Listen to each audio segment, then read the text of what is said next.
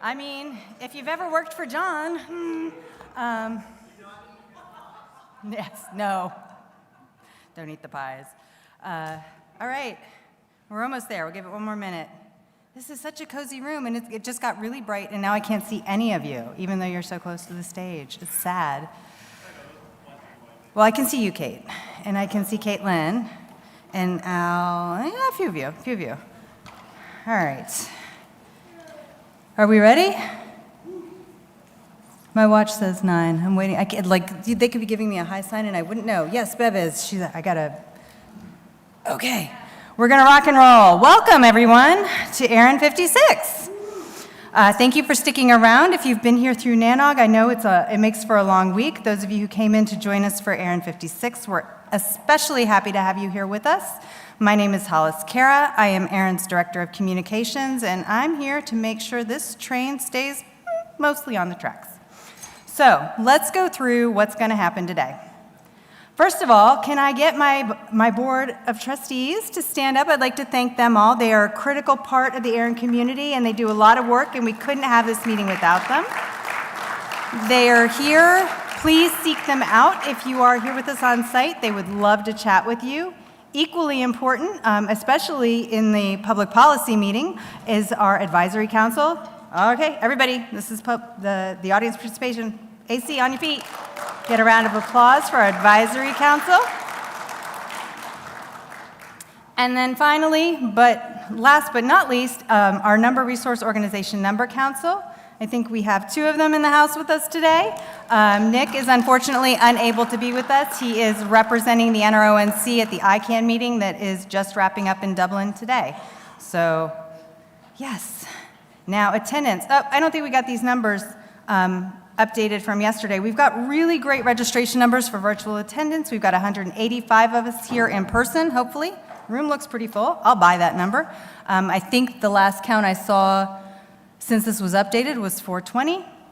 So do with that what you will. I'd like to also welcome all of my fellows that are here in the room. We have a split. Some of our fellows are here in person.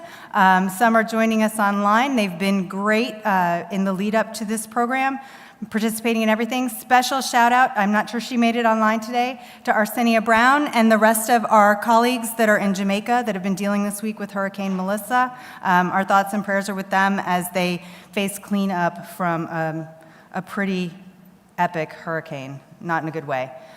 Several of you may have joined us last week for our orientation.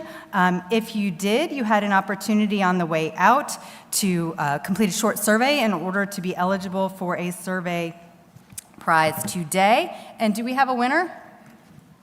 Beverly? We do. Just a second. I'm so sorry. Hold on one second.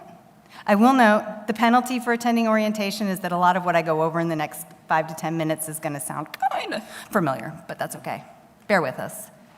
Do we have a winner? Can I get a drum roll? We have a winner. It's actually one of our fellows. Okay. All right. I will send that invitation out for you. All right. Wonderful. So let's talk about how this is going to work. Yeah, who was it? No keeping secrets. Beverly? Do we have a name? Did we have a name? I was verifying attendance, which is why I couldn't do it yet. But I will announce it in just a minute if you want to keep going. Okay. Sorry. I missed that part. Apologies. Right. Now I get it. We have to wait. Patience is everything. So if you're joining us virtually today, thank you very much.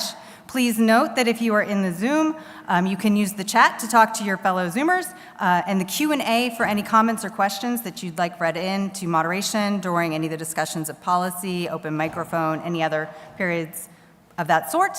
If you are busy typing out a longer reply and haven't gotten it done, you can raise your hand, hit that button, we know you're typing, or drop just your name into the chat so we know that you're working on something. The advantage you have there for policy discussions is you can go ahead and drop your questions in the queue while the presentation is ongoing, and then they're ready when we get to that part of the presentation. Our virtual help desk is open right now. Des, who by the way is the one who's behind all the great design you've seen around ARIN 56, he's sitting on the virtual help desk. So if you don't need help, feel free to drop in and tell him what a great job he did on all of our graphics for this meeting. And if the Zoom disconnects, please hop on over to the live stream and see what's happening. Also, just try to reconnect in case it's on your side.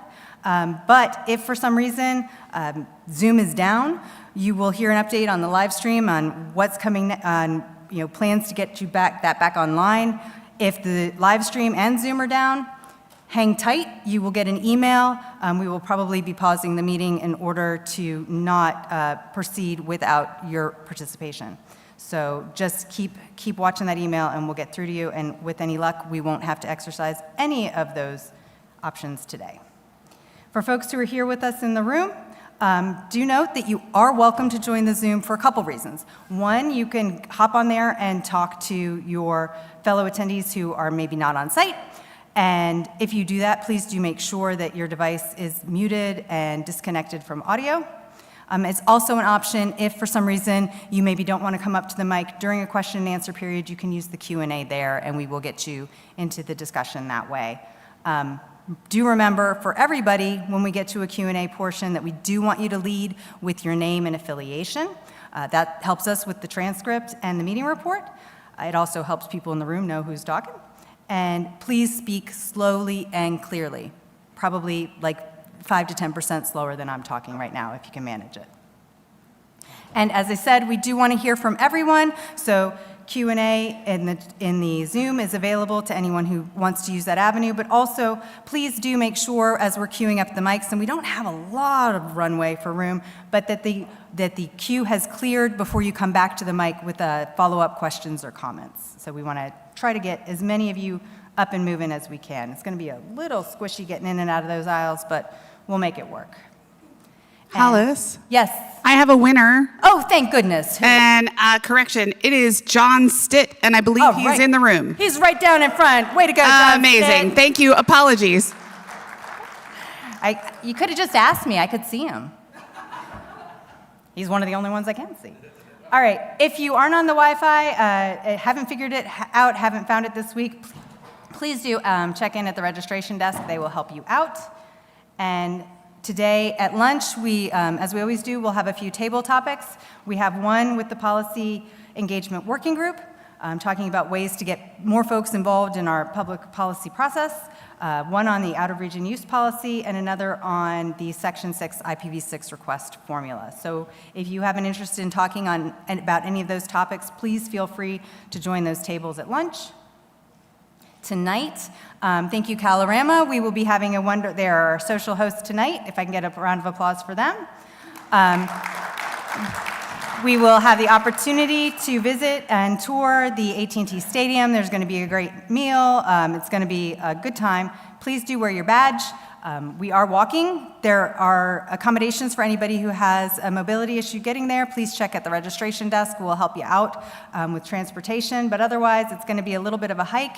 And if you check your email that you got this morning, I think it was this morning's email, it's got specific details about how to, the directions to get to the stadium and the entrance to use. I will note that if you go out the front entrance of the hotel and walk down the hill and turn, there's going to be a point where you lose the stadium. I've been walking in the morning. It's a little weird. It does disappear behind the building. I promise it's still there. Keep going.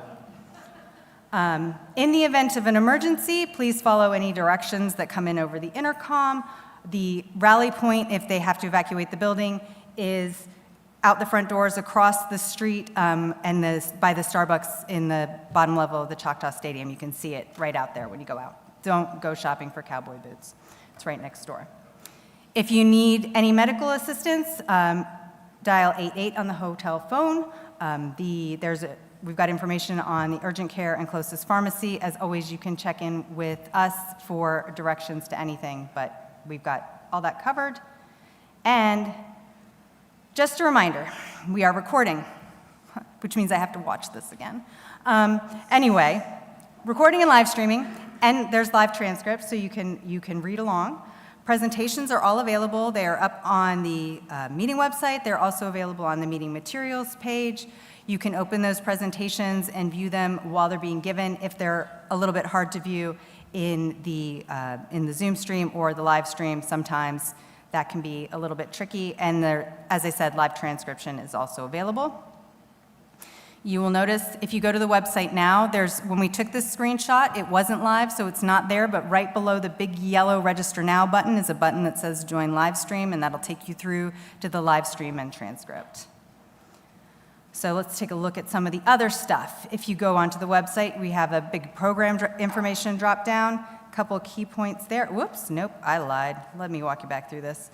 You will notice there is a tab for elections. If you are a voting contact for an organization in this election and you're having any issues as polls open this afternoon, we do have an election help desk. You can find the link there. It's a virtual help desk this time because we know not everybody who's a voter is here on site. We have folks that might be trying to do that from elsewhere, so that's available there. All the information about all the things is in that drop-down. I do recommend that if this is your first meeting, we do our best to use real words, but sometimes we default to acronyms on accident. We are a not jargon-free industry. The acronym guide can be a big help for that, and you can download that and have it handy if you want to play acronym bingo as the meeting goes on. In-person participants, you have your own drop-down on the website with things that you may need to look at. Virtual participants, again, you've got the virtual help desk and also an access point to join the Zoom if for some reason you did not get your email with the link. And as I mentioned, ARIN elections will be opening this afternoon. We will have candidate speeches and presentations after lunch, all about that. Voting will open at 3 p.m. Eastern, closing at 7 p.m. Eastern on November 7th, and we, as I mentioned, have the virtual help desk. So today, what are we going to do? I'm going to stop talking soon. We're going to have a few more welcomes. We'll have an update from the board, and then updates from NANOG and ICANN and IANA, then our policy experience report. Get to take a break, reload on coffee, come back, and we'll have our first policy block of the day, starting off with the AC on-docket report. We'll do 3 policies. We've got 2 recommended drafts and 1 draft this morning. Then we'll break for lunch. And when we come back again, we'll have the election introduction and candidate speeches before our afternoon break, after which we will do our final policy block of the day, concluding with an open microphone and more of me yapping. Just a reminder, we do want to make ARIN a safe and welcoming meeting for everyone. We do have standards of behavior, which you all agreed to adhere to when you registered for the meeting. Basically, let's just be nice, let's play nice, let's understand that everybody's here to try to reach consensus on policy and work together to have a productive meeting. I'd like to expound upon this, welcome our ombudsperson, Wade Hinton, there he is, to come up and talk a little bit about his role here at the meeting.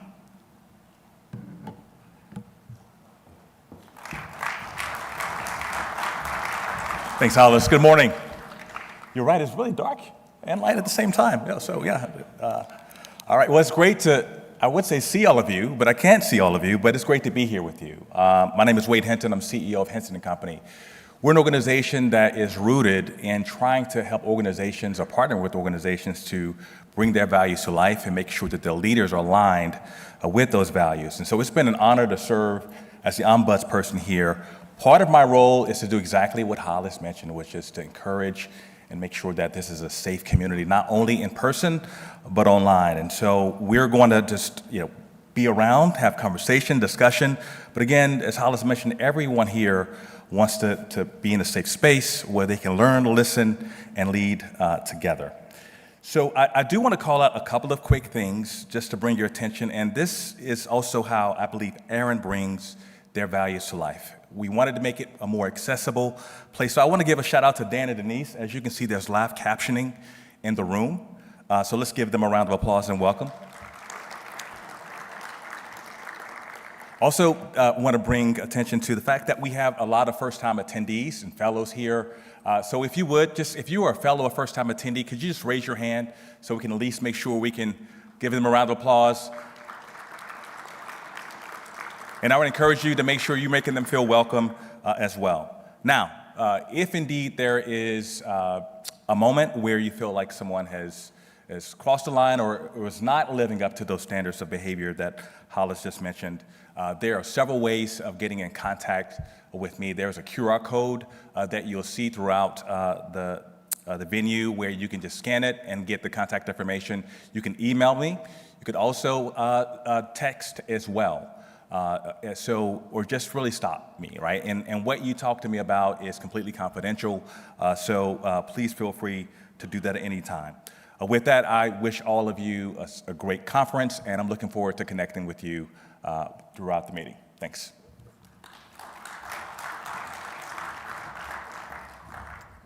Thank you, Wade. Yeah, to Wade's point, I believe the QR code is on the banners right by the door at the entrance to the room. So if you need to do that, that has contact information for any. We have, in addition to Wade, a number of other staff reporters that you can use if you would like to discuss an issue, have a concern, want to tell them that I did a great job. I don't know, whatever you feel like saying.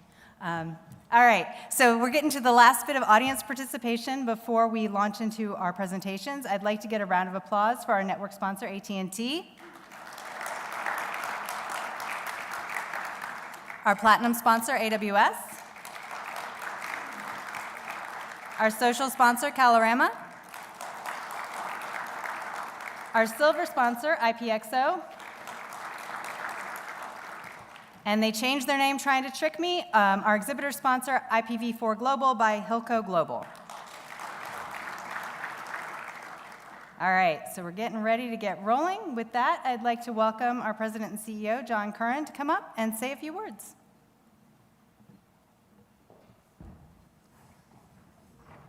Thank you, Hollis. Okay, it's my job to give the welcome. I'd like to say good to see everyone here. Welcome to ARIN 56, Arlington, Texas.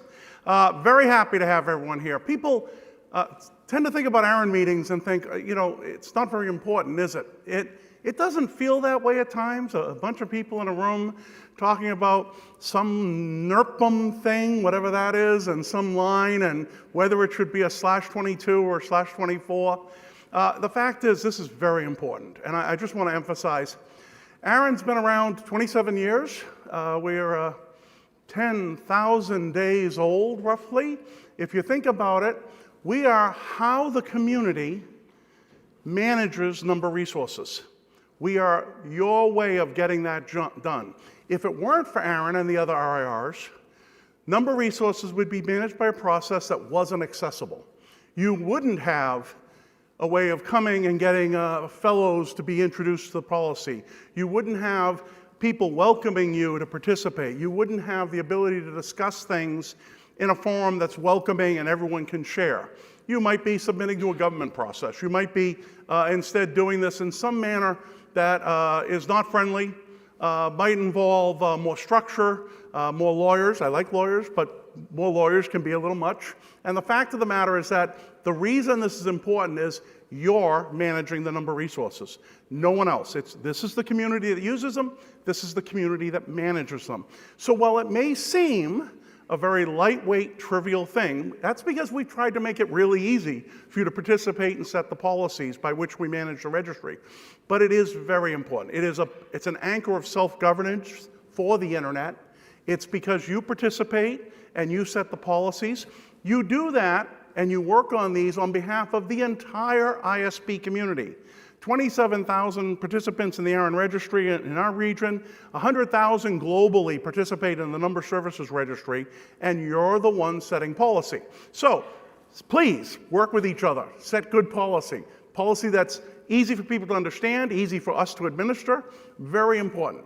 In the meantime, have fun. I know people, it's a lot of work to do this sometimes, but enjoy each other. Spend the time, talk to each other, take the time to meet each other. We are a community and we want to keep that alive and well. That's all my comments. I'm very happy to see you all here today. And I just want to now turn it over. And can I introduce the next speaker? I'd like to introduce the next speaker, Bill Sandiford, who's going to come up and give the Board of Trustees report.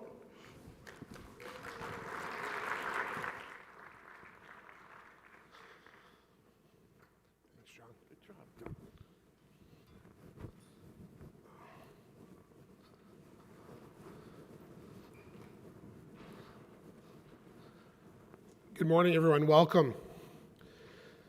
Welcome to the most boring presentation that you'll see over the next 2 days. As John mentioned, my name is Bill Sandiford, and I'm here representing the Board of Trustees. I'll take you through this relatively quickly so we can get on to the good stuff. The purpose of the Board of Trustees report is to just give everybody a very quick, brief overview of the activities that the board has been up to since the last meeting and over the year to date, detailing at a high level many of the items you'll hear about in more detail from some of my board colleagues later on in their presentations.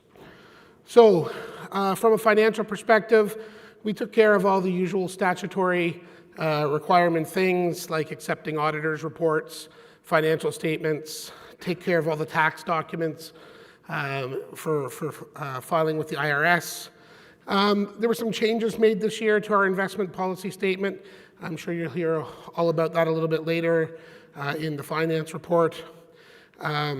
We approved all the funding for the grant program that the organization has, and yes, we approved a recommended increase in registry fees by about 5%. From a fiduciary standpoint, in terms of those types of matters, we do all the typical things like ensuring that we adopt minutes of meetings and make them available on the organization's website so that members can review.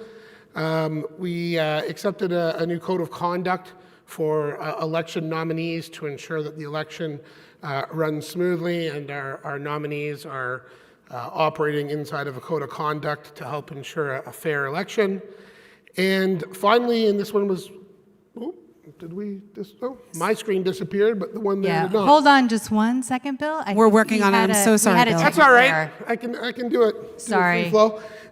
Most importantly, we adopted a new RSA this year with deliberate language in it that was meant to try and bring the remaining legacy holders into the fold with a set of a language that was more appealing to those remaining LRSA holdouts. So, and we've already seen immediate success from that effort. Another thing that we undertook this year... Okay, should be swapped. Yep, we're good. Another thing that we did this year that was a little bit different from previous years is we retained the assistance of an outside firm, Finley & Associates, to take us through a review of our strategic planning processes and how we do strategic planning. The process started off with a review of our current processes. We didn't do this with a goal to take the strategic planning process that we've had for years, throw it out and bring something in new, because we did believe in our existing strategic planning processes. But every once in a while it makes sense to holistically have someone from the outside come in, take a look at what you're doing, to make sure that you don't get caught in that rut of, well, we did it the same way we've always been doing it. Well, things change, times change. Sometimes there's slightly better ways to do things or tweak your existing processes. So we undertook that. It was a comprehensive process, and it's wrapping up near the end of that process now. And we looked at the organization from top to bottom, and it was a really, really valuable exercise. I want to say thank you to all our committee chairs on the board. These are the people, along with the entire board, who spend countless hours of volunteer time making sure that the organization has effective guidance at the board level. The committee chairs, Nancy, Peter, Dan, Rob, spend a lot of time keeping their committees moving and doing the real work behind the scenes that sometimes just comes to the board for nothing more than a rubber stamp after they've done all the hard work. So thank you very much to them. And with that, I will open up the floor to any questions and comments. If anybody has any questions or comments for Bill, now would be the time to approach the microphone. We got anybody walking? All right. I don't see any. But wait, there's more. As many of you know, I've had the pleasure of working as a volunteer for ARIN for a number of years, the past 12 on the board, a number of years before that in the advisory council. And in accordance with the term limits policy that our board put in place a couple years ago, I term out at the end of this year. And yeah, I think it's a good thing. It was a very deliberate move, something that the board put in place. In accordance with that, we've been following a succession plan for chair transition to ensure that we have a seamless transition. It's my personal belief, and I believe that also of my board colleagues, that where you're entrusted in a leadership position, that comes with the responsibility of ensuring that there's an extremely smooth and intentional transition to new leadership when your time in that role inevitably comes to an end. On that note, at the conclusion of our board meeting yesterday afternoon, and in accordance with that plan, I tendered my resignation as the board chair, and I am pleased to announce that the board conducted an election and selected a new chair. And for the first time in the, 28-year history of ARIN, I'm pleased to announce that we have female leadership, and I would like you all to welcome me in joining our new board chair, Nancy Carter, and congratulating her for that role.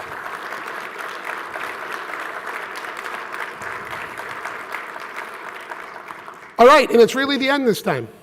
All right. Thank you, Bill.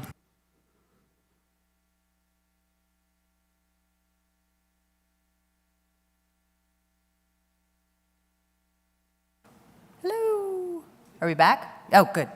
All right, moving on. I like this slide. That's really cool. Congratulations to Nancy. With that, I'd like to move into our next presentation. Jonathan, if you are in the room, Jonathan Black, I'd like to get an update on things at NANOG. He's over there. Oh, okay. I really can't see you guys. You have no idea. All right. It's going to be the green button. Thank you. Hey, it's great to be here with you all today. If some of you are with us for NANOG 95 earlier in the week, we are the ones with bags under our eyes and needing more coffee than the rest of you. It was a good week. We had just over 820 people in person at the event and almost another 100 online. So those are good numbers for us. The North American Network Operators Group, in case you didn't know what that acronym was for, we're going to run through a couple of things right now. But Hollis, I hope I don't have to talk till 10. Yeah, no, good. Yeah, okay. Just feel free to take your time, but you don't have to fill the half hour. Okay, good. ARIN has been a premium sponsor of NANOG for a number of years, and we really appreciate that. Thank you for your support. The premium sponsors are with us for a full year, and they really make our program and our conferences possible, so we really do appreciate that. Governance, we do have a board of directors as well. Most of them are elected as through a typical election process. The chair of the program committee is ex officio, voice but no vote on the board, and I'm also not elected. I'm there because I'm the executive director, but I do have full vote. A couple of these people are here with us this week as well, so be sure to introduce yourself and thank them. That's our staff team, small team, 7 of us. Val and Day celebrated 10 years with us. Now, thank you for not lending us, but we stole Day from ARIN a number of years ago, 10 years ago. And Val has been with the organization longer than 10, but as far as the sort of legal, formal process goes, it's about 10. So they are here as well. They are fantastic, and in many ways, they are the heart and soul of NANOG. And those of you who've been around NANOG long enough certainly understand that. Content is really the key and the focal point of NANOG. For those of you who haven't been to a NANOG before, all of the content is selected by our program committee. If there's too much advertising, if there are logos, if it's a pitch on the latest and greatest service or technology, it does not get through the committee. And Adair does a great job at running that for us currently. She's here as well with us. I have limited input. That's a good thing because I'm not a network engineer. I come at the internet from the business side, but really it is educational content for engineers by engineers. For a few years now, we've had an online tool for submitting talks, presentations, and please feel free to submit ideas for talks. Adair and her committee will review those. They meet almost weekly to talk through those to prepare for the next meeting. So be sure to submit. Any kind of talk or content is submitted through that online portal. It's available off our website. As I mentioned, I have little input into that committee. It really is self-governed. They determine what content gets presented. In a sense, it is peer-reviewed by that group of 20 or so people. Now, in the past, a lot of you have, if you've looked for NANOG content, some of you have been going to archive.nanog.org, some of you have been going to Google, but now we have all of that content available through the search bar on our website. So I encourage you to go there if you're looking for, actually, John Curran, you had a fantastic presentation a number of years ago. A number of people have referenced me back to that. If you're looking for that, or if you're looking for some of the other great talks in the past, you can head to our website, click on the search bar, and you'll get through to all of the, not just the sort of pages on our website, but also the presentations, the videos, the talks, and abstracts. We actually went so far as to index all of the transcripts from all of the presentations. So if you search in our search bar for casual words, I'll just call them casual words, you might actually find some content out there. I think I checked for woohoo at one point and actually came up with a few presentations. So you can enjoy that. Any feedback on that, please send to feedback@nanog.org. It's notionally in beta right now. We just went public with it last week, so we're excited about that. Events update. We do 3 events a year. So we are in San Francisco, Bellevue, and Miami next year. Please come and join us. It would be fantastic to see you there. I know a number of you do come, and it'd be great to have you. The other thing, As you can see, it's no surprise, NANOG 100 is coming. We're going to have some special features and maybe a look back on our history, so be sure to put that one on your calendar as well. Community update. Often what we say at NANOG is people come for the content and they come back for the community.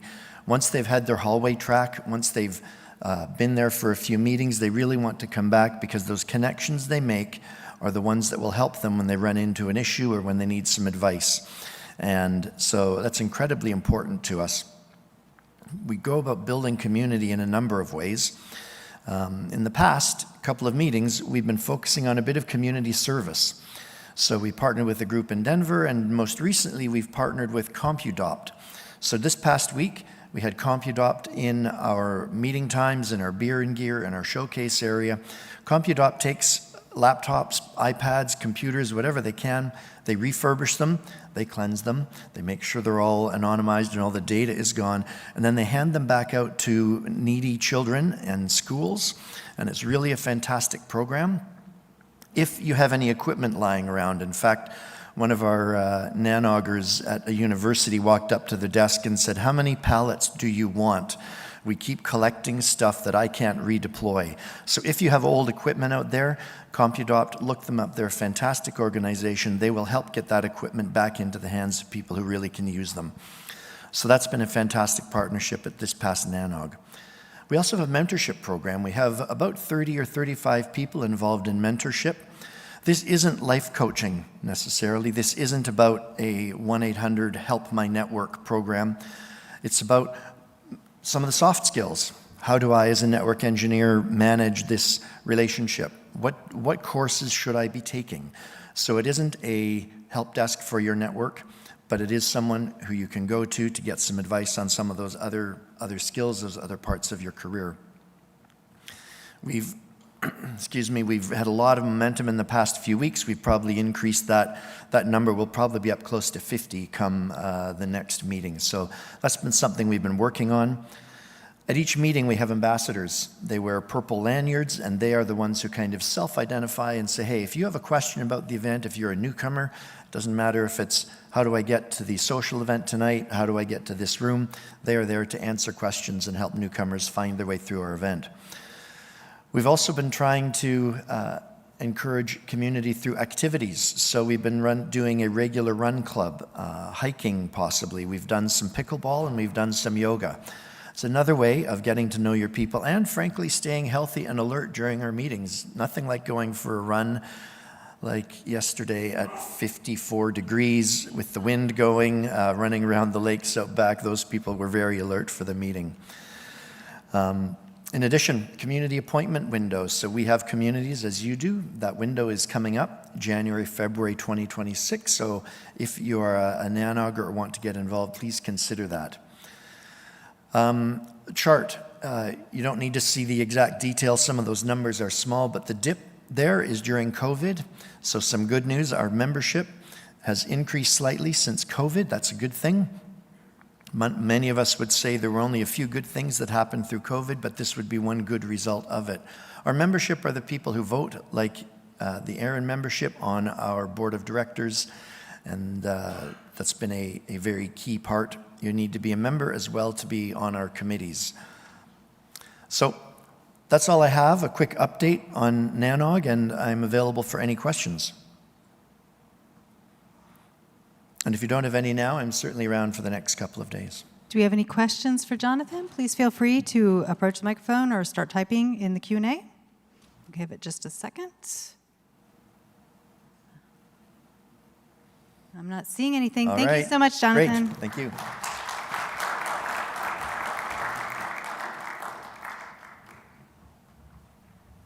All right, and we had a slight change up. We're going to have a slight change up in batting order this morning.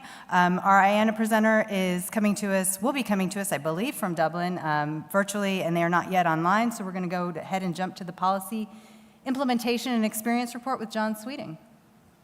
You're already here. Come on up. Here. Let's go. Come on, let's go. We're ready. All right. Good morning. Welcome to Arlington and ARIN 56.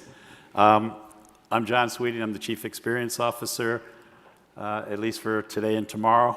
I'm going on a sabbatical starting Saturday, and Joe Westover will take over as the acting CXO at ARIN for the next 5 weeks. So be easy on him, but be hard on him too. I want him to know the pain I feel every day. Just kidding. It's a great experience. I love what I do. I don't know what I'm going to do the next 5 weeks, but I'll find something. Okay, so I'm going to run through 3 topics here on the Policy Experience and Implementation Report. And the first 2 are kind of easy, will be easy to get through. And the third one is just a lot of information that we want to share with the community on how the inter-RIR transfer policies have been working out. So 410 is the dedicated IPv4 allocation to facilitate IPv6 deployment. So it's where if you have v6, you're trying to deploy it, you don't have any v4 to use any of the transition protocols to help roll out that IPv6 network, you can get a /24 from ARIN by requesting it and saying, hey, I need a /24 for transition purposes to IPv6. You can get 1. You can get another 6 months later if you're using 80% of that first /24 for transitional purposes to IPv6.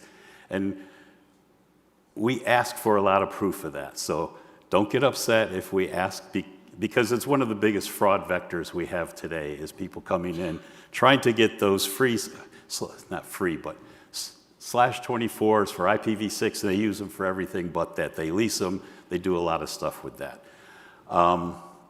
So the topic today is that the allocations and assignments from this block have to be justified by immediate IPv6 deployment requirements.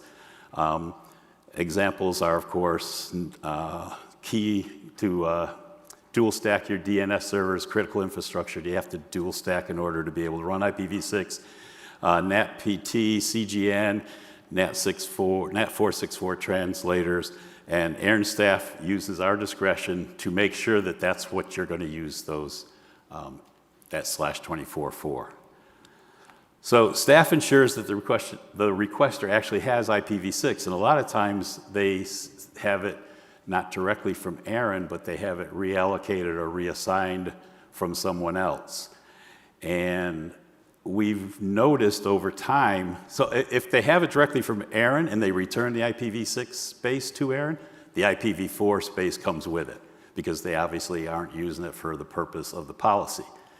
But if they have it reassigned or reallocated, we've noticed several of those reassignments, reallocations disappear, and they're just sitting there with IPv4, /24 of IPv4, and then we look a little bit more, we see that it's actually being leased and it's being announced out of some other region, and so then we have to open up a Section 12 audit on them for policy violation or possible policy violation, and it takes a lot of resources. So I probably already covered this slide. I'm sure I did. Yes, so the Section 12 audit is basically we contact them, we say, hey, we're going to do a Section 12 audit. We need you to provide all the information and documentation that we ask you for to show that you are actually abiding by policy and you're in line with policy. If they're not in line with policy, then we say, well, how long will it take you to get back within policy? And they'll tell us 30 days, 60 days, 90 days, whatever. We give them that time, and if at the end of that time they still haven't come within the boundaries of the policy, then we will usually reclaim that space and have it in the pool for other people to use for transition to IPv6.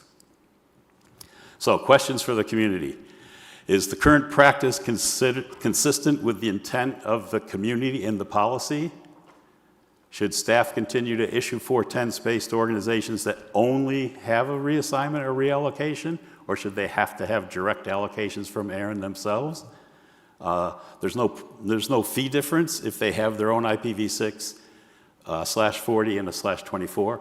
And should the policy be updated to provide greater clarity for the community, specifying type of allocation, and a requirement to maintain IPv6 in the organizational account? And actually maybe something about maybe actually continue to be deploying IPv6, not just holding it. Okay, the next one is the initial allocation to ISPs and the minimum assignment. So today, here's the different policies. All ISP organizations without any IPv4 addresses from ARIN automatically qualify for an initial allocation of a /24. ISPs providing a 24-month plan for the request size specified may receive up to a /22. And then the minimum assignment, ARIN's minimum assignment for end-user organizations is a /24. End-user organizations without an IPv4 allocation from ARIN qualify for an initial allocation of ARIN's minimum allocation size.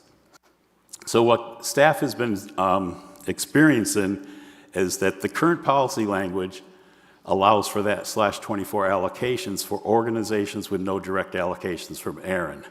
Well, there's nothing in that policy that says that organization has to be in the ARIN region.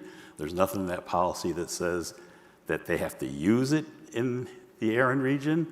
And so we get a lot of ISPs from around the world saying, well, your policy says any ISP that doesn't have space from ARIN can get a /24.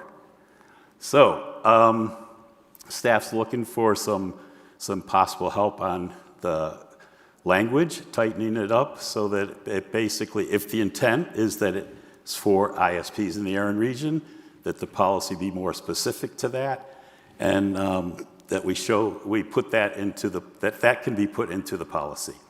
It's just to really clear up any confusion, not just for staff, but for the community, so that people don't waste their time, because they might come in, they might create an org and do all that stuff to apply for this space saying, well, your policy said I could get a /24 because I'm an ISP. Okay, and then Section 9 states an organization must be using at least a /22 within the ARIN region prior to acquiring space for out-of-region use. So some of the observations and suggestions from staff: to address the observed lack of clarity regarding the in-region use, staff suggests that the community may wish to explicitly write into this requirement that the requirement into these policies to ensure understanding of out-of-region IPv4 address use. Now, maybe what words are there is what the intent is. Staff doesn't think so, and we don't really let anybody outside the ARIN region just get a /24 for the asking. So we would very much appreciate clarification on that. And then also suggested policy clarification. So the suggested policy clarification from ARIN staff is all organizations in the ARIN region not holding direct allocations of IPv4 addresses automatically qualify for an initial allocation of a /24, which must be used within the ARIN region. Okay, those were the two easy ones, kind of easy to understand what's going on with that and why staff is asking for some clarity. This last item is a little bit of some information on how the inter-RIR transfer policies are working, and I'll just jump right into it. So the question is, are they working as intended? Are the inter-RIR transfers working the way that the community and the policies that were developed are intended? So inter-RIR transfers were created to support efficient IPv4 resource movement between regions. Over time, regional policies have influenced how and where transfers occur. Current data shows very uneven transfer activity between the RIRs. If the community feels these outcomes may not reflect the intended policy goals, further review of inter-RIR transfer data may help clarify whether adjustments are needed. And we want to review transfer trends to and from all IRs to maybe help clarify the picture. So here's some numbers that were put together by staff. As you can see, from ARIN to RIPE, 126,326 /24s over the last 4.5 years. Out from ARIN to RIPE, in from RIPE to ARIN, 38,176/24s. Then you can see ARIN to APNIC, APNIC to ARIN. It's 10,000 out, 9,000 in, and ARIN to LACNIC, pretty much 226 out to LACNIC and 357 in from ARIN. So we see a very big discrepancy between ARIN and one of the other RIRs. And so staff observations are, so there's a large broker or facilitator has transferred 1,700/24s for the purpose of network operational needs into the RIPE NCC region, but staff has observed that the majority of those are currently being leased out. And they were leased very quickly after the transfer was approved and completed. So there's a variation in regional policy frameworks because that would not be allowed in the ARIN region under the policies in the ARIN regions. So the different policies affecting the treatment of leasing or third-party use is very different in the regions. And there is some thought that that maybe accounts for the imbalance of the in and out of IP addresses between at least RIPE and ARIN. So other possible variances are in the validation reporting and the transfer approval process. As we know, all the RIRs have different transfer approval processes, have different policies that they use for those transfers. And one of the things is ARIN has a needs-based ruling for a recipient, and RIPE really didn't have, but then they put one in place that, here we go. So here's the needs-based, here's a comparison of the policies. So in ARIN, we require a plan for 50% utilization within 2 years for operational networks or connected customers. LACNIC pretty much requires the same, and APNIC requires that they must demonstrate a detailed plan to use the transferred resources within 24 months. And RIPE is they require a plan for 50% usage utilization within 5 years. Policy stance on leasing. In the ARIN region, leases do not qualify as efficient utilization. So you can't say, and my mouth is so dry. Give me 1 minute, please. I can do that.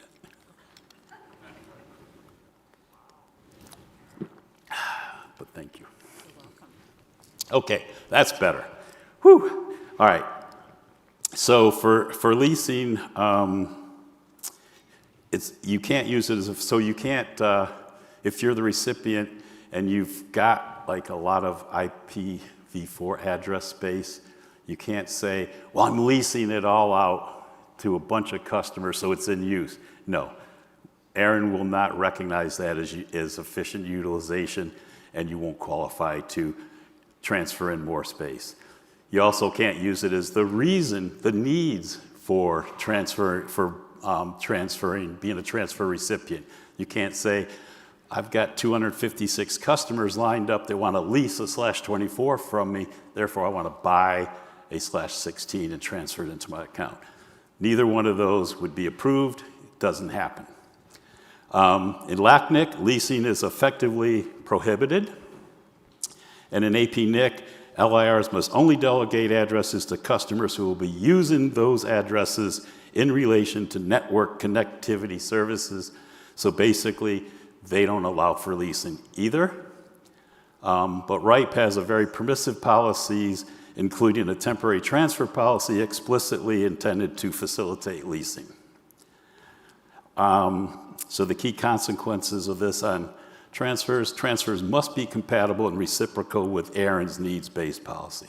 So that's the question. Are all those other 4 RIRs, are their needs-based policy actually reciprocal and compatible to the ARIN region policies? That's the key question. I don't have an opinion one way or the other. Aaron doesn't have an opinion one way or the other. It's the community's policy. We're given the information to the community to evaluate and say, yeah, maybe that's not the way we want it to work, or yeah, that's perfect. There's different ways that can be fixed. We can change policies in ARIN.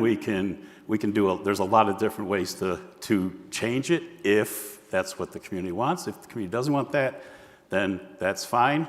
We felt the obligation that we had to share this information with the community so they understood it, especially since there's been some articles that has highlighted the fact that RIPE is a preferred RIR for transfers because of fees, which I won't talk to and we don't talk to in policy, and really the main reason we feel is the policy is not really the fees. So we wanted to bring that out, share this with the community to kind of offset and balance the articles you may have read recently. So questions for the community. Does current inter-RIR transfer activity and volume align with the community's intended policy outcomes? Is ARIN interpreting reciprocal compatible needs-based policy correctly? If not, would additional policy alignment or guidance help to improve the consistency across regions?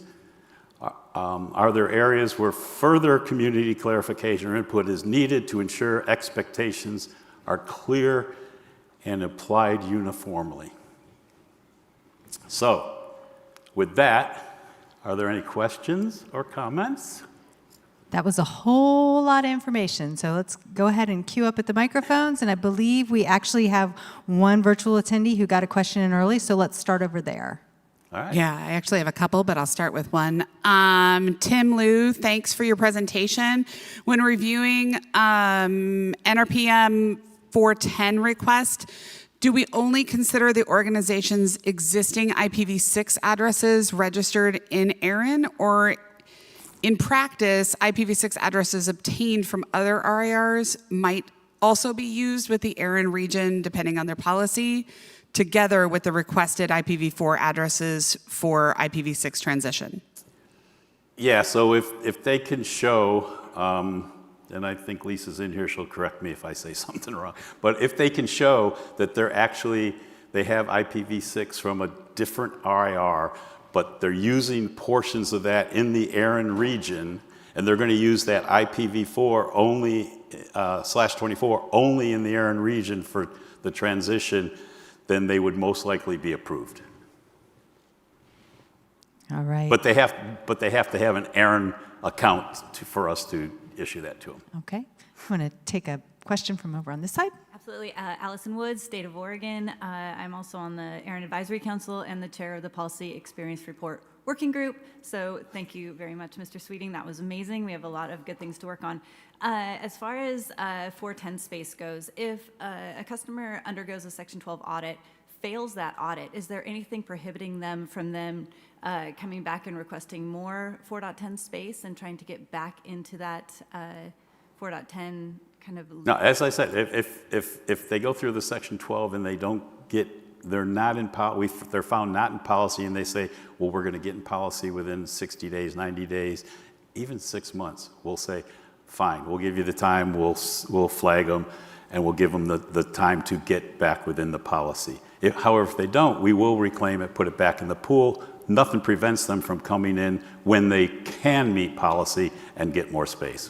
Got it. Okay, thank you very much. It's all based on policy at the time they do the request or when we get notified that they're using it against policy. And we get a lot of notifications from people out there all over the world that say, hey, so-and-so has a /24 of your 410 space and they're leasing it. I know because I'm the one leasing it from them. Absolutely. I've seen that as well. Thank you. Thank you. You want to take another one from the floor or go back to virtual? Your choice. Virtual. Let's go virtual. Okay, let's go back to our online attendees. Bev, next Great. question. Kate Gary, Net Actuate. Regarding a 410 space, I agree that space should be pulled if people are outside of the policy. For example, removal of IPv6 space. I also believe that they should only get IPv4 space if they also have a direct allocation of IPv6 space. I believe that 410 space should stay in region and do not believe that the restriction should apply to waitlist space. Awesome. Thank you, Kate. And for that, that's why we're asking if that's policy working group chair there, policy experience working group chair. Take some good input. Thank you, Kate. All right. Pick your poison.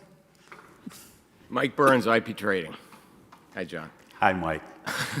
I want to point out on the slides something that's a little unusual. When there's an inbound transfer into RIPE from anywhere but ARIN, they don't do any needs test whatsoever.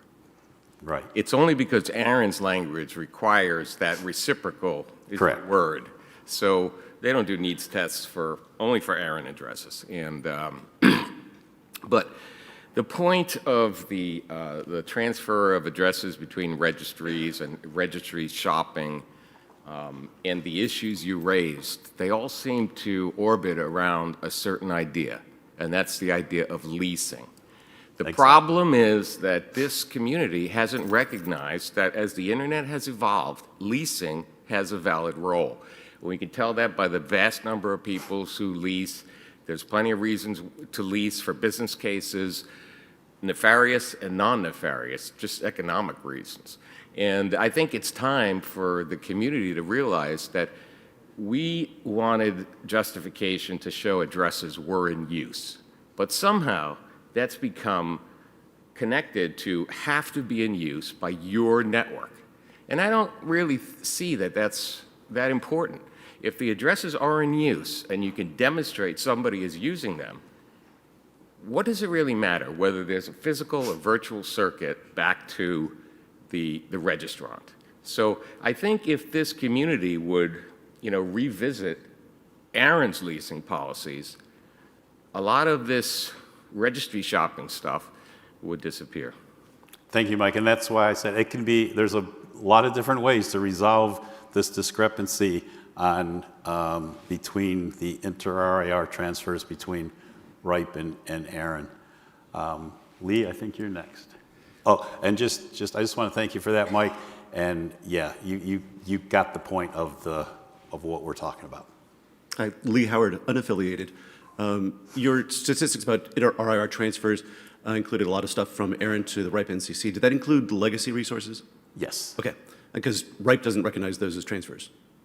If they maintain. Well, these are our right. in and out from RIPE. And just one thing on the legacy. So, yeah, that's another. We didn't cover that in things, but even space that we have already come under an agreement are no longer considered legacy by ARIN based on the date of issue. RIPE will put the legacy sticker back on it. Interesting. Okay, that was sort of goes to my next question, a related question, which was with the update to the RSA, which for newcomers is the standard contract with people who receive numbers. With the update to the RSA allowing legacy resources to come under, making it easier for people with legacy resources, do you think that will change? And I guess from your answer right now, the answer is no, because RIPE will still let them go back to being legacy, even if they're no longer legacy here. So to clarify, so on an 8.3 market transfer, an 8.3 or 8.4, because the date changes with the issue at ARIN, where ARIN's the only region where that happens, it's no longer legacy, and nobody can change that back to being legacy because there's no date. The date is now, 2025 or whatever. It's with the 8.2 transfers, we don't change the date because it's a legal successor that bought it, so you show the same date that it was initially issued, and that's what keeps it identified as legacy in the ARIN region, but only for purposes of a clause or two in the RSA. There's no other special, they have to do all the policies, they're not exempt from policies. They go to RIPE, they be reclassified as legacy, there's no policy for them. And then a comment about the sort of meta comment about the format of the presentation. This is great. This was incredibly dense material. I would really love to see some time in between each topic for us to do a little more discussion, because I forgot all the points you made about the 410, which was great, fantastic presentation.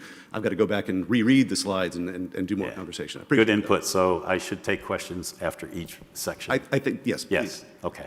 All right, real quick before we go back to the floor, I will note we have one more online, and we will be closing the queues here in just a moment. So if you have other questions for John, go ahead and get typing or approach the microphones. Tim Liu, Zero Distance Internet. I have another question. If an address block is used for any cast, announced simultaneously in multiple regions, including both within and outside the ARIN region, should this address block be considered as being used within the ARIN region? If it is announced in the ARIN region, it is considered announced in the ARIN region. Yes. All right. You want the other one online? Let's go back to the floor, and then we'll come back. Okay. Kevin Bloomberg, The Wire. I have two. We'll go Section 410 and the NRRIR. So with Section 410, it was our soft landing. We were the only region to do it. Other regions had different policies, mostly crash into wall policies. We had a soft landing specifically about IPv6. Ultimately, this is for in-region use. The V6 should be from in-region. The whole point of the V6 is that you've got large blocks for the regions, the way they're separated out. It really should be about that. I think there's work that can be done to clean it up, but from a staff perspective, because that's one of the areas there, I think you're doing the right thing in terms of being very careful and methodical with this. This is our last little bit for people. The only point I would make is there was a question you had in regards to if people have V4 in region, they shouldn't get the space.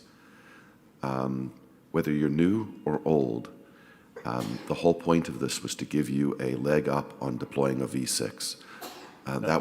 If I said that, I didn't mean that, because if they have a /16 and they only show they're using a 24 of it, then we're going to deny it and say use the space you already have. If they show usage that meets the requirements of that, they can get this. And we don't even count this against wait list or transfers or anything else.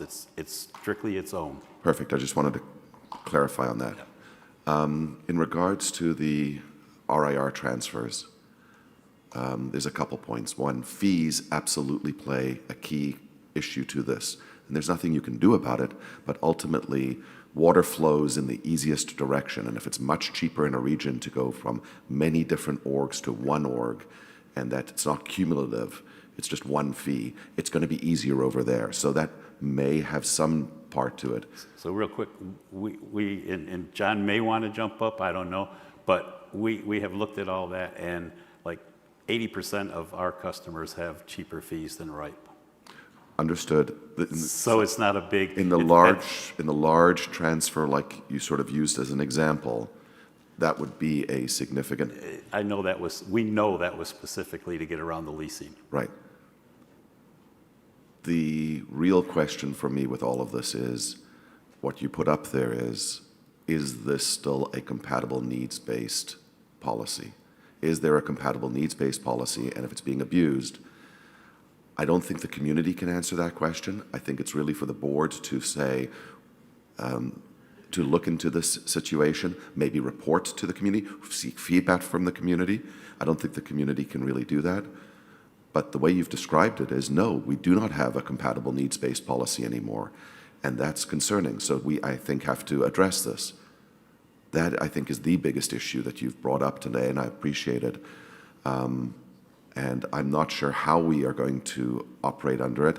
I know that we're the only region that has it. We have it for a very good reason. We spent a lot of time saying, no, this is really important to us. And if it's not the case, then we actually have to do something and possibly pause transfers until this issue is resolved. Thank you. Thank you. So board was listening? Okay. All right, let's take one more from the floor, and then we'll go back to virtual. Hi, Amy Potter, AWS. I do not believe that NRRIR transfers are currently occurring in a way that aligns with the intent of the policy language in Section 8.4. Thank you. Amy? Awesome. Actually, can we go to virtual? Yeah. I know we've had one waiting for a minute. Go ahead, Bev. Robert Hoppenfield, up in 2 LLC.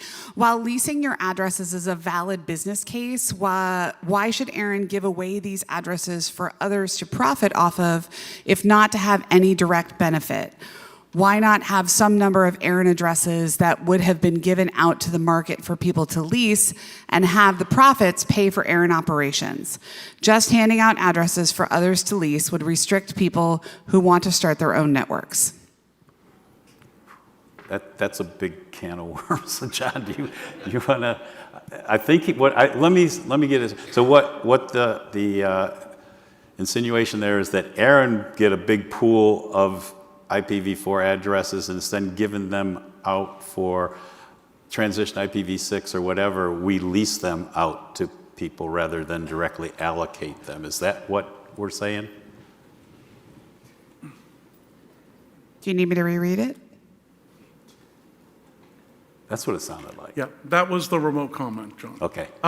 So to date, ARIN issues number of resources to parties that need them for your use to build networks.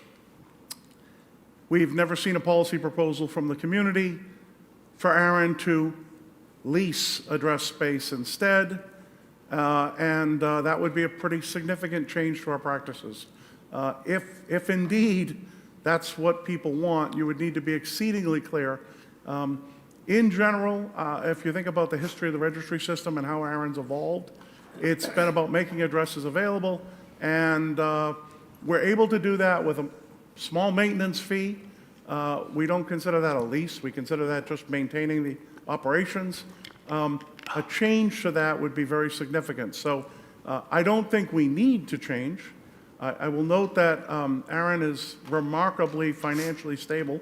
And in fact, even with discrepancies in fees among the regions, we don't have a problem. We have very high, very consistent user base. So I did hear the idea that ARIN would actually itself be a leaser of address space. And if that's something the community wants, you need to discuss it at length and understand and propose very clearly why that would be. With respect to the 410 space and with respect to NRRR transfers and compatible needs-based policy, I did ask John specifically to present what's happening with transfers to other regions here to get the community feedback as to whether or not we currently have a situation where the expectations of the community and their policy are being met with inter-RR transfers or not. Based on the feedback, it may be that we need to clarify the policy. Based on the feedback, it may be the policy's fine, but no, we don't have alignment in how the policy's implemented and how it's being used in other regions. It's very much the case that I needed John to present that, you folks to talk about that, and provide feedback. If the policy is fine, but it turns out that we don't have compatible needs-based policy, then that's something people need to talk about, and we'll take action. We'll identify that and note that there's no longer a compatible needs-based policy. But doing that's first presenting the data, getting you folks to think about it and talk about it. So thank you. Thanks, John. All right, come on up. Hi, John. Thank you so much for the insightful presentation. Oksana Denisyuk, ARIN Fellow. So I wanted to ask about IRR transfers and specifically if there are any guardrails with regards to leases and transfer policies among all IRRs. And if not, if there is any discussion in terms of how it's going to be regulated moving forward, if there is any intent for that. Yeah, so the guardrails are supposed to be at the very beginning where the compatible, reciprocal compatible policy would be that in any other region that they're ensuring that they're using it for their network or connected customers to be compatible with the ARIN policies. I do understand that they sometimes get a story about how they're going to use it, and the stance at RIPE anyway is that once the transfer is complete, those resources fall under their policies and they don't have any policy against leasing. So if the people change their mind and use it for leasing, it's fine. So thank you. That's one of the things that I'll probably have a discussion with John, who will have a discussion with the board on the compatibility of the policies and stuff. Thank you. And thank you for being a fellow first time here and coming up and, Yes. and asking a very good question. Hi, John. You you're trying to be different, huh? Oh, yeah, see? A different guy now. Still Mike Burns, IP Trading. I just wanted to make a quick comment that when our interregional policy was crafted, we did not require identical needs-based policies in the receiving registry. We specifically used the word compatible, and I think that was an acknowledgement that we are not the policymakers for other regions. And if other regions, have a different idea of what a justifiable need is, I think we recognize that by using the word compatible and not exact or matching. So that's something for the board to listen to also. Yeah, thank you, Mike. We can always count on you to come up to actually have the other side of the story, which is, it's like I said, there's two sides to the story. There's a couple of different ways to resolve this. There's policy, there's board, there's a whole lot of things. So as John said, he asked me to present all this stuff, and so the community, we could hear from the community. We weren't sure the community understood everything that was going on with inter-RIR transfers. Right, we have time for one last question. Yes, Abdel Karim from Mektel. Another fellow. Yeah, thanks, John, for the presentation. Just want to make sure I didn't miss anything. What are the benefits of ARIN to transfer resources to other regions, while organizations in other region are in need of these resources? So I think I had it. Go ahead. Sorry. In one of your slides, you mentioned some numbers, and I see resources from ARIN to other regions are way larger than what we get from them. It's pretty balanced with two of the three RIRs that we do inter-RIR with. It's really RIPE that is really imbalanced. It's 126 to like 35 or something, 35, 126,000 to 35,000. All the rest of them are within, very close to each other. I can go back to the numbers. So there's the numbers, 126,000 from ARIN to RIPE, 38,000 from RIPE. And by far, RIPE and ARIN are the biggest users of the inter-RIR. But then you see ARIN to AP-NIC, AP-NIC to ARIN, it's 1,700 difference, not 100,000 different, or 100,000 different. And RIPE to LACNIC is very close too. I do want to point out there was a really large transfer from LACNIC to ARIN that would have skewed these numbers. It was like 26,000/24s, but it was kind of what we call an 8-4. It was a move between subsidiaries of the same company. So it just really threw off the numbers, but the true inter-RIR transfer numbers are there, which it's, I guess from LACNIC to ARIN, they've sent 131 more to us than we've sent to them, but it's very low volume there. So those are the numbers. The reason for the transfer policy, I think I had it, were created to support efficient IPv4 resource movement between regions. And one of the things, so you're a fellow, so you may not, you're first timer here? Yes. So one of the things, ARIN had a huge legacy pool of addresses of IPv4. So ARIN had 1.6 billion addresses, of which like 800 million of those were legacy. And so the thing of that was the fairness was to allow some of that space to be divvied up around the globe. So that's really the inter-RIR transfer and why it came about. And plus a lot of work by the facilitators to get that policy through the development process. Thank you. Who's coming up behind? 1 second. I do want to, I hate to pull the plug on a good conversation, but I'd love it if we could save the rest of this discussion for the end of the day. We have our, real quick. you want to take these last two? I've got, One quick sentence. okay, one quick sentence. Okay, another reason for flight of addresses to RIPE, I have heard from legacy holders, to segue after what you said, and they are considering moving to RIPE because of what they feel are threats to their legacy status. Now, there have been movement, for example, in APNIC to kind of bring legacy status into RSA status.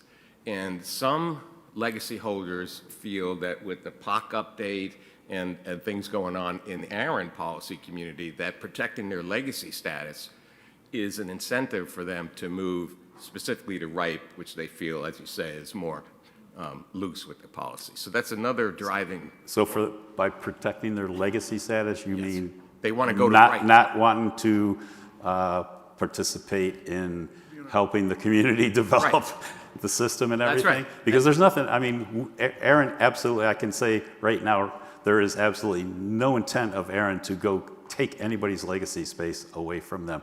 We want data accuracy, so we do want them to update their records, and they can do that as legacy, and that's really our main focus is data accuracy. I'm just reflecting what I've heard. I hear it motivating factor. You know, it's not just the fees, it's not just the leasing policy, it's the actual legacy policy. Yeah, and I do hear that because they're told that legacy has a much higher value on the transfer market, they want to protect their legacy status too.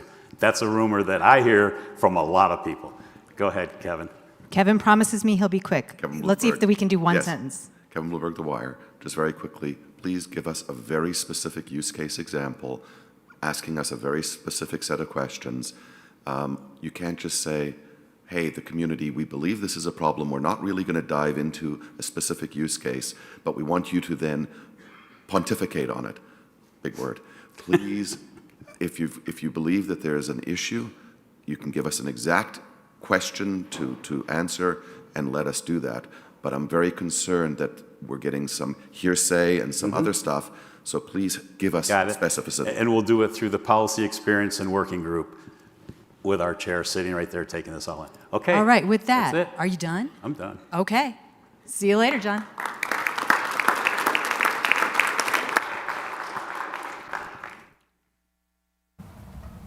All right, I would like to welcome James Mitchell with the ICANN and IANA update. I'd like to thank him for his patience waiting in queue while we finished up that lively conversation.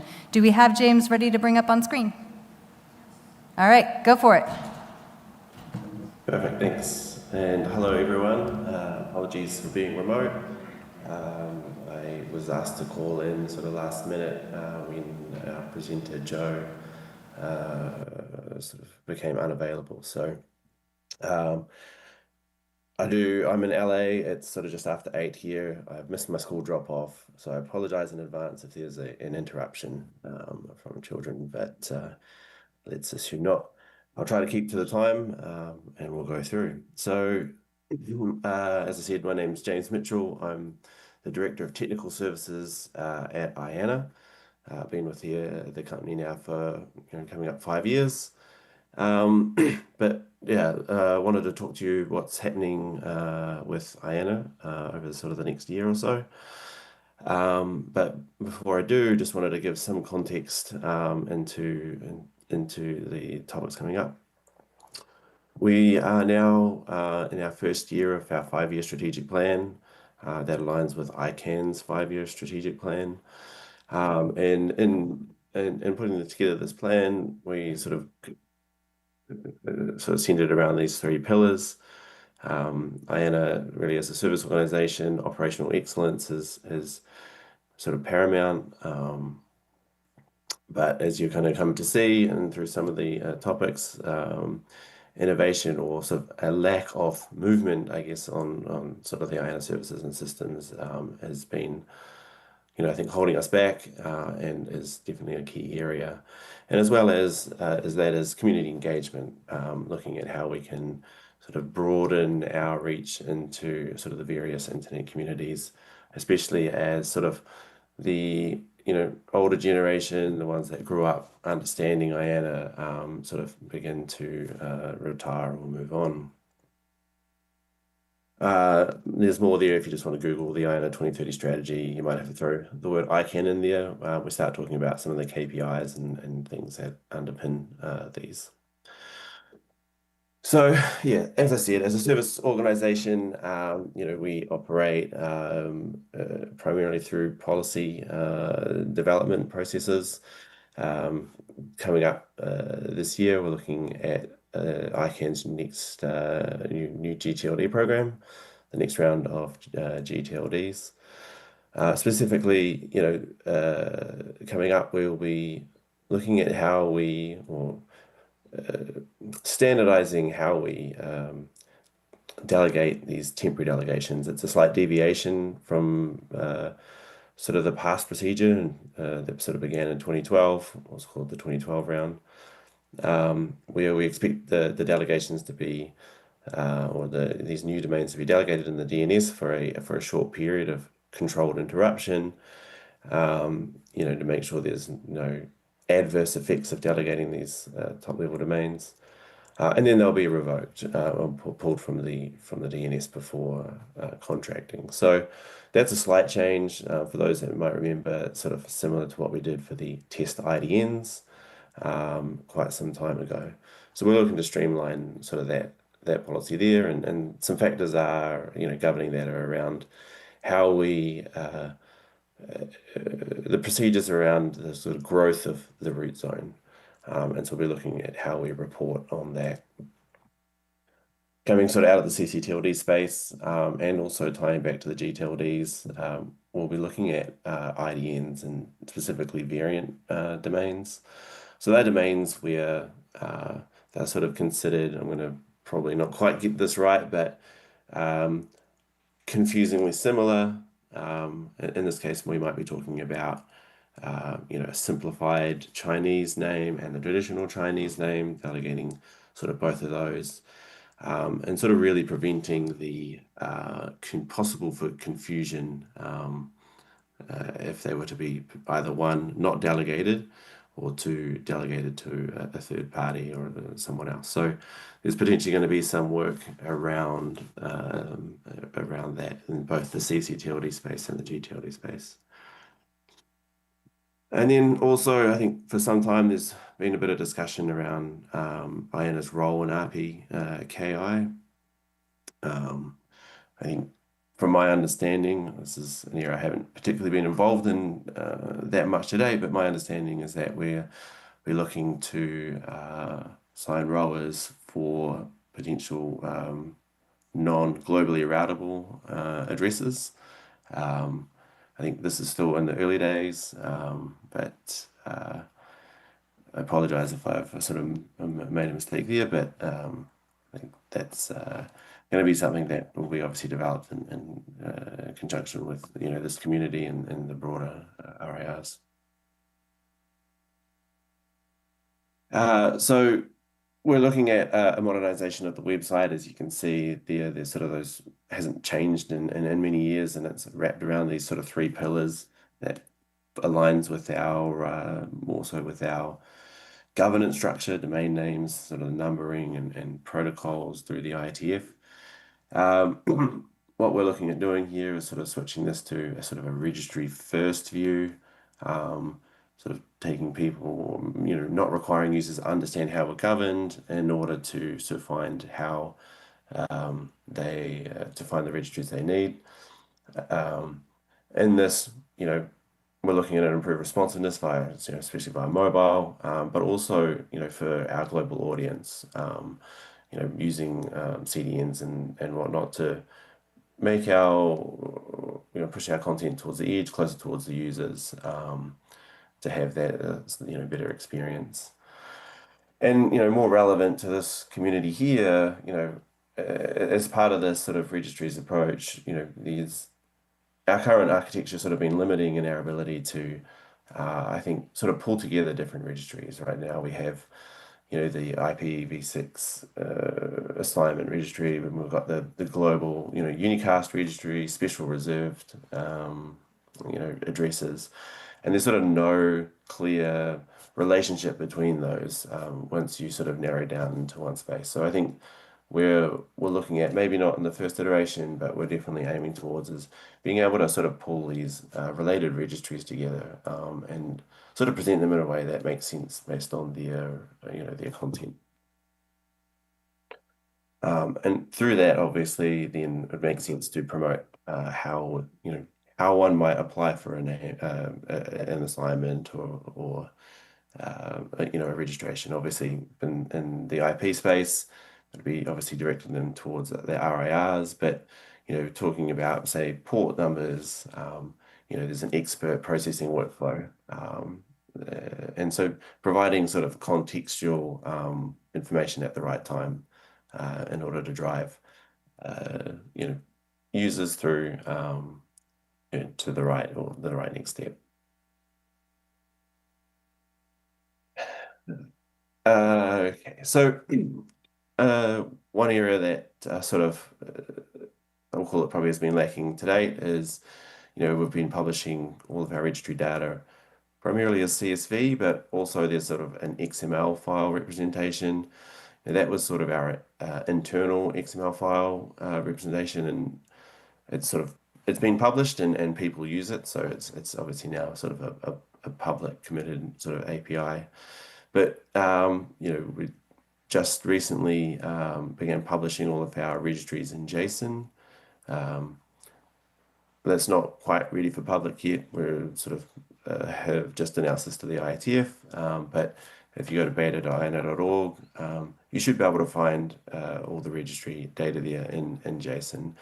We sort of expect to roll that out probably early next year once we shake out any concerns from the community. Another area of publication is or area relevant to this community is the RDAP. .ARPA is not published in the RDAP bootstrap at this point in time. IANA does run the .int registry. That is, we do have the RDAP service available for that. But obviously ARPA is a little bit more special. With the sunsetting of WHOIS, we would like to provide a comparable sort of lookup service for ARPA. If someone queried home.arpa and wanted to know what that was and that interface or that mechanism was through RDAP, we would like to provide an answer to that. Obviously, all the reverse names are under INATA and IP6.ARPA. And so, we've had some conversations with the relevant technical teams at the RIRs in order to redirect those. One area that we're looking to change here is to also look at publishing those sort of suffixes like one.inata.arpa in the RDAP bootstrap file, which will be a little bit of a change. There's currently only to date top level domains in there, so we'll take that to the community before making that change. But regardless, the service would be redirect to the RIR. And last on our sort of updates is around DNSSEC. So, just a quick sort of background on that. DNSSEC is ultimately the mechanism for cryptographically verifying responses from the DNS, matching them up to what was intended to be provided, not transport, but the data itself. IANA, as the root zone or manager of the root zone, we operate the key signing key, which is the trust anchor for DNSSEC.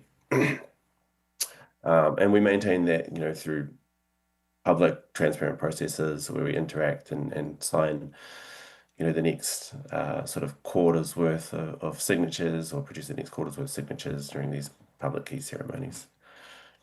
Obviously, as a trust anchor, it's important that all validating resolvers have that trust anchor in place and configured. This DNSSEC was sort of introduced 2010 with the first rollover effectively taking effect in 2018. Following that, we set out a 3-year sort of intention for a regular 3-year rollover. It was delayed during COVID and other factors, but we've begun the next one. We're partway through our sort of pre-publication period, and over the next sort of probably not the next 6 months, but sort of beginning in the mid next year, we start to see a lot more communications from ICANN and IANA, just advising people to make sure that they have updated their systems to trust the new key. The rollover is scheduled for 11th of October. That is a Sunday. Our intention is to, there's a little bit behind that, but how it all works is these actions take effect effectively on the 11th day of a quarter. And so we ummed and ahed about whether that was an appropriate a date, whether we should look to change it. But I think for us, we want to sort of establish that regular cadence. So we're not expecting any issues. That's something to be aware of. So as I said, the trust anchor is available. We publish an XML file. That's one mechanism by which people may obtain it. We're really here talking about really towards the software vendors. Resolver operators most likely will be receiving this new key through software updates, or a mechanism known as RFC 5011, which is the sort of in-band mechanism for updating the key. I think as we get towards the next 6 months, we'll start seeing more communications, and hopefully people should be able to confirm that they're ready to go. And on that, following the next algorithm, following the rollover in 2016, we'll be generating new keys for the subsequent rollover. At this point in time, we're looking at an algorithm rollover, so changing from RSA to ECDSA. And we'll put a public comment out for that sort of February next year. And that's it for me.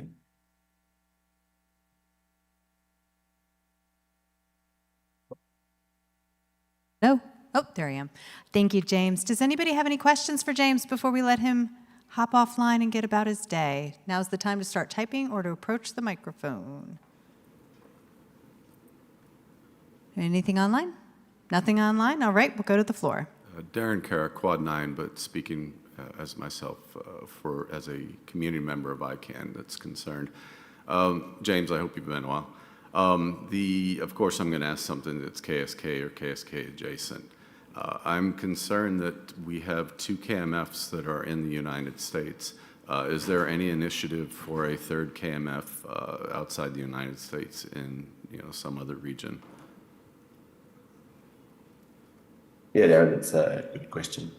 A bit of feedback there. Cool, I think that's sorted.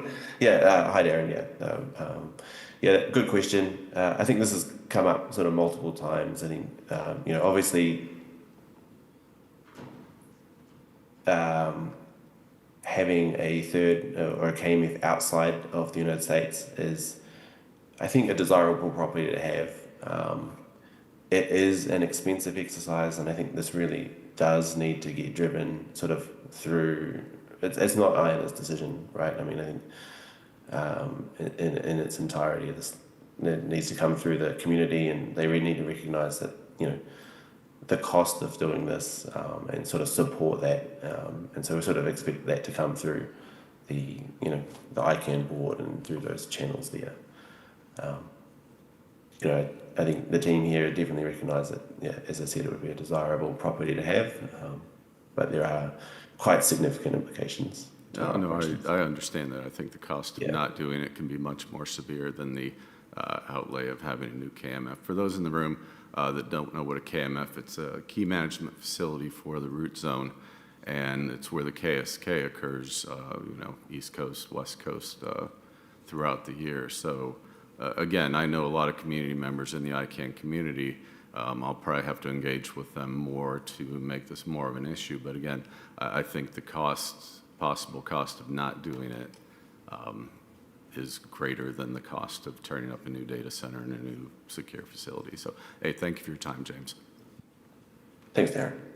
All right, we've got one more question. Kevin Bloomberg, The Wire. Actually, a bit of a comment. The KSK ceremony, for anybody here who has not seen it, have the fast forward button ready. It is a multi-hour process that shows the level of transparency and care that the community and IANA and the people that are around it put into it. It is a highly recommended thing to spend 5 minutes on fast forward to watch it go through.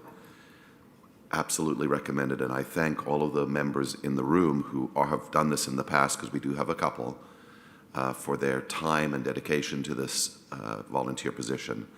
Secondly, when will the RIRs be doing something similar for their key signing? And that's for another day, but yeah. So, see if I'm actually live here. There we go. So we actually do a similar ceremony with a level of rigor for the key signing that we do for our HSMs. We don't record it and broadcast it. If that's something that's important, we can do so. But it's taken very seriously, involves multiple staff in a manner that's done in a very similar structured relation. So John, if you do it, public show it. That way we will all appreciate it. Okay, thank you. Thank you. All right, seeing no further questions, thank you, James, for joining us at the last minute to take on this spot on the agenda. So appreciate your time. And a round of applause for James.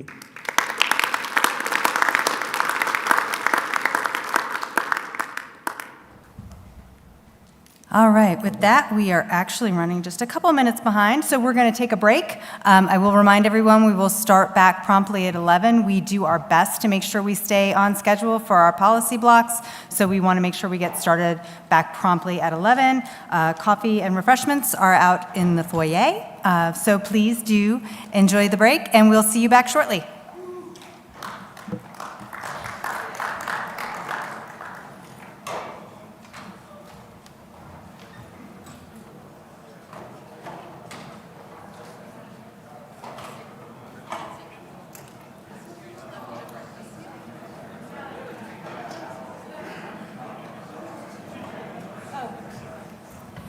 Fellows, don't run away. Please come to the stage. Sorry, I was supposed to tell you that and I forgot, so come on.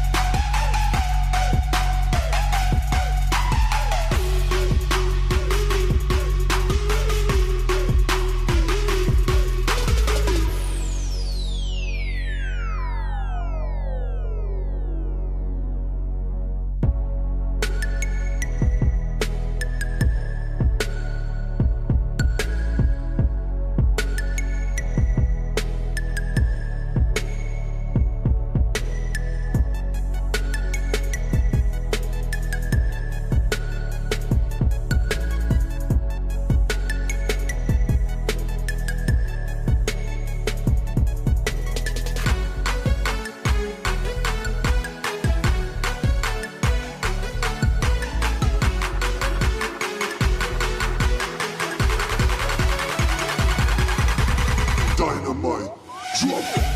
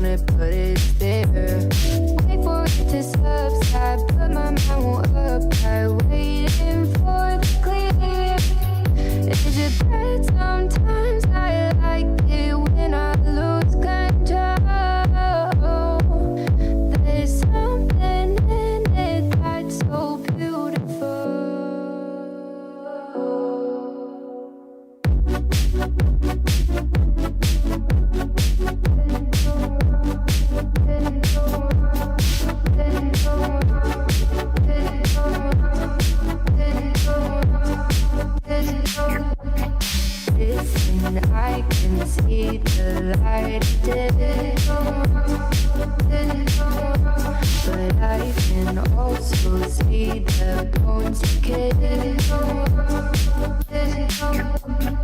I don't know what else there is to say. I'm doing my best not to run away.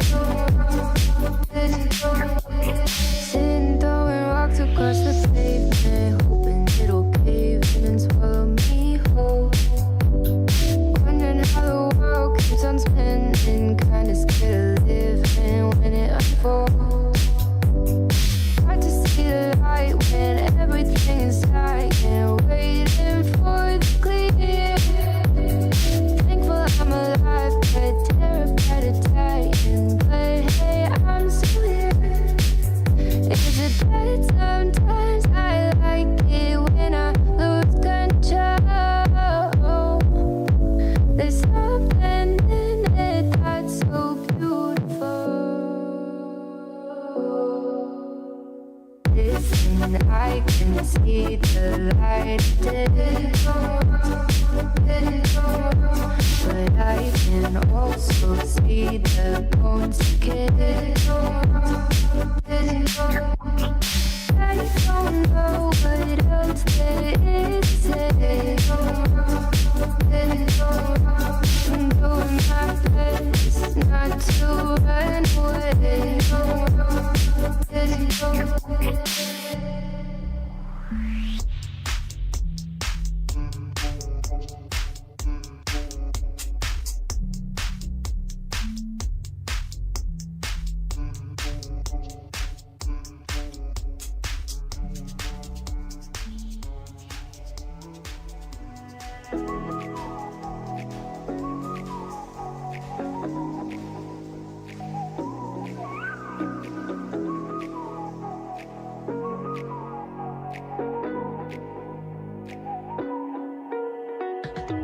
You're the night sky trying to make me see your stars, but the dark gets so lonely.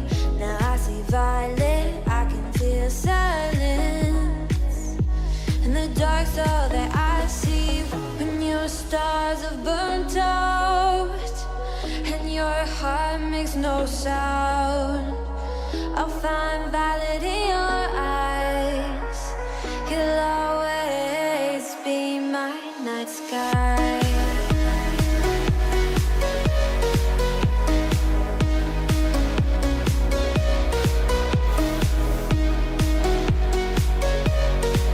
You'll always be my night sky.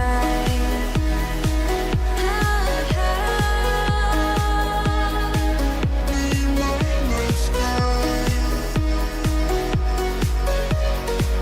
You'll always be my night sky. You're the night sky hiding behind dark gray clouds. I can't figure you out now. I see all blue. There is so much cold in you, and the silence is so loud when you go. I just stay dancing with my shadow all day. Watch the time. I can't find the point where our two paths align. Right? You're the night sky. I'm trying to see your stars, but I've always feared the dark. Now I see violet. I can feel your silence. You always feel so far when your stars have burnt out and your heart makes no sound. I'll find violet in your eyes. You'll always be my night sky.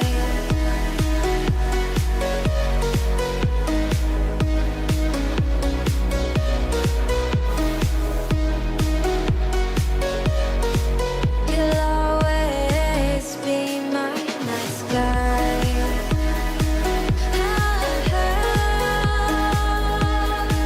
Be my night sky.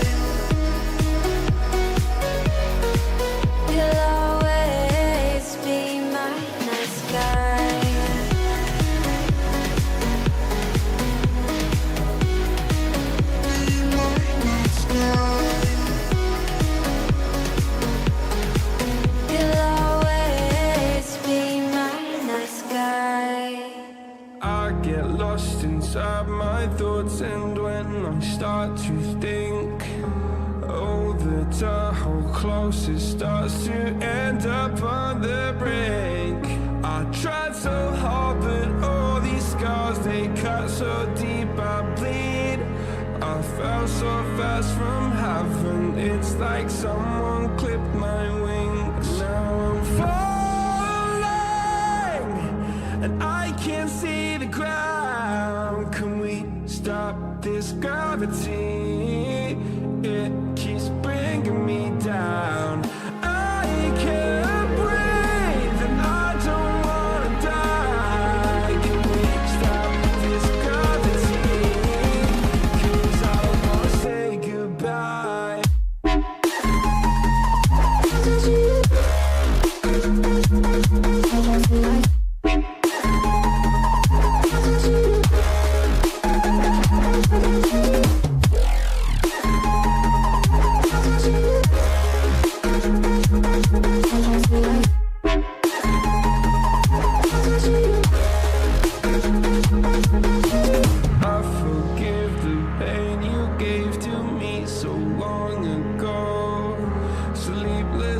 I laid awake just begging to let go. I almost got to suicidal thoughts, but you stepped in. An angel sent from heaven showed me how to live again. Now I'm falling, and I can't see the ground. Can we stop this gravity? It keeps bringing me down. I can't breathe, and I don't wanna die. Can we stop this gravity? 'Cause I don't wanna say goodbye.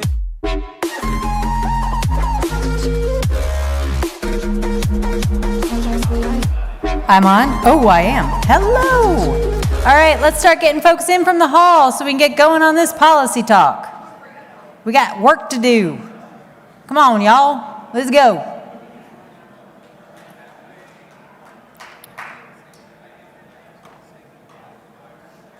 They're coming.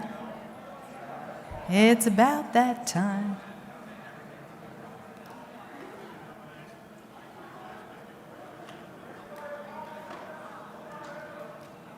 Let's get this party started.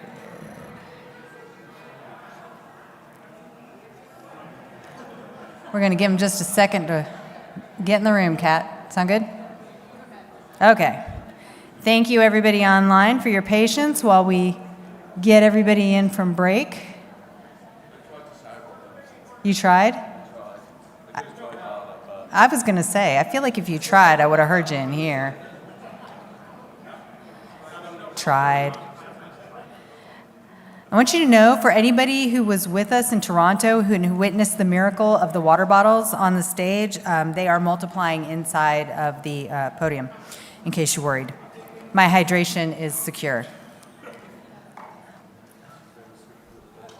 What? Oh.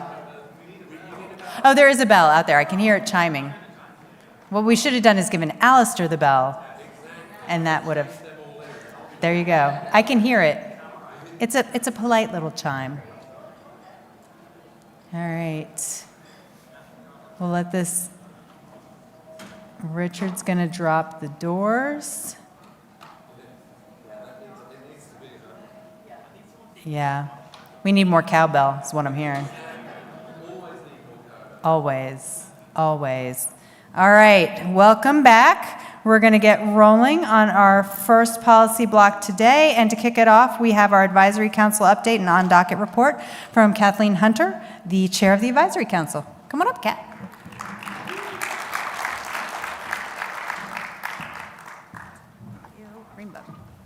Thank you, Hollis.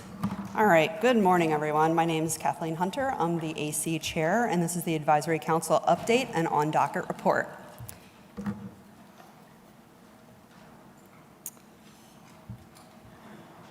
So the Advisory Council, or AC, serves in an advisory capacity to the Board of Trustees on Internet Number Resource Policy and related matters. And adhering to the procedures in the policy development process, you'll commonly hear us just say PDP. the Advisory Council forwards consensus-based policy proposals to the board for ratification. And the current AC consists of 15 members. So this super awesome group of people, and I cannot understate that enough, are the people that are helping your policies get through the process. They dedicate a ton of time to do the best they can to get everything through the process. And I know we did a round of applause earlier, but I think the AC absolutely deserves another round of applause for the work they do. I'm the chair of the Advisory Council, and Matthew Wilder is my vice chair. The Advisory Council members are elected to 3-year terms. 5 seats are up for election each year, given that no one has decided they needed to leave early. AC members whose terms are ending the end of this year are Jerry George, Brian Jones, Kendrick Knowles, Gus Reese, and Allison Wood. So you can find the Advisory Council in a number of other,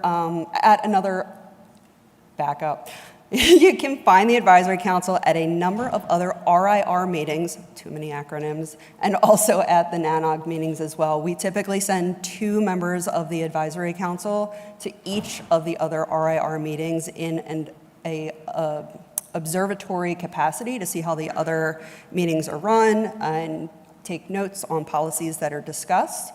And we attend the NANOG meetings to conversate with the network operators and get input from them as well. And you'll usually see most of the AC at our October meetings, since the meetings are typically back-to-back. On top of all that work, you can also find us doing a number of other volunteering roles: the Advisory Council working groups, the Nomination Committee, the Grant Selection Committee, and also the Fellowship Program. So Advisory Council activity since the last meeting. So we've had 5 proposals come in since ARIN 55. This is all of them. There is a star next to one of them that represents that either a working group or an Advisory Council member submitted that. We are purposely pointing that out to show that the community is really sending us the majority of the work that we see. And I believe the working group policy that was submitted was actually something where the working group was asking for input. The community said, yes, please do work on this, but could you write it for us? So that's what the working group did. So ARIN 56 recommended draft policies. No policy is more important than any of the other ones, but this is probably the last time, or it could be the last time you see these policies. ARIN 2024-5 rewrite of NRPM, Number Resource Policy Manual, Section 4.4, Micro-Allocations. That policy you've seen quite a few times before. This is in reference to the critical infrastructure space. And ARIN 2025-2, Clarify 8.5.1, Registration Services Agreement. This is to remove the business practices from the Number Resource Policy Manual and to handle some of the RSA language outside of the policy manual.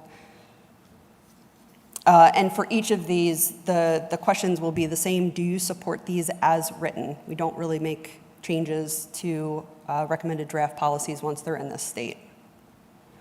There are also 5 other draft policies that are under discussion.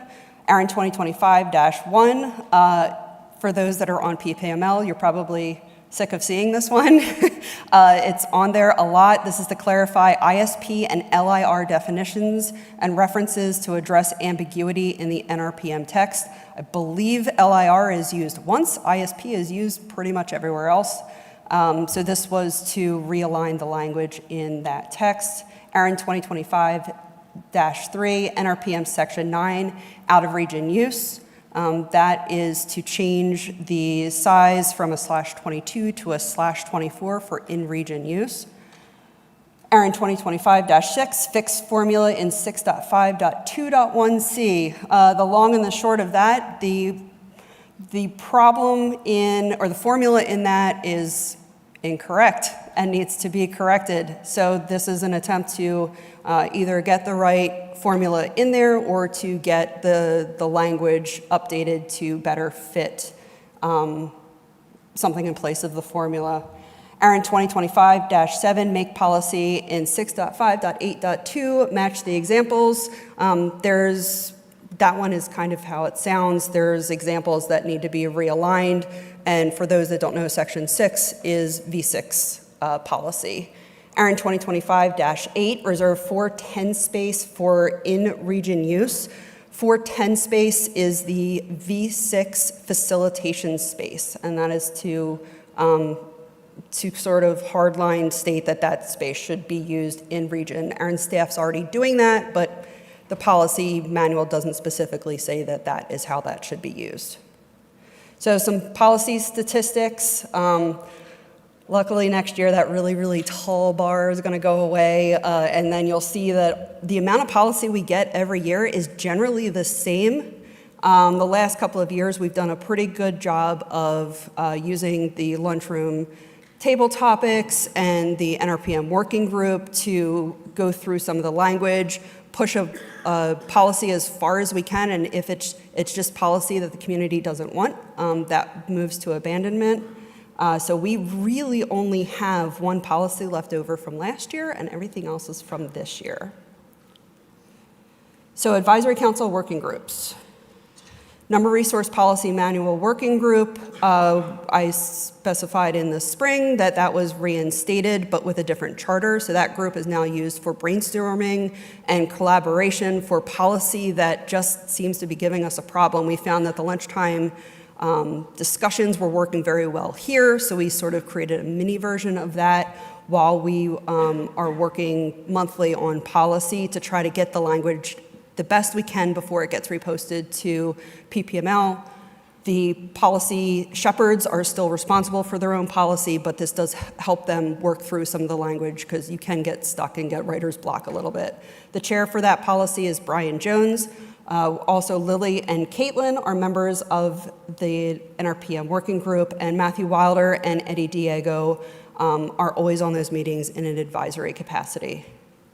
We also have the Policy Experience Report Working Group. I love that the Policy Experience Report happens before I say what this group does, because they will take that and they will evaluate it, try to come up with some policy ideas, post to PPML, see if anyone wants to work on policy, see if PPML wants them to work on policy, and take it from there. Allison Wood is the chair of that working group. Doug and Liz and Chris Woodfield are also part of the working group, and Matthew Wilder and Eddie Diego are there in an advisory capacity.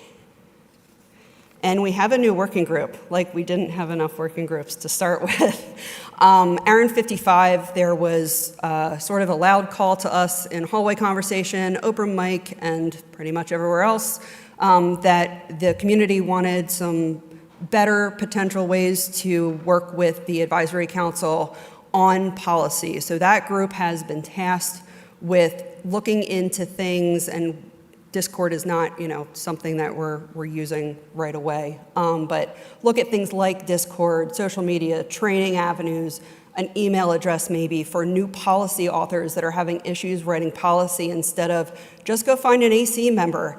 That doesn't always work for everybody. It's a way for everyone to engage with the AC in a better way. Doug Kameen is the chair of that working group. Alicia and Lily are also members, and Matthew Wilder, Eddie Diego, and Ashley Perks from the communications team is also helping out with this as well, because if we're coming up with new training, maybe that could be part of the package for the training that goes out on ARIN Online. They're also looking to send out a survey in November and December, so look out for that. So working group proposals, we changed the slide just a little bit. It used to just list all of the working group proposals, and it kind of looked like all of them were getting worked on at the same time. That is definitely not the case. Anything that's crossed out on there has been abandoned as a policy. Anything that is highlighted in bold has been sent to the board for adoption. So really the only two policies that have come from a working group all year are still being worked, but they're brand new, so sort of expected. So, join at lunchtime table topic. There will be a table topic on the policy engagement working group. Lily and Alicia will be covering that. Out of region use, Liz and Brian Jones will be covering the out of region use. Section 6, IPv6 request formula. Bill Heron and Allison Wood will be covering that table. And just general statement before I get to my last fun slide. Don't be afraid to come up to the microphones. That's what we're here for. I probably know better than most people how scary it can be to go up to a microphone for the first time. Remember going up and turning beet red, and I'm not really sure what came out of my mouth after that. It takes a little while to get used to coming up to the microphone, but we've all been there once, and we really would like your input on discussions when we get to that point. Now my fun slide. I told him I was going to post this because this was one of the socials we were at. We were at Science Center, and Eddie, for those that don't know, is our policy analyst. So if we are going through and working on policy, hey Eddie, when do we send an email for this? Hey Eddie, how does the policy development process work at this point? The chair and vice chair definitely use, Eddie a lot. The AC, we go to him for, the AC go to Eddie for all sorts of help. So Eddie, giant thank you for running the hamster wheel behind us and making sure that we do what we're supposed to do. And that is it for me. Questions or comments? All right, if anybody has any questions or comments for Kat before we get into policy, please approach the microphone or start typing.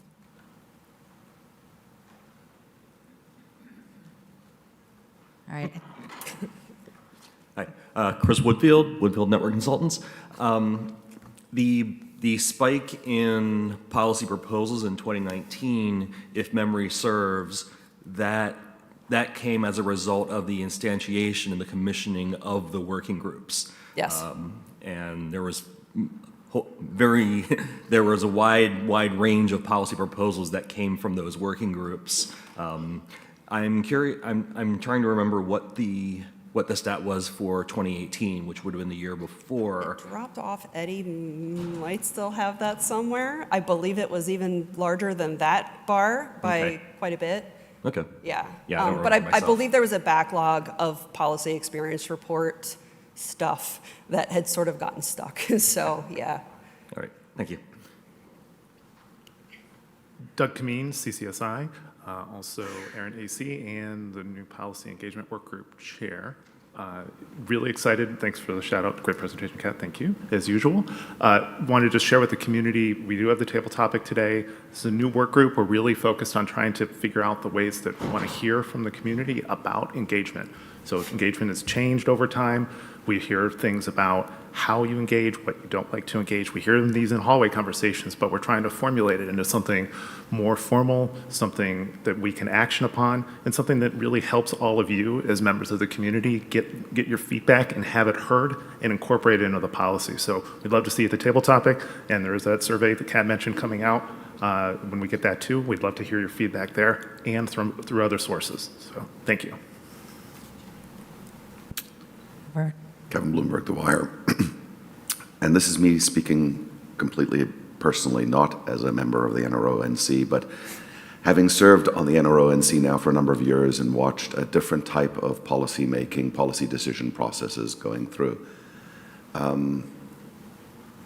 One very useful piece of information is you have spent a great deal of time working on the style guide for how policies are done, how the text should look, etc., and that's wonderful.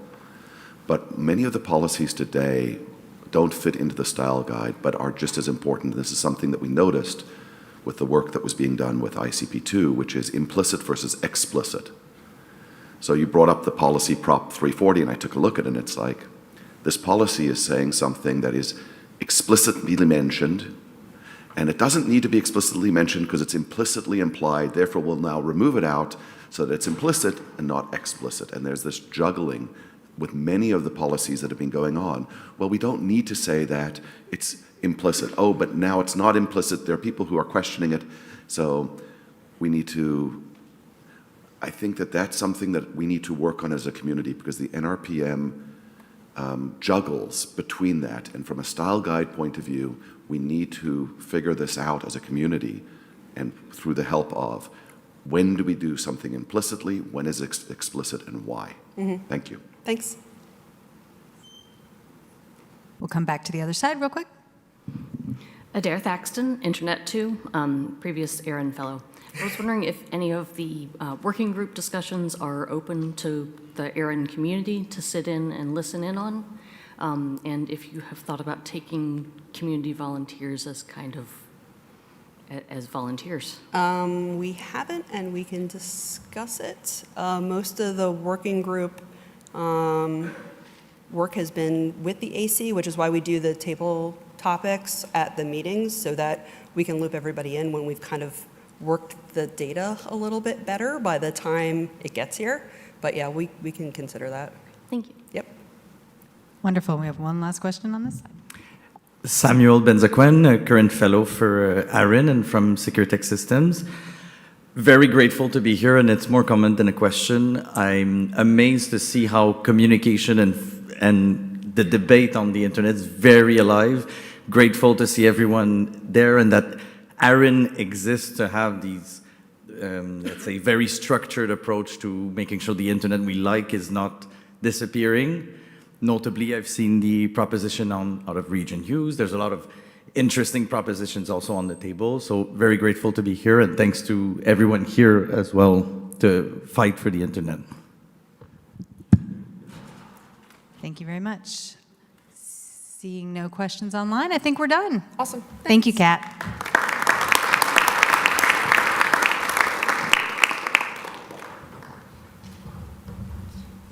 All right, and now we head into the thick of the business. Chris Woodfield, come on down. We're going to talk about recommended draft policy 2024-5, and this is the rewrite of the policy manual section 4.4 on micro-allocations.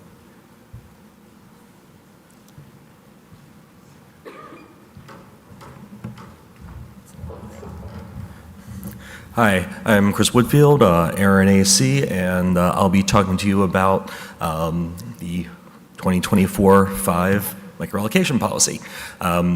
As you might tell from the number, this is a policy that's been bouncing around and slowly taking form over the course of about a year and a half now, which isn't all that unusable for policies, but in this case just happens to be the oldest one still on our docket.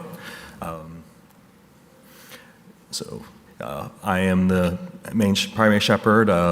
Bill Heron, wherever you are, is my co-shepherd on this. Here is the problem statement that was presented to the ARIN AC by a community member.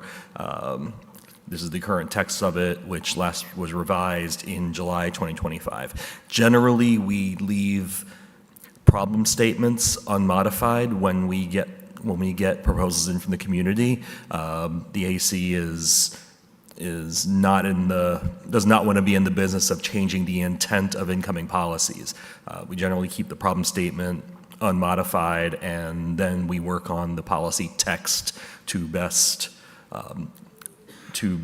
address the policy statement as intended. And here is a very long block of text. I will not read it out loud, but just to be clear, this replaces the current 4.4 section. This is a complete rewrite of that section. First thing you'll notice is that we've renamed the section. Currently, the NRPM refers to it as micro-allocations, and this comes back from a time when when ARIN was not issuing 20/24s to organizations. I believe the minimum allocation size was a 21 or a 20. So this was a smaller allocation than normal for these specific purposes. Now /24s are a standard allocation size, so micro is not so micro anymore. So we preserved the original requirements for name server operators, for top-level DNS operators, which is one of the two main operators that qualify for the CII space, critical internet infrastructure.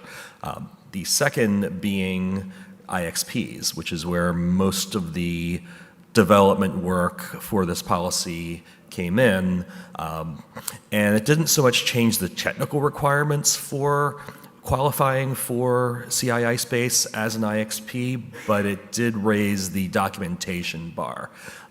The prior language did not have specific requirements for the information ARIN must have from the intended participating IXPs. There's a specific mention of physical infrastructure versus, I believe, the original text just said infrastructure, or didn't address that bit at all. So it must be, an IXP must be an L2 switch of some sort, not a virtual setup anywhere. The one crucial change is that current policy did not address and left ambiguous whether or not an IXP operator could route their CI space as a public, on the public internet. Most IXPs do not want that space advertised, but there are IXPs with use cases that would require that, specifically for numbering other resources that might be needed for the operation of the IXP, like a looking glass or a member portal or similar. So we have language in there now that explicitly allows IXPs to route their IXP block, their CII block they've received for running their IXP. Some language about how what justifies and the request mechanisms, but also codifies the ability to request a larger resource should an IXP outgrow their original 24, and also making explicit the practice of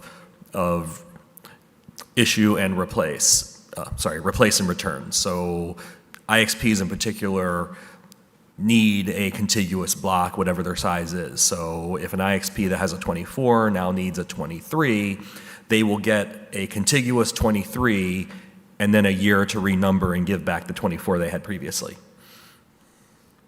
So just a little bit of history on this. As noted, it was originally proposed in April 2024. I will add some color around this, was that the original impetus of this policy was to address the point of IXP block routability that came up in the Policy Experience Port Working Group in the October 2023 meeting. So just an example of how what we say on stage and what ARIN staff gives us to work with results in policy, and this time not from the AC, from a member of the community who saw the same policy experience report that we all saw here in the room. So here is the AC's statements of conformance, which states the clarifications and the conformance with ARIN policy development process principles, and goes into a summary of what's going to be changed here and why. Here is our staff and legal review, which currently has no objections to this and specifies staff and legal's understanding of what this policy changes. Apologies again for the wall of text. You're going to see a lot in these.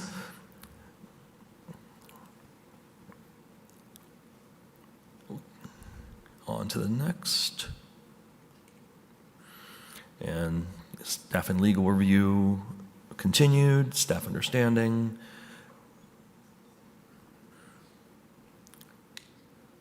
And mainly a lot of this aligns with ARIN's current business practices. You'll see that as a theme of many policy proposals where ARIN staff is currently doing things some way because the text is ambiguous, but then comes to the community and says, we would like some explicit instructions here. On the AC, we have the PRWG and the NRPM working groups to field those questions. And here is the last bit of our staff and legal review. noting a minimal amount of time and effort to review and process Section 4.4 if the blocks are routable. And no other material legal issues. Implement in timeframes. Generally, 3 months is what we put here if it is entirely a process change and does not require any change to infrastructure like WHOIS or other systems, ARIN systems. There's a lot of digital paper burned through the discussion of this policy over the past year and a half. I have picked out a very small example of many of the comments on this.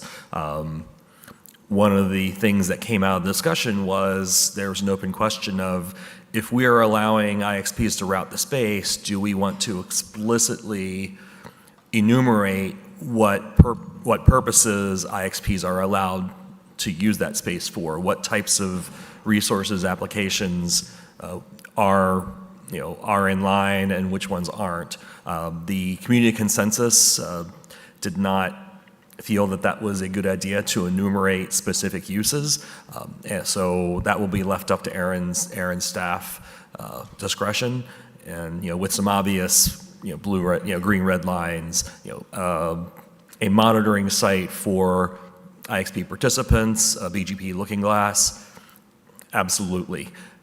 Running a web hosting business on the side, not so much.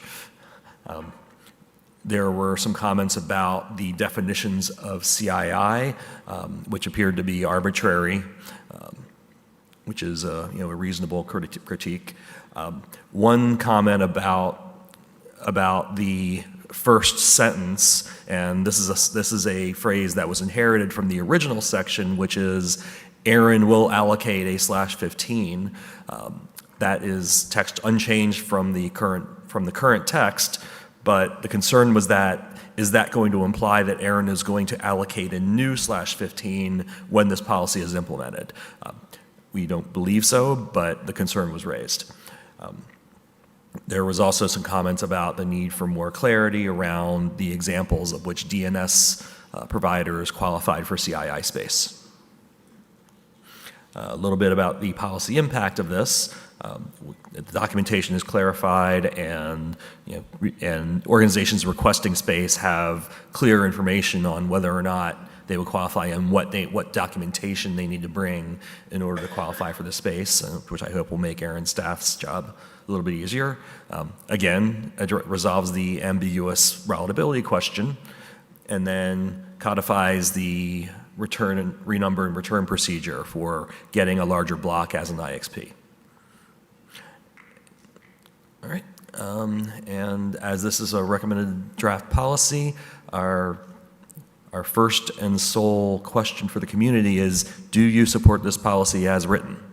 Okay, so before we get to that question, I'd like to open the microphones for discussion, and I'd like to invite Nancy up to help moderate. So if you are online, please start typing if you have a question or comment on this policy before we get to the poll, and similarly approach the microphones in the room. I do see we have one question online, so let's begin there. Sure. Andrew Dull, 8 Continents Networks. I support the updated draft. It addresses many of the issues and ambiguities that exist in the current section, which has not been updated in many years. Thank you. All right, Nancy, pick a microphone. Microphone over here. Hey, Darren Carrick, Quad 9 again. As a global DNS resolver, I looked at this policy this year looking for more space and realized that under the current language, I did not qualify under 4.4, and we used another mechanism to get our space. I do agree with the comment that it's far too restrictive under what qualifies as DNS. The second thing I have, having some history with it, I think that saying that ICANN authorized root servers is incorrect. They do not authorize the root servers at this time. May be recognized or confirmed by the IANA would be more appropriate, but I think authorized is incorrect. Thank you. Thank you. All right, we'll go to the other side of the room. Dare. Adair Thaxton, Internet 2, ARIN 53 Fellow. This isn't a question that's directly related to the policy. It's more of a procedural question about how the policy gets done. Excuse me. I was in an earlier discussion with a new fellow and a board member about why older retired sections of the NRPM are still included and noted as retired. The board member explained that this allows for historical tracking of changes. When a section of NRPM is completely rewritten like this, how is the previous version preserved for the historical record? May I answer? Please go ahead. The answer is that there is a GitLab for changes to the NRPM that track each change as a separate commit. So anybody can look at the various versions of the NRPM at any point in time and see specific changes to policy just like this. Nice. I've summoned him.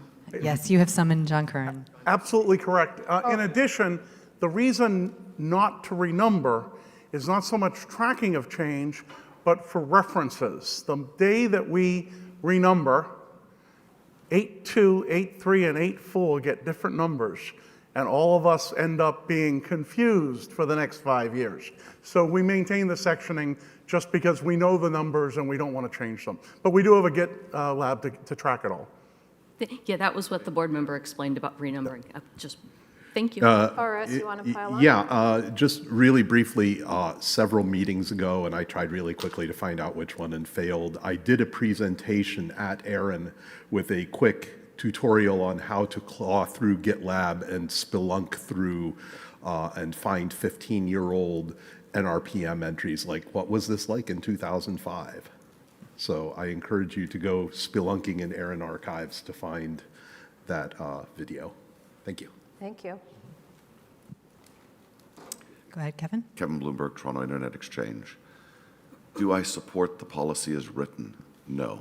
Do I support the intent of the policy? Yes. Ground-up rewrites require a significant level of rigor that has not been applied here, and I will give you some examples. The word public internet exchange or exchange point, it's not called an internet exchange point, it's called an exchange point in the text. Public has been removed. That is a massive, fundamental expectation change to this policy. But it's not in a red line. It's not actually called out. It's not there. That is a fundamental change that needs to be addressed. The good. This policy clarifies that space that's used by an exchange point operator can be routed. That solves one issue. But what this policy doesn't then deal with is the fact that every exchange point operator needs 2 /24s, not 1. Not 123 that it's separating out, but 2 non-contiguous mostly, or 2 separate blocks of space, one for their peering fabric and one for. This policy, once it is done, will never be touched again. The appetite of the community to make any changes to this policy will be next to impossible for the next 10 years. So, I operate an NTP Stratum 1 public time service. Many people consider that critical to the operation of the internet. Not in there. DNS operators are in there, but not in there, but sort of in there. We need to get this right once. Yes, it's been many years. Yes, some small changes would be wonderful. But if we're going to completely rewrite this, it has to be done properly. And I think the community needs to look at what are we trying to do before we write the text, because we've gotten so focused on the text, we've actually missed what we're trying to do in critical infrastructure. Thank you. Thank you, Kevin. Lee Howard, unaffiliated. Having seen 25 or 27 years of changes to the micro-allocation policy, I'm not sure I agree with Kevin that we'll never touch it again. We've touched this section a lot of times. That said, I remember a question from, I think it was the last ARIN meeting, might have been before that, asking why some TLDs are different than others in terms of criticality. I don't remember the response to that. I think that was we need to go back and talk about it. Do you remember? What I remember from that meeting was that the text at the time did have changes to that qualification, like who would qualify, who wouldn't. I think the intent of the modifications from the community at the time was that a TLD operator that was not internal only would qualify for space. So not just CCTLDs or the original com.org TLDs, but the .text, the .biz would qualify. That was a modification that went in, and then subsequent community feedback expressed that was not preferred over time after further discussion. So that language was reverted to actually exactly the same language that's in the current 4.4 section. So GTLDs are eligible, but don't get addresses from the reserved pool, the way Correct. CCTLDs do. Okay, I'm still not. What I would like to suggest, based on partly what I'm hearing now and partly the age of the policy, I would like to suggest that the AC, especially in particular the members who've been shepherding this proposal, have a workshop and invite critical infrastructure operators to say, hey, are we missing use cases? Are we missing things that we need there? And make sure we're actually getting, because there aren't maybe enough of the exact right people in the room to represent all of the potential corner cases and use cases that I'm hearing Kevin and others discussing. Okay, thank you. Thank you. All right. Seeing no other folks in the queue or questions online, I think, Nancy, we are ready for the question. Great. Do you support the policy as written? Please raise your hand, raise it high, and leave it up for a while the counters have an opportunity to count from the back. Yes, and for our online folks, you will see that poll has popped up on your screen, so please take a moment and answer. Our counters are counting.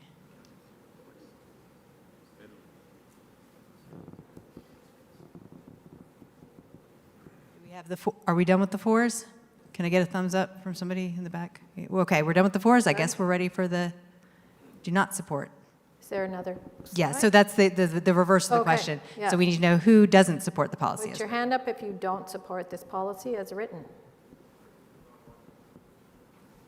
Or do that.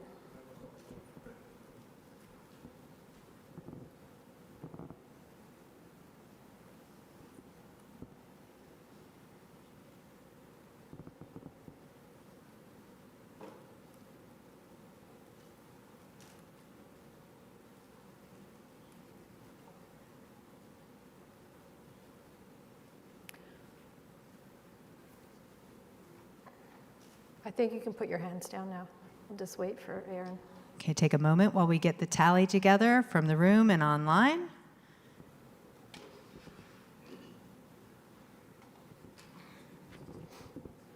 Do. All right. We're almost there. Hang tight, guys. The tabulation machine is tabulating. Can I get boop boop noises?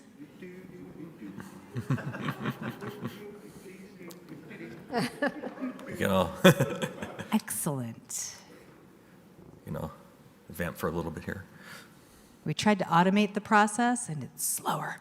While we're waiting, I do want to point something out.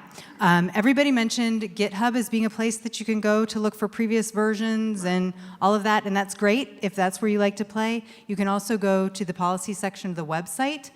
When you go to look at the Number Resource Policy Manual, in the navigation, you'll see a link to the GitHub, but also to something called the changelog, which is the old-fashioned way of doing that, and we meticulously maintain that. So feel free to go there to look for previous versions as well. I will stop talking because I see we have a count. All right, excellent. Thanks, Hollis. All right, so for recommended draft policy, ARIN 2024-5, rewrite of NRPM section 4.4 micro-allocation, participants in the room 102, remote 89, show of hands for 4 is 21, and against is 26. All right, thank you, ARIN. Great, thanks for your feedback. This And will go back to the advisory council for their consideration. Thank you. Thank you. Quick correction, it's GitLab, not GitHub. Yes. Right, Sorry, thank you. get something. Right. Get something. Get Yes, something. Get star. Get going. All right, All right, my thank bad. you. Thank you, everyone. Thanks. Thank you, Nancy. Thank you, Chris.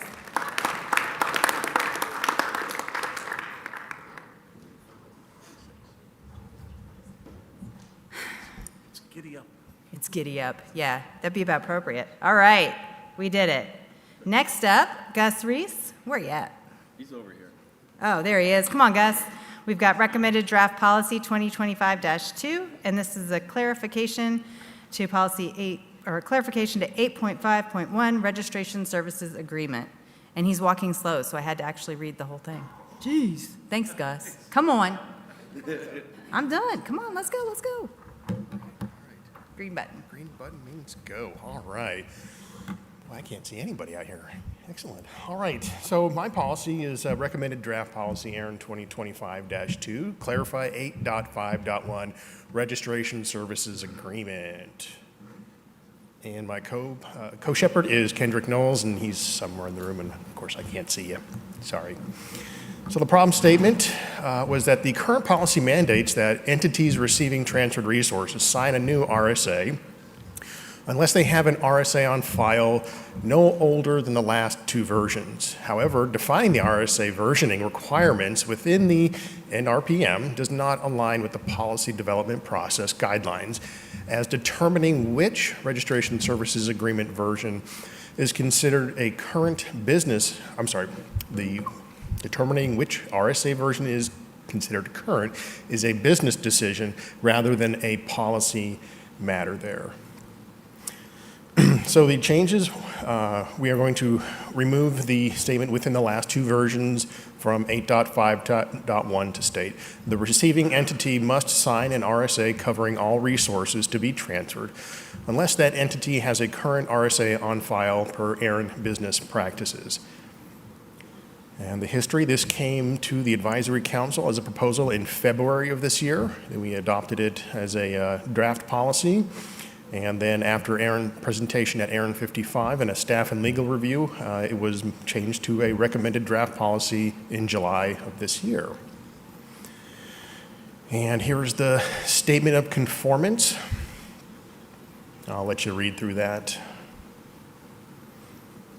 But basically it is fair, impartial, and technically sound, and has received community support from both the feedback in the room at ARIN 55 and as well as the PPML. And the staff and legal review, basically, removing, current transfer policy of 851 defines the current RSA to be within the last 2 versions. ARIN business practices for determination of what constitutes current under any given business conditions are constrained by the number resource policy text. The current wording of the policy is overly specific and requires that ARIN either utilize the same definition elsewhere or have inconsistent practices across different business functions there. This is kind of a timely draft policy, recommended draft policy, as a new version of the Registration Services Agreement went live last month. Again, is it implementable as written? Yes. No impact on ARIN registration operation services. Legal review, no material legal issues. All right, and on to the community feedback. The feedback from the public policy mailing list, or the PPML, was overall in favor of this proposed policy change. One of the comments was, this change seems reasonable. Letting this be a business decision seems okay. And policy impact, what does this mean? So this policy, if adopted, will allow ARIN the flexibility needed for effective operations by returning that decision to ARIN on what the current version of the RSA regarding transfers under 8.5 in the number resource policy manual there. All right, and the only question I have for the community is, do you support this policy as written?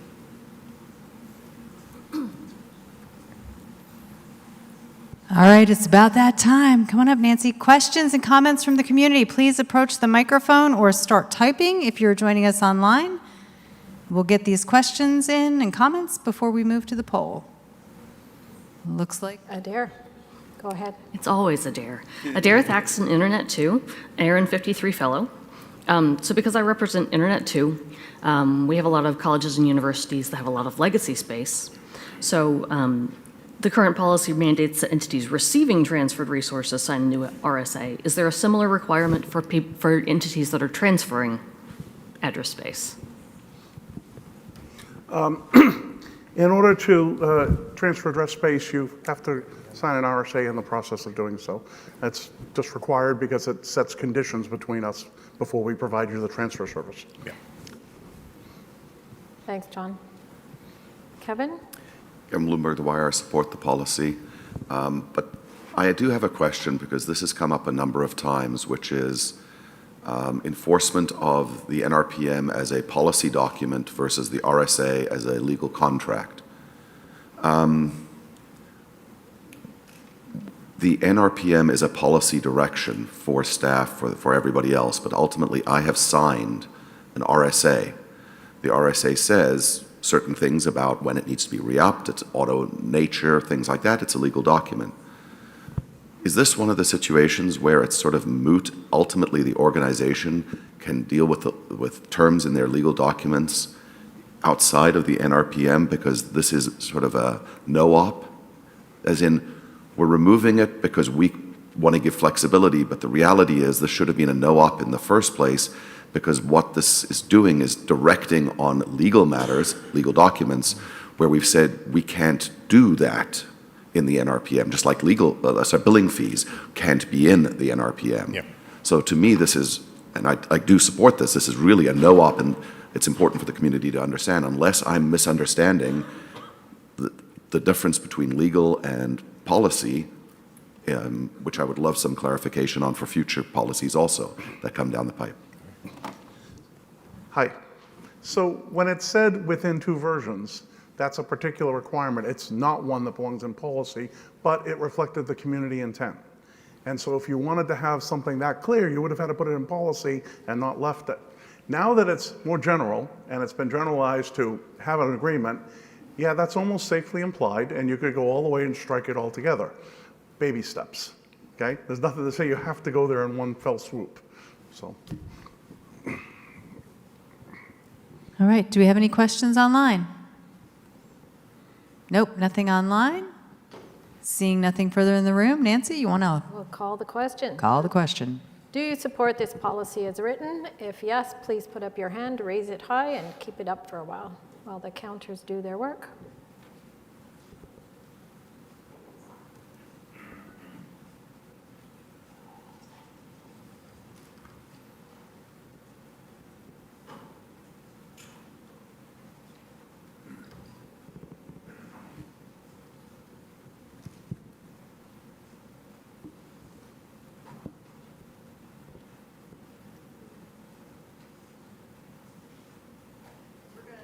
You're good, thank you. I can't see a thing, so you have to let me know. If you don't support this policy as written, now's the time to raise your hand. Please raise it high and keep it held high so we can count.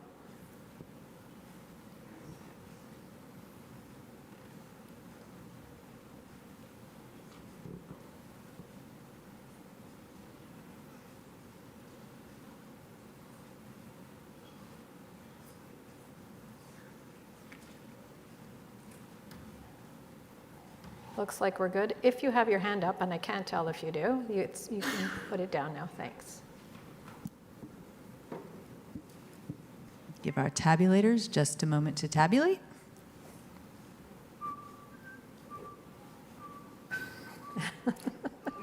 Be careful, you might get my YouTube stream yanked. Don't do that. Don't do that. They're really picky about music copyright, if you hadn't noticed. So nobody whistle happy birthday. Yeah. That's okay. That's public domain. Yeah, happy birthday is public domain. But you all knew what I was saying. But just to be safe, everybody be very, very Which happy birthday version, the public domain or the Stevie? All right, here comes the tally. ARIN Alligood, ARIN's Chief Human Resources Officer, on recommended draft policy ARIN 2025-2, clarify 8.5.1, registration services agreement. Participants in the room, a total of 102, remote 89, show of hands for was 63, against 1. Great, thanks, Erin. Thank you so much for your feedback. I'll go back to the Advisory Council for their consideration. Thanks. Great, all right, thank you. Excellent, thank you, Nancy and Gus.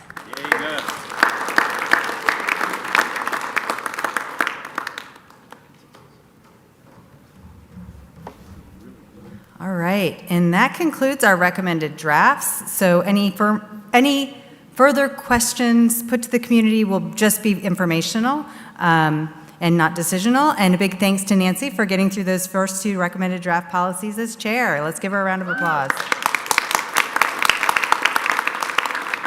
All right, next up, Leif Sawyer with Draft Policy 2025-1. And it's got a long title, and he's here, so I'm not going to read it.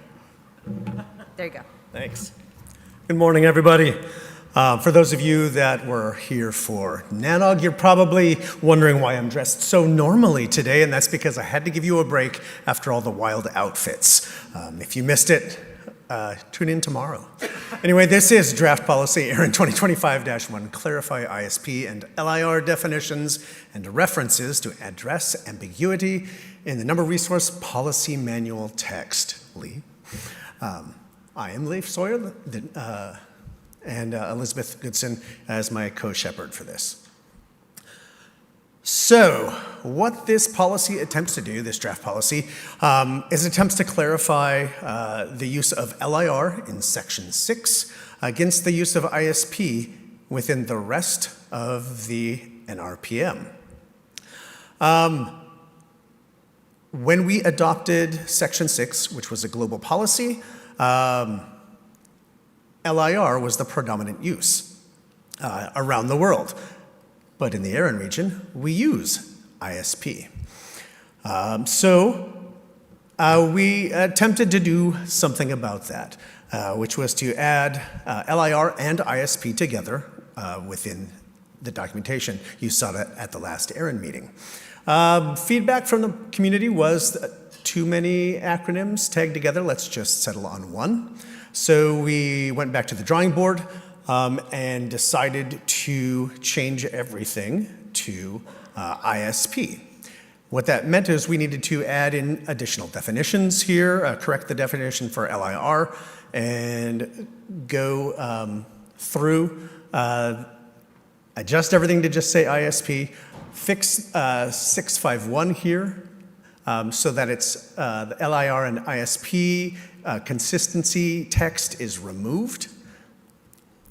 And again, as I'm saying here, changing everything to ISP. And there's a lot of changing LIR to ISP through the entire policy block.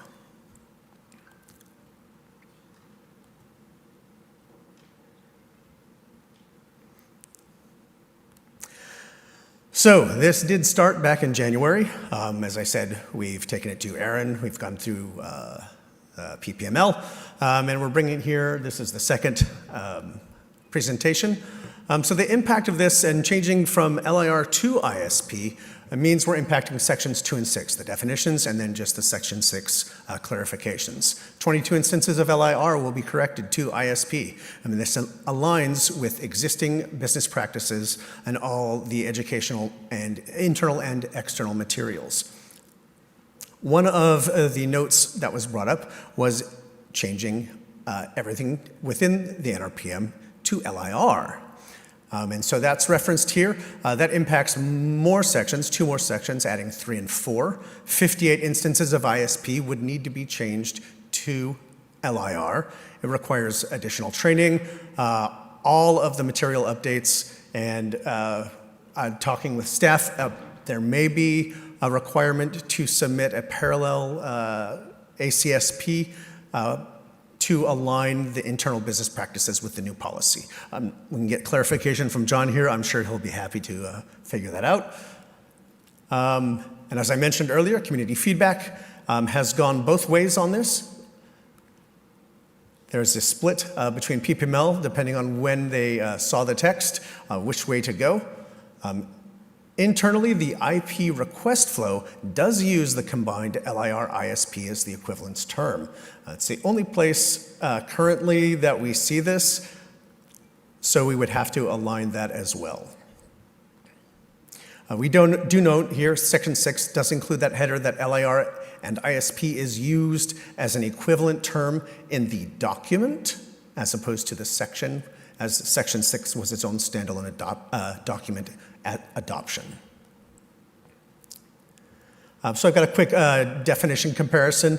what the definition of LIR and ISP is, whether it's on the IP request workflow or the 2025.1 definition within the Number Resource Policy Manual, and the current definition as exists in this draft policy. And I can leave that up there for a second if you would like to look at that.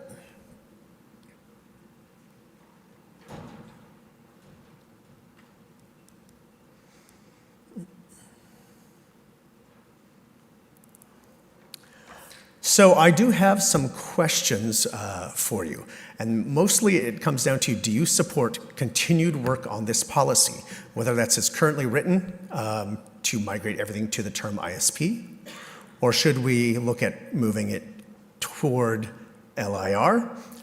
Should we try to affect different definitions to help with that clarity? Or are there other minor changes that people are interested in? And so I think, Nancy, this is where I bring you up on stage to open up the microphones. Yeah, come on up, Nancy.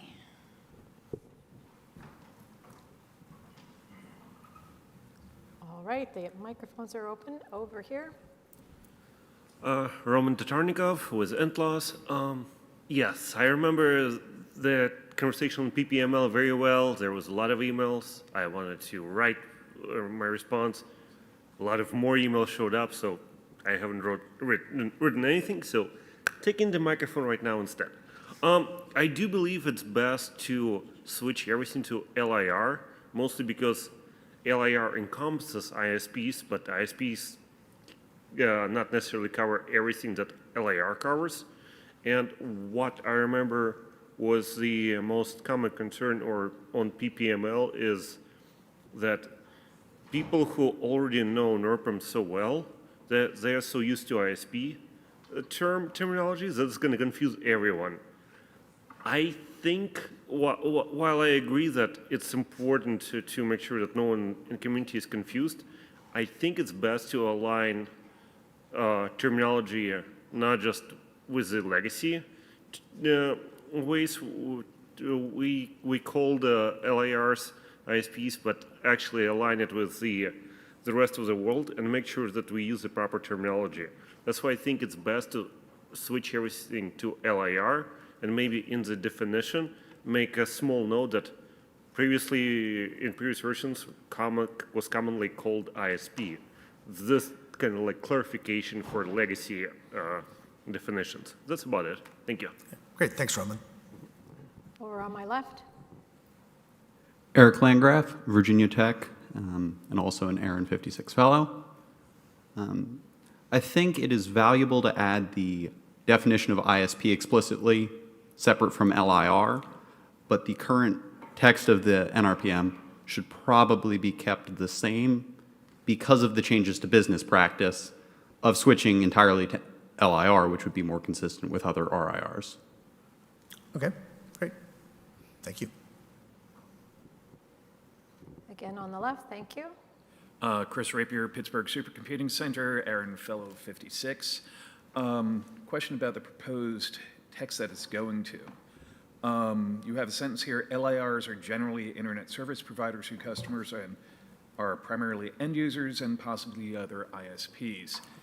If we have that definition in there and then turn all of the mentions of LIR into ISP, are we excluding any class of organization from being part of the number process? So. That's a good question. Anytime you start to explicitly list things, it's very easy to miss corner cases. So, yeah. Thank you. Over on my right. Oh, me. Oh, Yes, going please. this time. Sorry, Nancy. Doug Kameen, CCSI. This is actually, I authored this policy based on some of the feedback that we had received when I was shepherding policy 2022-12. So the original writing of this, and I appreciate you, Leif, your lengthy kind of walkthrough of how we've kind of cycled through some of this stuff.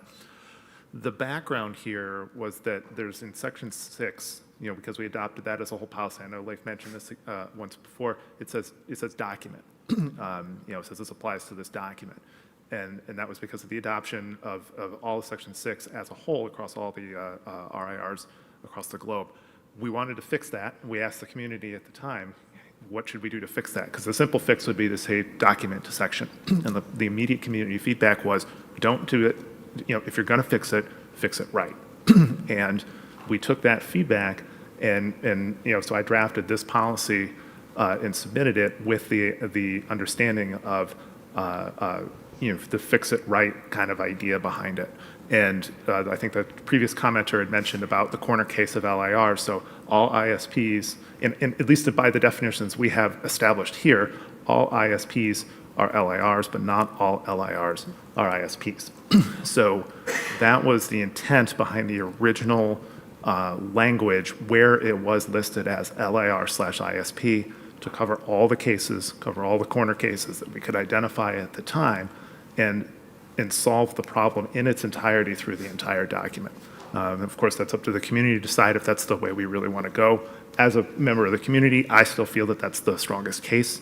It makes the most logical sense overall. If you're going to fix it, aside from going back and changing the one word to say document to section, that would be probably the only other alternative that I feel would work and cover the cases. So, thank you. Thanks, Doug. Kevin Bloomberg, The Wire. I got a new keyboard last week. It took me a week to get used to it, and it annoyed me that entire week, but it was 1 week. We need to make the changes once and for all. For the people that go into the NRPM all the time, it'll take a week to get used to it. For somebody who has not come to the NRPM, they'll never know the difference. So that's a non-argument in my mind. But we need to change it to the right thing. We are the only ones using the term ISP. ISP, if anybody here can give me a definition that encompasses everything on the internet today and what will be, what was, what is today, and what will be with the term ISP, good luck. I will happily then change my mind on this. LIR is a consistent term used globally. Unfortunately, it's a term that nobody outside of the RIR space uses, which is my annoyance with it. But at the same time, it is the right term to use. I believe that it is better to do a search and replace on any time the word ISP is used. If you want to have a definition that talks about history, that's secondary to this. There should be consistency among it. Don't interchange it. Don't have half here, half there. I realize ISP is used more, but the right term is LIR. We need to just make the change, be done with it, and over. Thank you. Thank you, Kevin. Real quick, we do have one question online. Yes, Harry Crowder from Imperial Networks Inc. Ltd. Is there a case for where an LIR would include entities that are not ISP? If the global usage term is LIR, having a common definition in ARIN member group would be more effective in communication with other RIR groups. That being true, using LIR exclusively would be a better choice. Thank you. Thank you. Lee? Lee Howard, unaffiliated. So when Kevin said it's inarguable, I decided I had to argue. Because I think that LIR is a term that is impenetrable to people who aren't already inside the community. It's a barrier, as a jargon term, it's a barrier to understanding how the processes work. And it is possible to train, but it's another step to getting people to understand what the policies say. I'm not confident, maybe the AC has done the work to say, is every instance of, if you just did a global search and replace, does every instance of the three-letter acronym ISP mean LIR, or are there cases where you go, oh, wait, no, those actually are used in different ways throughout the entire policy manual, and are there ways to make sure that we're doing the right things? My guess, my supposition is that we use ISP largely for historical reasons, because it used to be that ISPs were the only organizations that delegated addresses further, and the internet has changed, and I suppose we probably need broader policy changes to reflect that. And I know that the AC has a working group that's been going through and trying to update the entire policy manual, and I really appreciate that. That's been, as we've seen those rolling through the meetings, that's been fantastic. And I think there was one more thing that I was going to, but actually, and Kevin, you did, I don't care what the rest of the world says. I'm worried about, I mean, I've been to every other RIR meeting, not every meeting, but every other meetings of every other RIR. I've participated in the policy processes. They do use the term, but they're different communities than ours. I want to make sure that we are open and available to new participants in the community. Thanks, Lee. Kevin. Kevin Bloomberg, The Wire, a little bit of a retort to Lee, but it did bring up some new things. LIR definitions are not globally identical. But they are just a sort of a class that you understand. And yes, each region will be different. Each region has different policies. But the overall idea of LIR in the regions is the same, but they are not identical. They're not baked in as identical in the regions. The issue with ISP is versus LIR, and you go, LIR, we don't know what an LIR is, therefore this is more complicated. I am a generative AI construct company. I'm not an ISP. I don't understand, am I an ISP, am I not an ISP? As we move forward, the reality is there are many more organizations that, from a layperson's terminology, they don't consider themselves an internet service provider. They consider themselves a this or that. And I think we've reached the point on the internet where it's probably better to retire the term internet service provider, because there's so many other services that are being done on the internet that may require IP space from us legitimately, from the community, and that's my main take on it. Lee Howard, I generally agree that ISP is not the universal term. It is not an all-encompassing term, and that's back to my point that we probably need a broader review of the policies to make sure that we're covering the kinds of organizations that are doing sub-allocations and reassignments, which includes campus networks and includes hosting companies and various kinds of organizations. Thanks. Do you want to jump in? Because I have some virtual questions. Yeah, I just want to do a quick point of clarification from ARIN's staff point of view. John Sweeting, Chief Experience Officer at ARIN. So the reason we have all this is because we have two sets of policies, one for end users, one for LIR ISPs.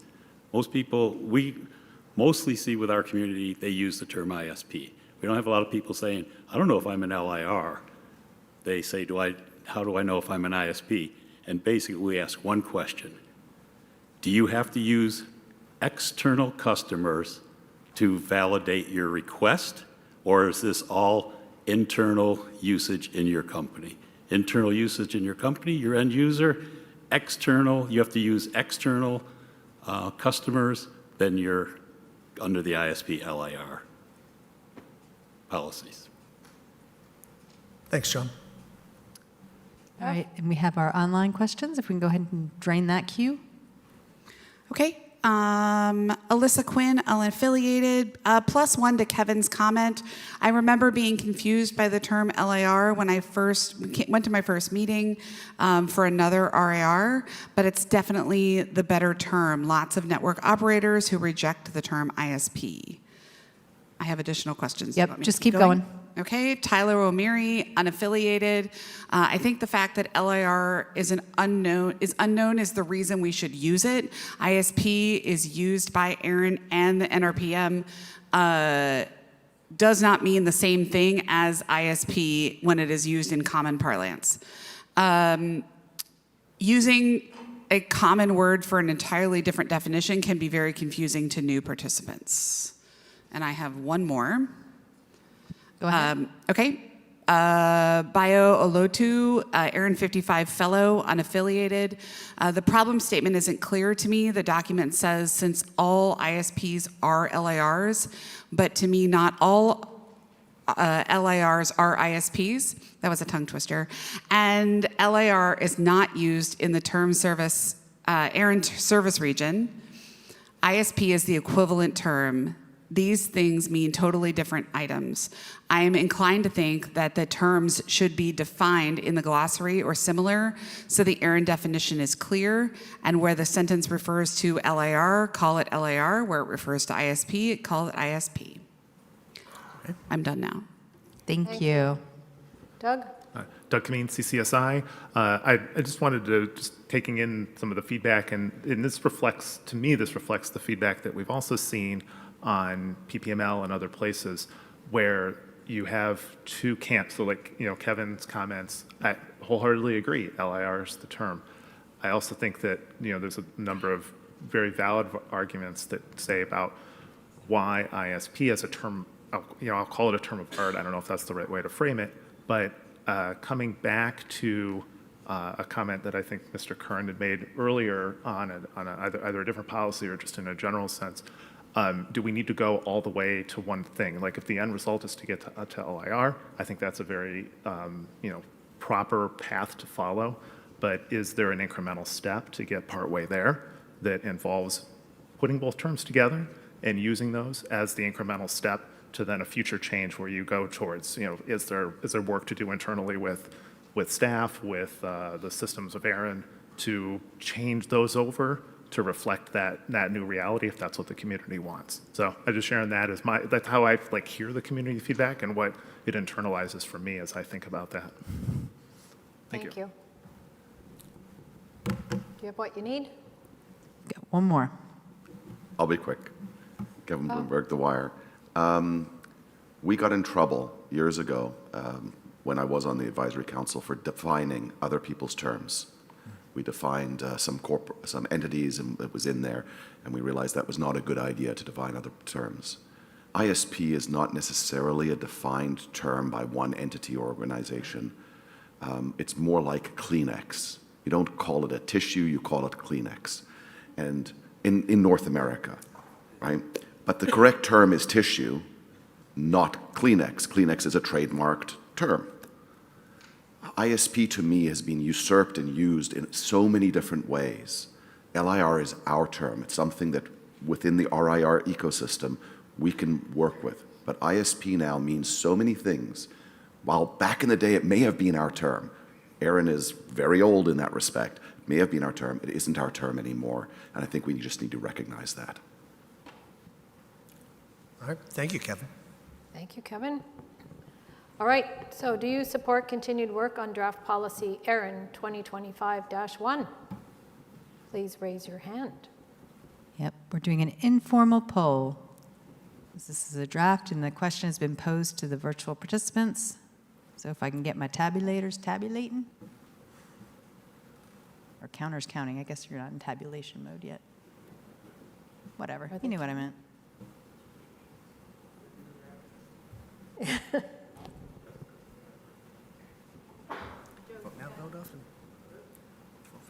Do we have to call the Okay, we're good. Do you want to ask the opposite question, Leif? Do not support continued work on draft policy ARIN 2025-1, please put up your hand. Keep it raised so that it can be counted.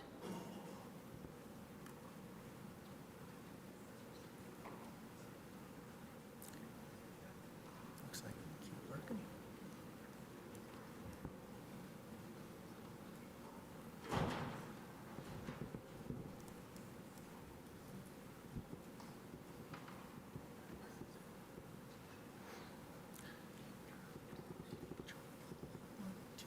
While we wait for Aaron, I want to respond to Kevin. So Kevin, having worked at White Swan back in the day, I can tell you I was never allowed to call it a Kleenex, ever.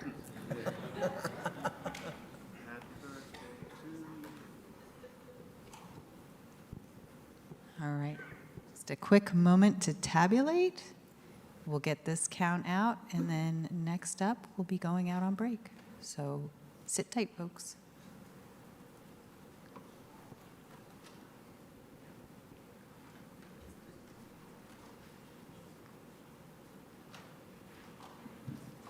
Erin Alligood, ARIN's Chief Human Resources Officer.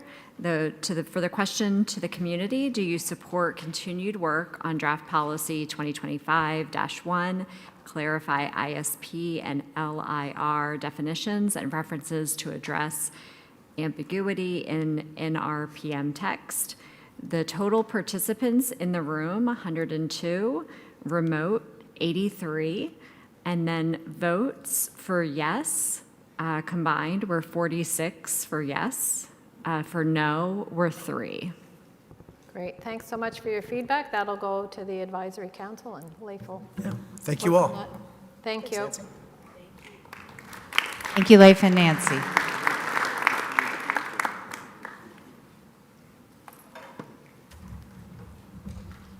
All right, we made it through the first policy block. Everybody give themselves a round of applause.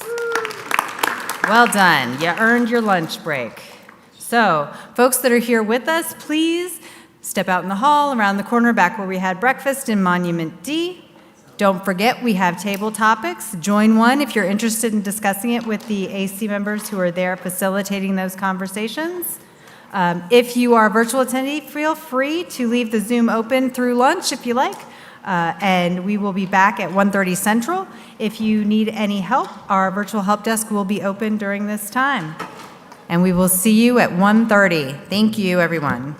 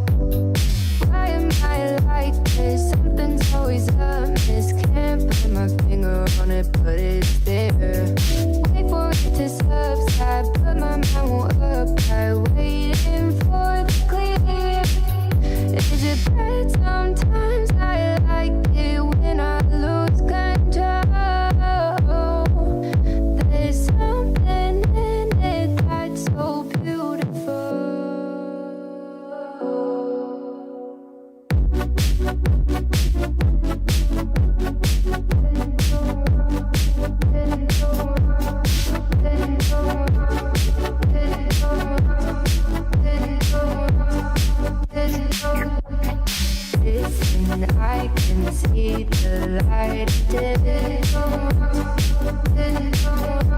But I can also see the bones decay. I don't know what else there is to say. I'm doing my best not to run away. Sitting throwing rocks across the pavement, hoping it'll cave in and swallow me whole. Wondering how the world keeps on spinning, kinda scared of living when it unfolds. Hard to see the light when everything is dying, waiting for the clear. Thankful I'm alive, but terrified of dying. But hey, I'm still here. Is it bad sometimes? I like it when I lose control. There's something in it that's so beautiful. Listen, I can see the light of day. But I can also see the bones decay. I don't know what else there is to say. I'm doing my best not to run away.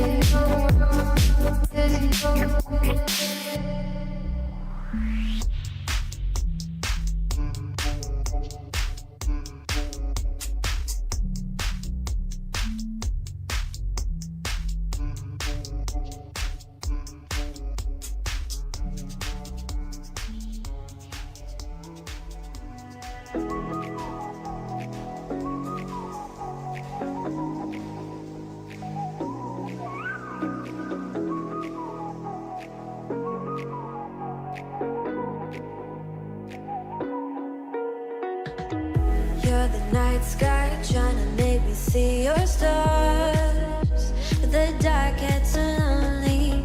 Now I see violet, I can feel silence, and the dark's all that I see. When your stars have burnt out and your heart makes no sound, I'll find violet in your eyes. You'll always be my night sky.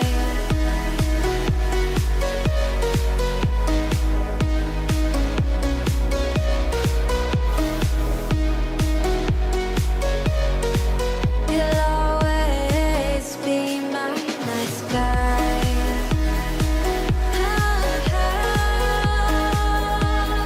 Be my night sky. You'll always be my night sky. You're the night sky hiding behind dark gray clouds. I can't figure you out now. I see your blue. There is so much cold in you, and the silence is so loud when you go. I just stay dancing with my shadow all day. Watch the time. I can't find the point where our two paths align. But you're the night sky. I'm trying to see your stars, but I've always feared the dark. Now I see violet. I can feel your silence. You always feel so far when your stars have burnt out and your heart makes no sound. I'll find violet in your eyes. You'll always be my night sky.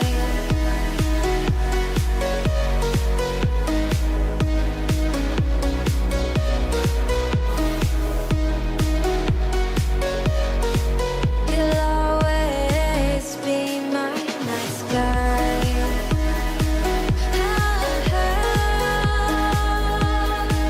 Be my night sky.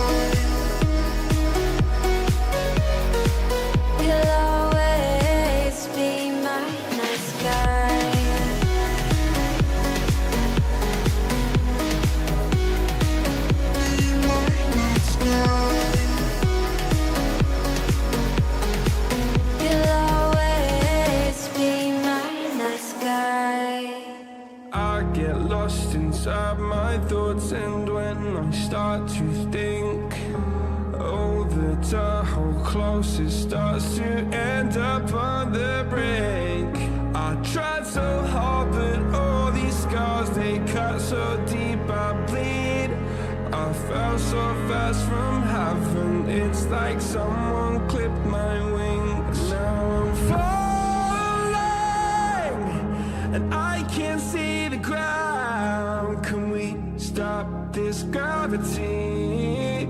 It keeps bringing me down. I can't breathe, and I don't wanna die. Can we stop this gravity? 'Cause I don't wanna say goodbye.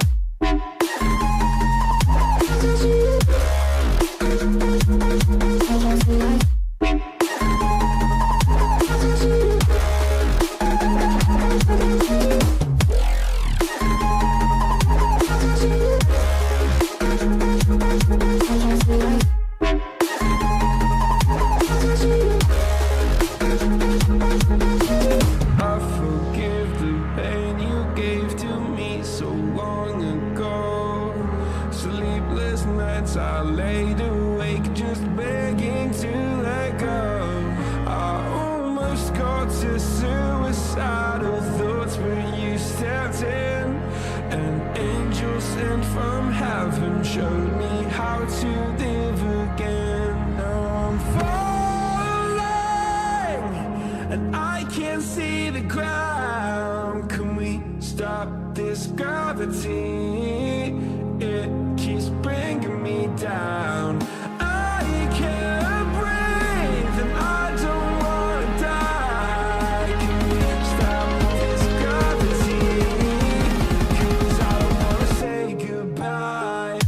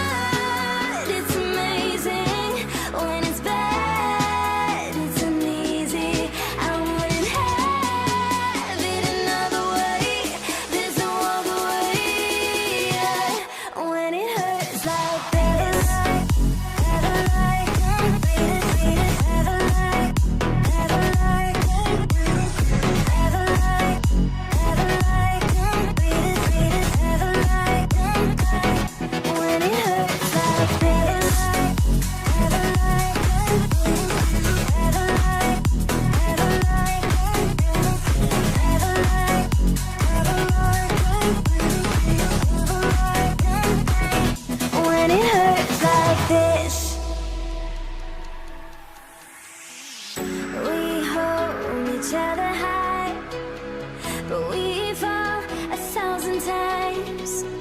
But I'd never say goodbye or ever leave this stuff behind. When it's good, it's amazing. When it's bad, it's uneasy. I wouldn't have it another way. There's no other way. Yeah. When it hurts like this, ever like, ever like, ever like, ever like, ever like, ever like, when it hurts like this, ever like, ever like, ever like, ever like, ever like, when it hurts like this.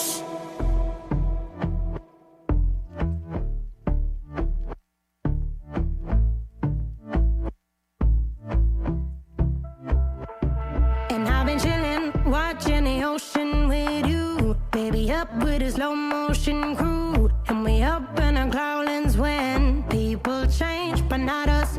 And we just chillin', kicking it, kissed by the sun. Could be soaked to the skin in the mall soon. I know she got the good vibes when seasons change, but we're the same. Even if I lost all my money, the zero runs deep, honey.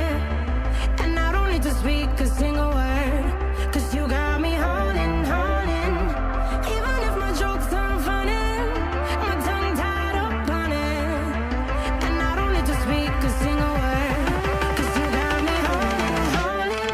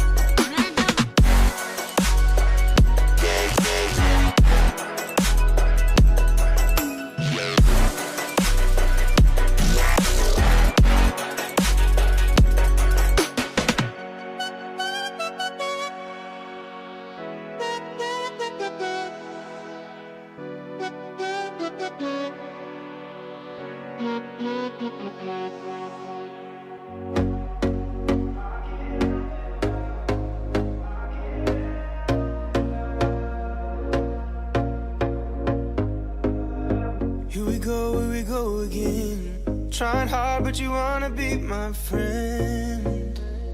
Ain't no place to hide, ain't no one to run to. Here we go again. Call my bluff, I'ma be here till the end. I'm the one you ride, I'm the one you ride to. If you don't wanna change, ain't no place to hide, ain't no one to run to. If you don't wanna change,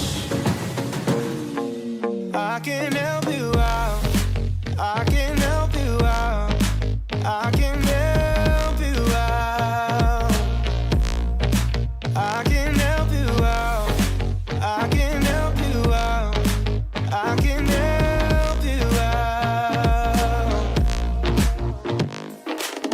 Here we go again. Time is up and I'm calling up my friends. Ain't no wonder why, ain't no one to ride to. Here we go again. Call me up and you wanna be my friend. I'm the one you ride, I'm the one you ride to.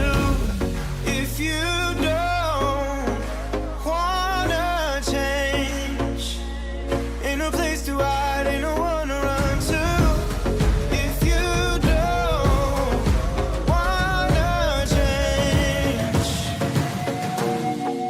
I can help you out, I can help you out, I can help you out, I can help you out, I can help you out, I can help you out, I can help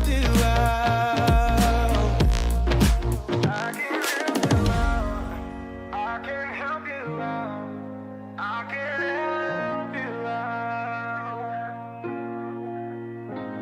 Look, if you don't wanna change, ain't no place to hide, ain't no one to run to. If you don't wanna change, I can help you out, I can help you out, I can help you out, I can help you out, I can help you out, I can help you out. I just can't let you go. Lord knows that I've tried to. You said I was the only one. No one likes being lied to. You made this mess and left me with the pieces. Now I wanna burn all the bridges between us. I can't focus, I can't forget. I've been thinking too much lately. I just need to clear my head. I just need to clear my head.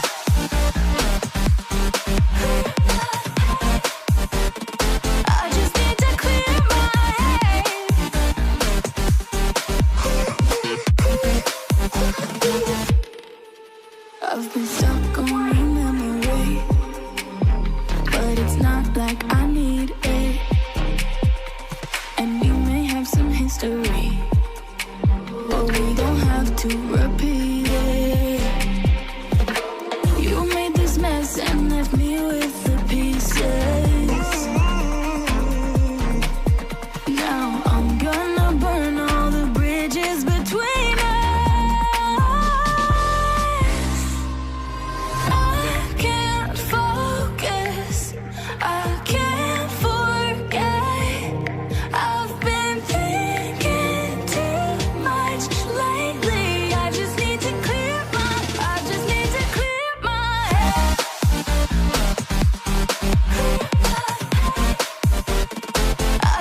to clear my head.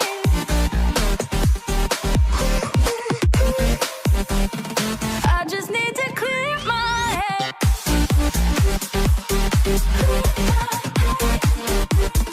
I just need to clear my head.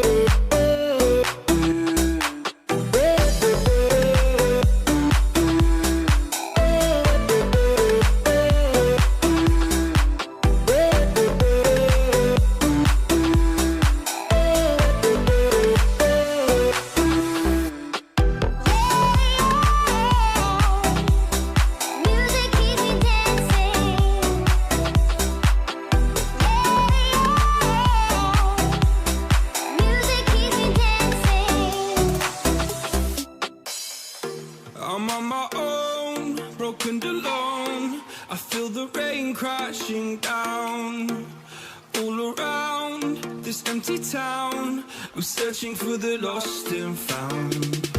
But you don't care, you're unaware. Keep moving like the scars aren't even there. It's in the air, like a blazing flare.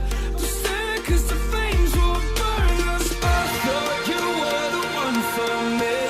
That's why I gave you everything. Held you close by the stormy seas. Oh, you meant the world to me. I used to kiss your head when you cried for me. Hold your hand while the pain was over. Keep you warm by the roaring sea. You meant the world to me.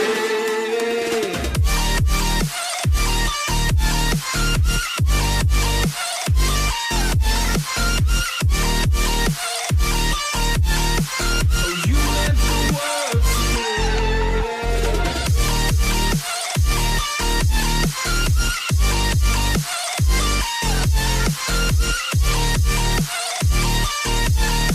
Oh, you meant the world to me. My darling dear, you're never here.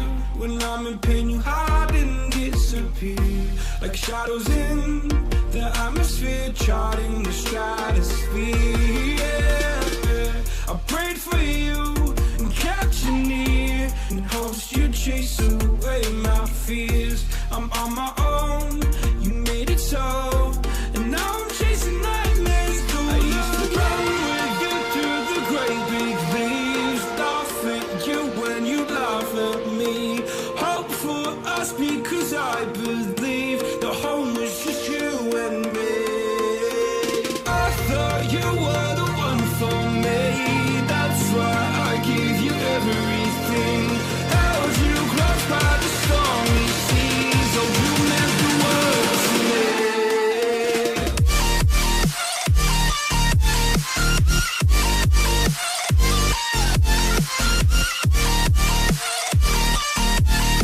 Oh, you meant the world to me.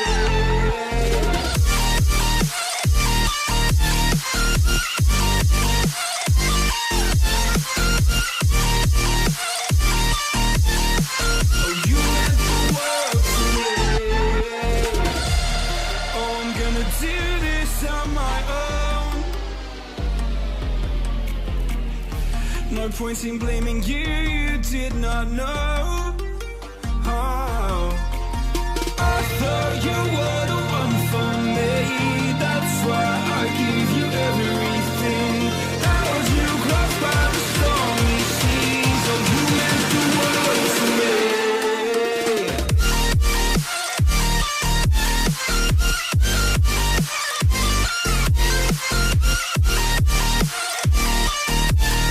Oh, you meant the world to me.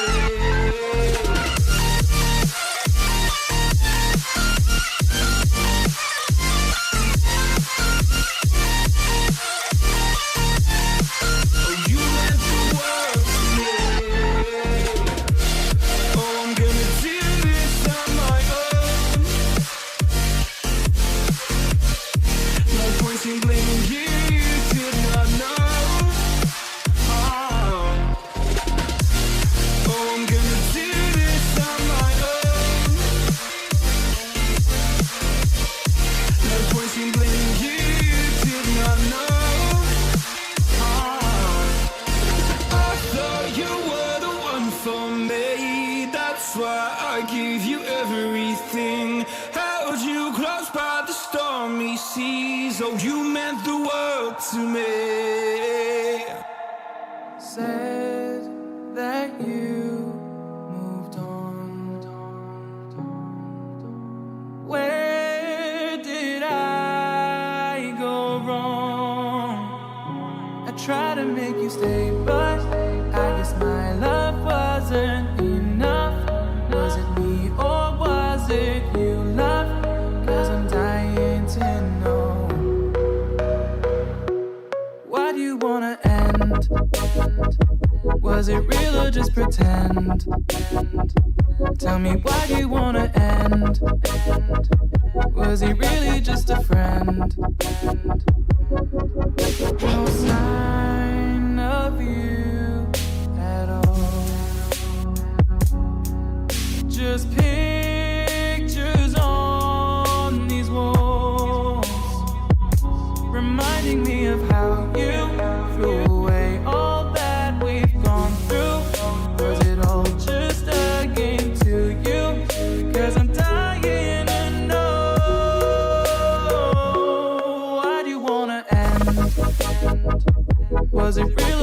pretend.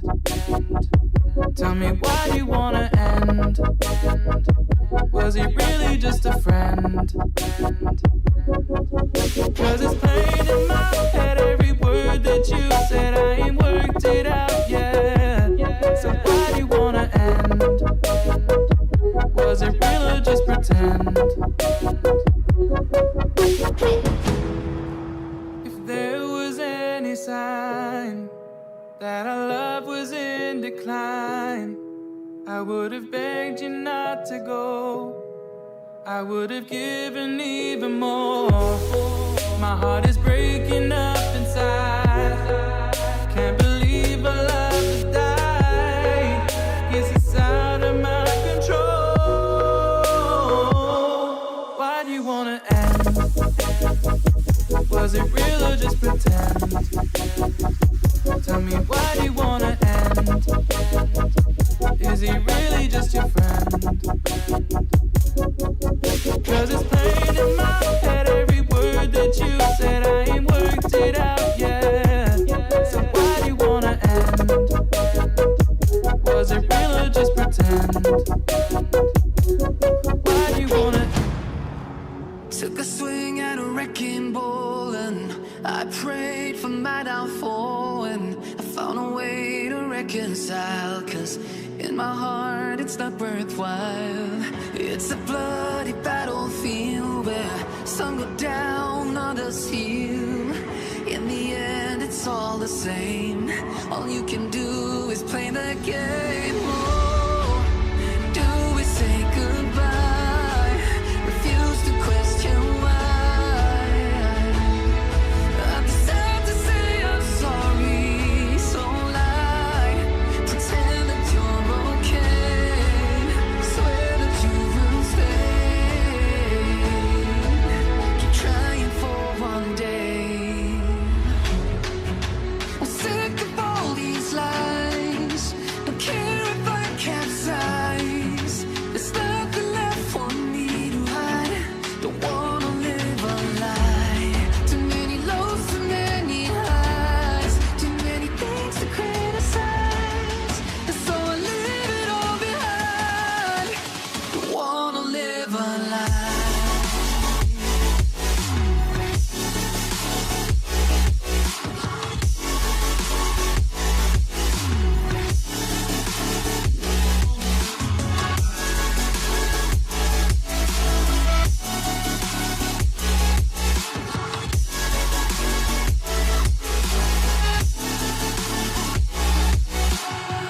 Life kept spitting at my feet and forced me down a dead-end street when all I had went up in flames, burning only dark remains.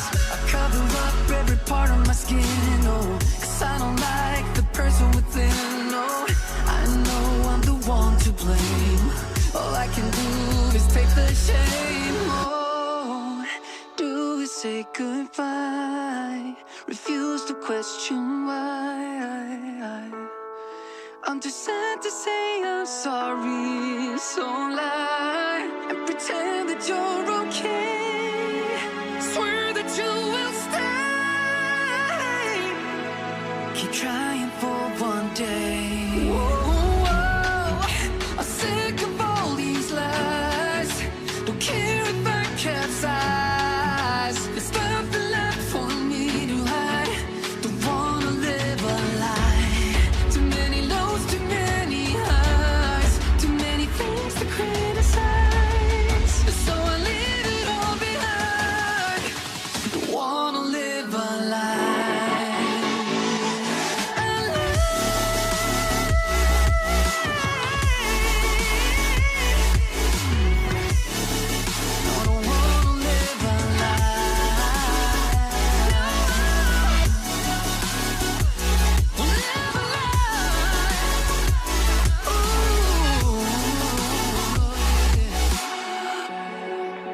Sick of all these lies. Don't care if I capsize.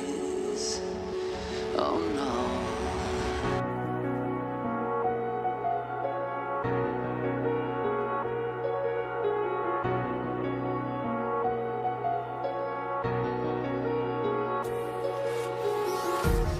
empty hearts and neon lights.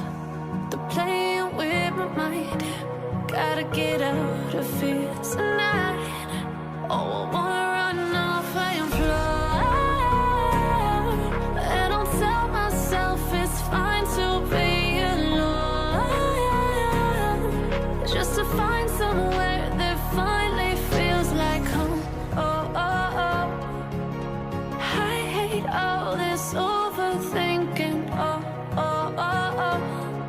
The more I swim, the more I'm sinking. Take me to a world of silver. No more heartbreaks, tears, painkillers. Take me somewhere unfamiliar. Bring me back to where we started out. Get me out of now. To where we started out. Get me out of now. To where we started out. La la la la oh, oh. Get me out of broken hearts and starting fights, turning truth to lies. Gotta get up, stop wasting time. Yeah, I wanna run off and fly. And I'll tell myself it's fine to be alone, just to find somewhere that finally feels like home. Oh, oh, oh. I hate all this overthinking. Oh, oh, oh, oh.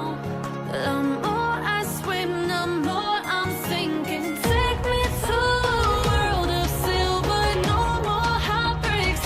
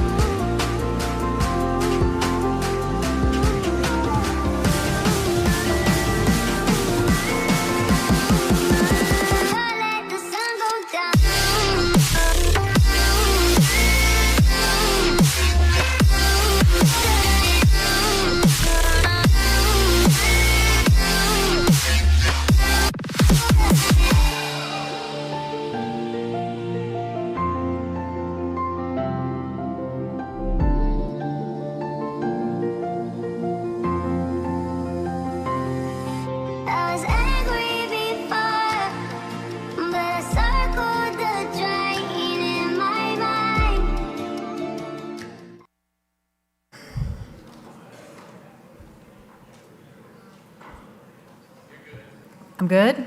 I don't know, I'm kind of blind. It's like, I need double visors. All right, we're waiting for folks to kind of wander back in. We're going to give them just a moment. Oh, we're going to go ahead and start?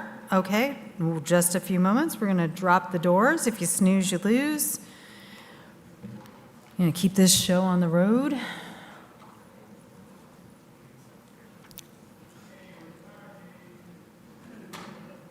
Oh yeah, I gotta wait for him to come back because he's got to talk. Whoops. Let's go back to this one.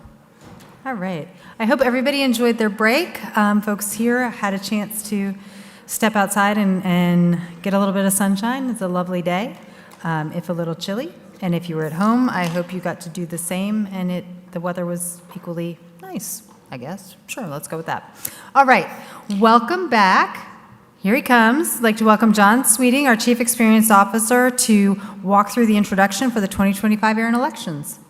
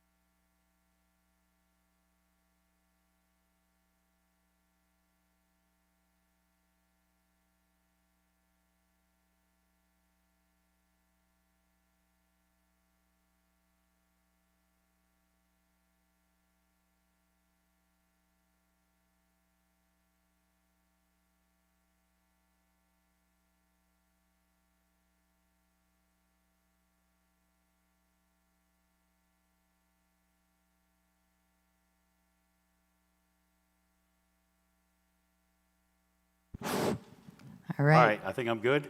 I think All you're right. good. So, John's not here, so we're going to start anyway. So, John Sweeting, Chief Experience Officer with ARIN for another 48 hours, 36 hours. All right, countdown begins. All right, and I said this already. So voting opens today at 3 p.m. Eastern, so very soon, like in the next half hour. Voting will close next Friday, the 7th of November at 7 p.m. For statements of support and candidate bios, you can go to www.arinelections.net. So 6 steps to get you ready for the ARIN elections. Get to know the candidates. You're going to see some videos. There was a forum that was live and recorded and is available online. Join the general members mailing list and have discussions there. You can view or make statements of support for any candidate that you want to make a statement of support for, or you can view all of them. Watch the virtual candidate forum that I just mentioned and listen to the candidate speeches coming up, and then cast your vote. How to cast your organization's vote? So who can vote? Any organization can must have been a general member in good standing with a designated voting contact as of 15 September. So there's a little over 1,600 general members out of our population of 26,000 service members. Those are the organizations that are eligible to vote if they have paid all their annual invoices and they have had a voting contact designated on 15 September. A change we put in either last year, no, 2 years ago. Used to be once that that September list was pulled, you could not update your voting contact. But then we looked at it, it was like, well, it's the organization that has the vote. So we said, okay, if somebody and we'd have people, they'd say, hey, our voting contact left, but we want to vote. And it'd be like, well, we're sorry. That's the only person that can vote. So we made it to where that as long as you're eligible on that 15 September date, you had all the way up to 23 October to get a valid voting contact in there. And we, again, downloaded that and ensured that that was all correct so that we have the list of voting contacts that are eligible to vote. If you're eligible to vote after 3 p.m. today, you should log into your ARIN Online, select the Vote Now link, cast ballots for the Board of Trustees. There's 3 seats open. Advisory Council, there's 5 seats open. And the NRONC, there's 1 seat open. And again, it begins today at 3 p.m. through 7 p.m., all Eastern Time on 7 November. Understanding your ballot. When viewing your ballot, you'll see your name and your vote weight. You're going to see the organizations you are casting a ballot on behalf of and the email address that will receive the confirmation email. So, candidate assessment criteria. Let me pull these words out of my pocket. These are the words for this slide. The qualified candidates meet all of the required attributes. Well-qualified candidates have additional skills recommended by the board in this year's guidance letter in financial skills or executive compensation succession planning. The qualifications not confirmed candidates' materials, for the board only, did not conclusively meet all the requirements for a qualified rating. So that's that. So understanding your ballot a little bit more, you're going to see the full ballot for all the elections that are going to be presented to you on the screen. You choose up to, like I said, up to 3. You don't have to choose 3. You can choose 1, 2, or 3. I believe you can choose none. I think we enacted that, but I'm going to have to check on that. And that's all. You can submit a blank ballot. Huh? You can submit a blank ballot. You can cast an empty ballot. You can. Yes, you can. And that's because of the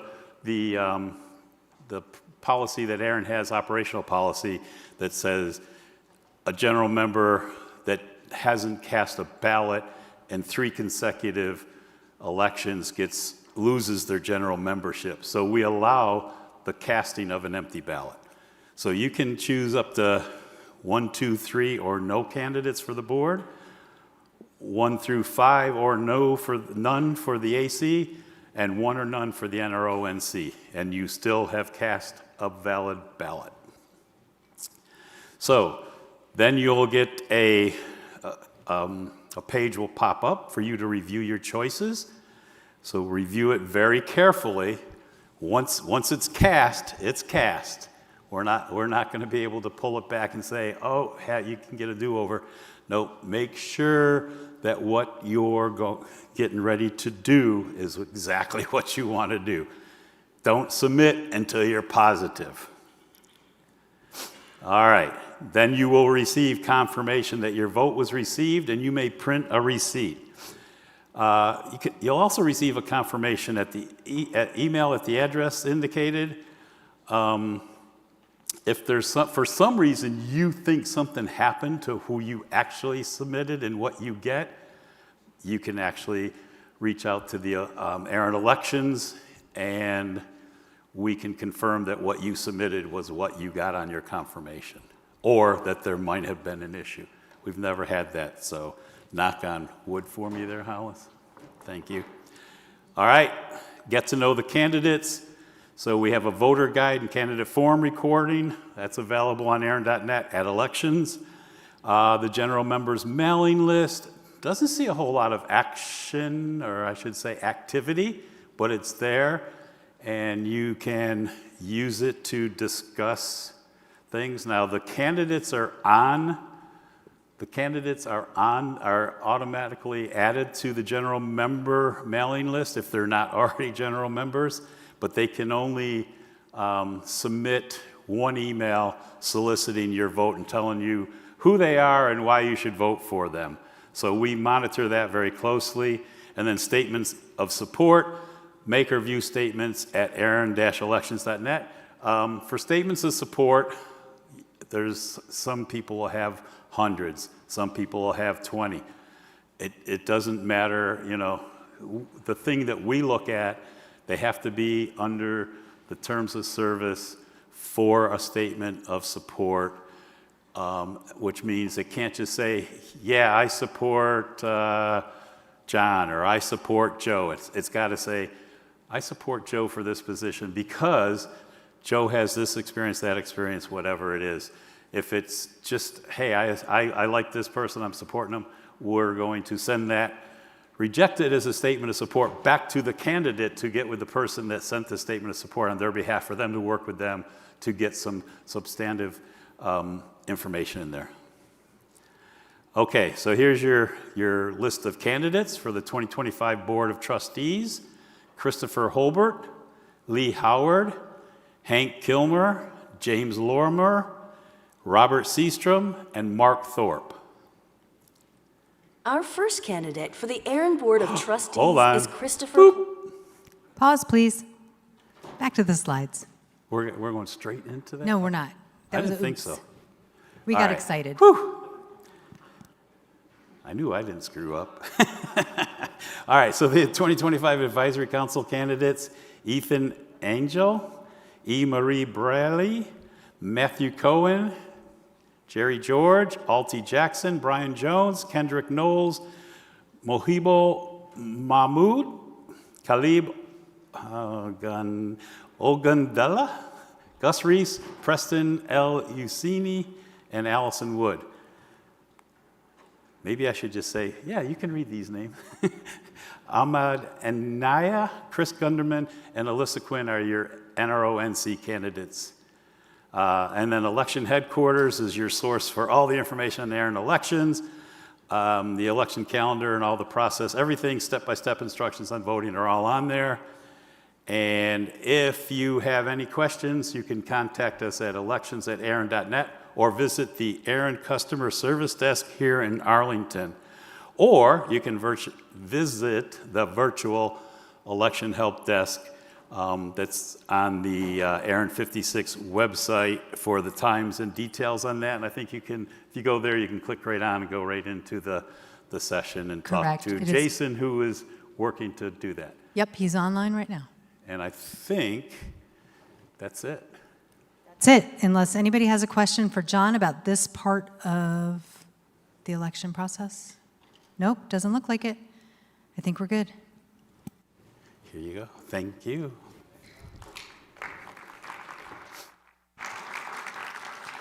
All right, and I'm going to hang out over here because the next portion we're going to be cutting to video. Is this going to work from over here? Oh man, I do have to move.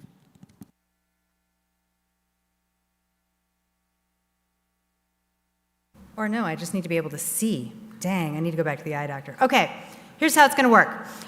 In order to be fair and equitable to all of our candidates, we ask them to pre-record their candidate speeches to be shared at the election because we know that not all of our candidates are able to travel to be here with us and to meet with the community. So what we're going to spend the next little bit of time doing is going through all of those candidate speeches, starting off with the Board of Trustees.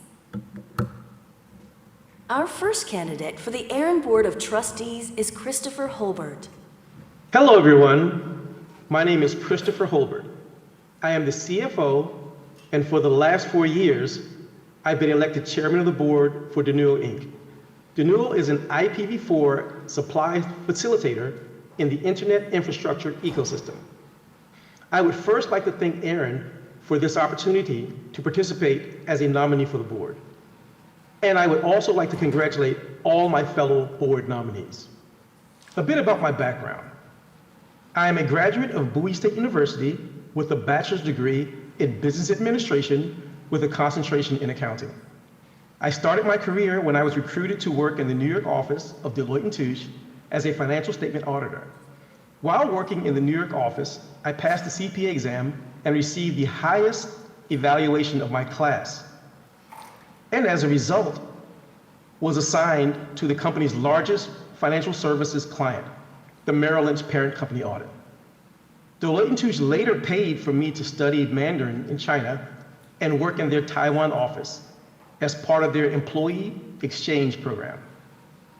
These opportunities launched my financial and international journeys. I subsequently worked in financial managerial roles in 5 publicly traded companies, including the Director of Finance for a NASDAQ-listed internet and ERP software company, the CFO of a NASDAQ-listed mobile phone manufacturing company, the VP of Finance for a NASDAQ-listed advertising company, the CEO of a New York Stock Exchange-listed manufacturing company, and the Director of Finance for an African subsidiary of a Toronto Stock Exchange-listed mining company.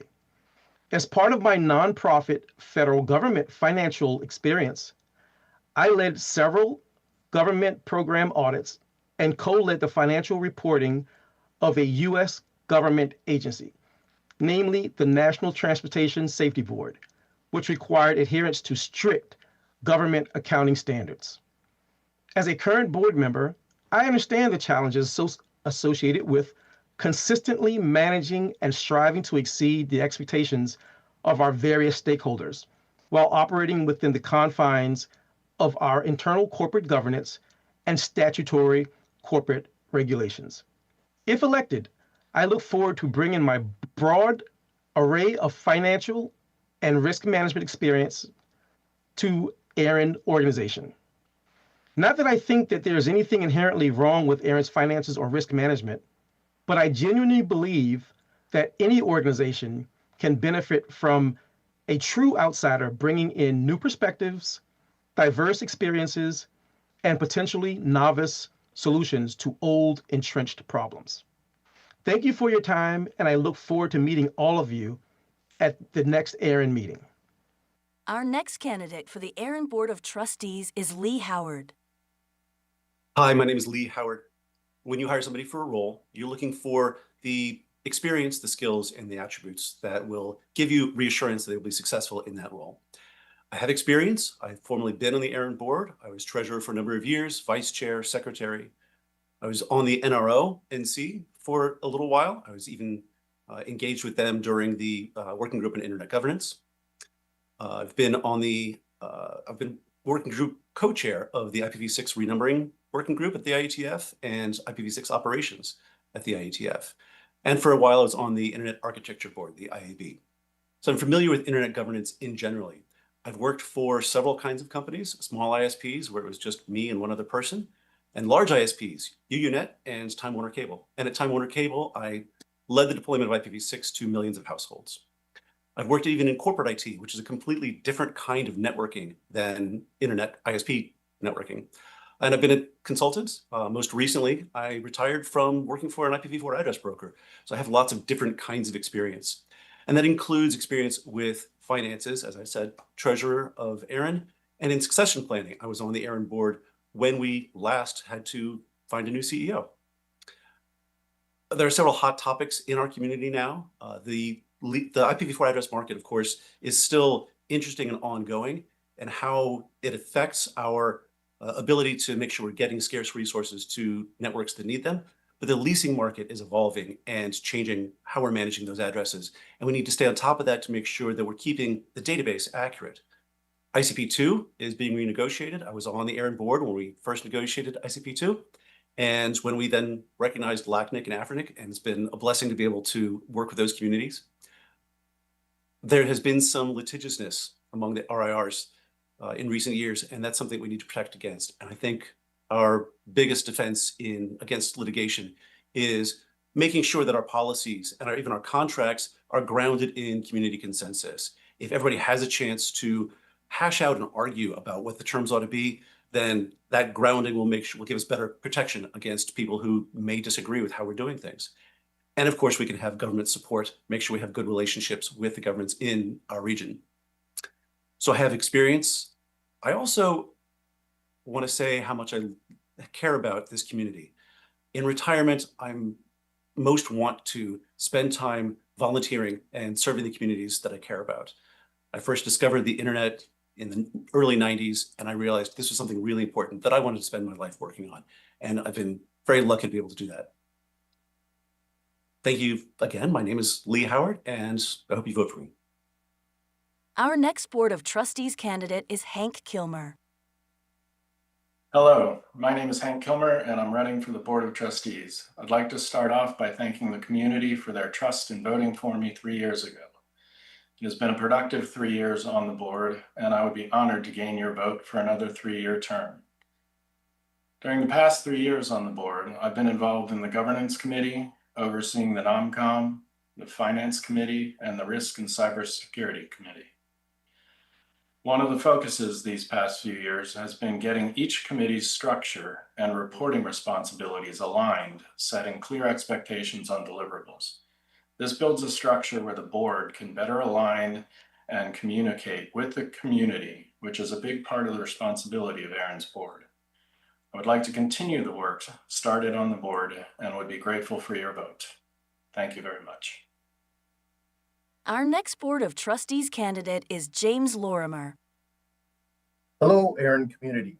My name is James Lorimer, and I'm honored to introduce myself as a candidate for trustee. I'm excited to engage with you and share how my experience can help guide ARIN's future.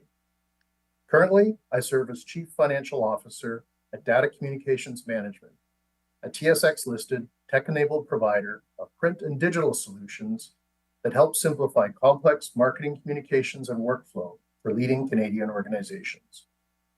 With over 30 years in financial strategy, including more than 15 years in investment banking and the past decade as a CFO, I bring a deep understanding of financial management, board oversight, and navigating change in technology-driven markets. I'd like to acknowledge upfront that I'm new to the ARIN community, but I do bring many relevant skills and a somewhat unique perspective that I hope you'll support. I believe my experience aligns closely with ARIN's evolving needs, and I'd like to focus on 4 key themes. Firstly, financial oversight. At DCM, I oversee more than $500 million Canadian of annual revenue. My expertise in budgeting, audit, financial reporting, and risk management will help ensure ARIN's fiscal responsibility and transparency with its US $30 million annual budget. Secondly, strategic direction. Throughout my professional career, I've advised senior leadership teams and boards on how best to achieve their strategic objectives. I've also helped guide organizations through digital transformation and increased IT security demands. This positions me well to help ARIN advance priorities like IPv6 adoption, cybersecurity, and member services. Third, governance and compliance. My boardroom experience, along with my experience negotiating and executing complex transactions, equips me to support ARIN's governance model, policy development, and ethical oversight. Fourth, and finally, recruitment and talent. As ARIN grows, my background in executive recruitment, people management, and team building will help foster a high-performing, inclusive culture. While I'm new to the ARIN community, I offer a fresh perspective and relevant expertise from outside the organization. I'm committed to learning from ARIN members and working collaboratively to address the challenges and opportunities ahead.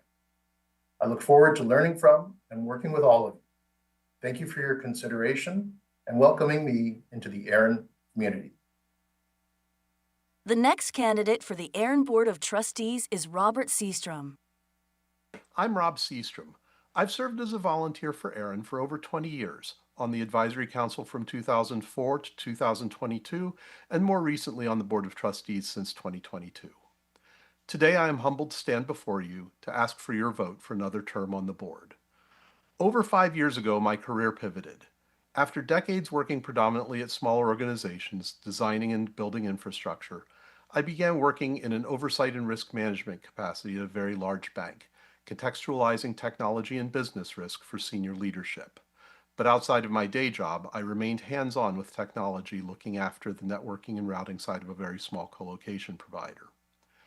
During my first term on the ARIN Board of Trustees, I leveraged that practical experience to contribute to ARIN's governance via service on the Risk and Cybersecurity Committee, which I chaired for 2 years out of my 3-year term. A few of ARIN's recent achievements in the risk and cybersecurity arena include SOC 2 Type 2 and PCI certifications, implementation of controls to reduce coercion risk to our staff, tabletop exercises to test our ability to respond to cyber event scenarios, detailed readout and commentary on our risk register to the entire board as an aid in executing their fiduciary duties, and periodic reporting to the community of metrics related to our risk register. We stand at a crossroads of internet governance that is larger than ourselves. We must do our part to bring the ICP2 revision process to its conclusion, and then follow through to set the example, to make our risk governance the gold standard that meets or exceeds the letter and intent of this evolved benchmark in every way. Risk governance, if mishandled, stands to have far-reaching impacts that could affect the entire RIR system. If handled well, it is a force multiplier. By ever improving our formal documentation and tracking, we improve prioritization of efforts and conservation of scarce resources. In short, it allows ARIN to better serve its constituency. Over 5 years in a formal risk evaluation environment, combined with my deep institutional memory and hands-on experience with both technology and ARIN's policy, gives me a unique perspective and ability to continue to contribute to ARIN's risk and governance future. By the way, I left my day job earlier this month after over 5.5 years, and I'm not sure what path I will choose next for my day job. But with your help, I will be able to continue to serve the ARIN community. For all these reasons, I ask for your support and your vote in the current election. Thank you. The final candidate for the Board of Trustees is Mark Thorpe. ARIN is the cornerstone of the Internet's infrastructure, a vital steward of public resources with a profound responsibility to its member community. Hello, members of the ARIN community. Thank you for the opportunity to share my background with you today and to respectfully ask for your vote. I am Mark Thorpe and I'm a candidate for the ARIN Board of Trustees. I'm a C-level finance executive, a CPA, and former Big Four consultant with KPMG who has spent over 20 plus years building resilient, scalable technology and technology-related companies such as Citrix Systems, VeloCloud Networks, and Ergo. I see the board's primary role as one of diligent oversight and its duty to build and maintain financial strength, operational integrity, and strategic foresight to sustain ARIN's mission into the future. I offer my expertise in financial stewardship, risk management, and corporate governance in support of ARIN's long-term success and organizational excellence, and that it remains a stable and trusted steward for this community. My career overlaps with some of the industries that ARIN supports, such as networking infrastructure. As a VP of Finance for Vela Cloud Networks, a pioneer in the SD-WAN, I saw firsthand how a stable, well-managed internet registry helps to enable innovation. And as a corp dev leader, I interacted with companies where the information superhighway was critical to their existence. Therefore, my perspective is that of a leader who understands the role of ARIN and the operational demands placed on the organization that it serves. I know what it takes to build a fiscally sound organization from the ground up. At VelaCloud, I help build the organization's finance, administrative, and sales op infrastructure and help to scale the company from zero revenue to its $500 million acquisition by VMware. My experience also covers the complexities associated with operating as a public company. I helped Ergo, a medtech device company, become IPO ready, operate under the intense scrutiny of public company reporting and governance standards, and had direct line reporting to the company's board of directors via its audit committee. That means I bring more than budget oversight to the table. Beyond financial strategy, I've helped to build resilient organizations through robust risk management and strong internal controls. And I've been responsible for building the pre- and post-IPO accounting function and implementing the rigorous SOX-compliant financial controls required of a public company. My focus will be on strengthening the processes that protect ARIN's critical assets, ensuring operational stability, and reinforcing ARIN's integrity. My role as a board trustee is to bring a governance-focused perspective to the boardroom and to ARIN. I'll help to advance the community's priorities and champion the highest standards of fiscal prudence and transparent financial reporting. Further, my goal is to help support and champion ARIN's policy development process and its technical operations. Along with fellow trustees, I will ensure key decisions are weighed against ARIN's long-term financial health and work to ensure our risk management strategies are comprehensive and promote accountability. In conclusion, I offer a distinct yet complementary skill set to the Board of Trustees. My experience as a CFO with experience in financial management, corporate governance, and risk management will provide a holistic oversight structure that reinforces ARIN's technical and policy strengths. I'd be honored to earn your trust and your vote. Thank you, and I look forward to meeting and speaking with you in Dallas.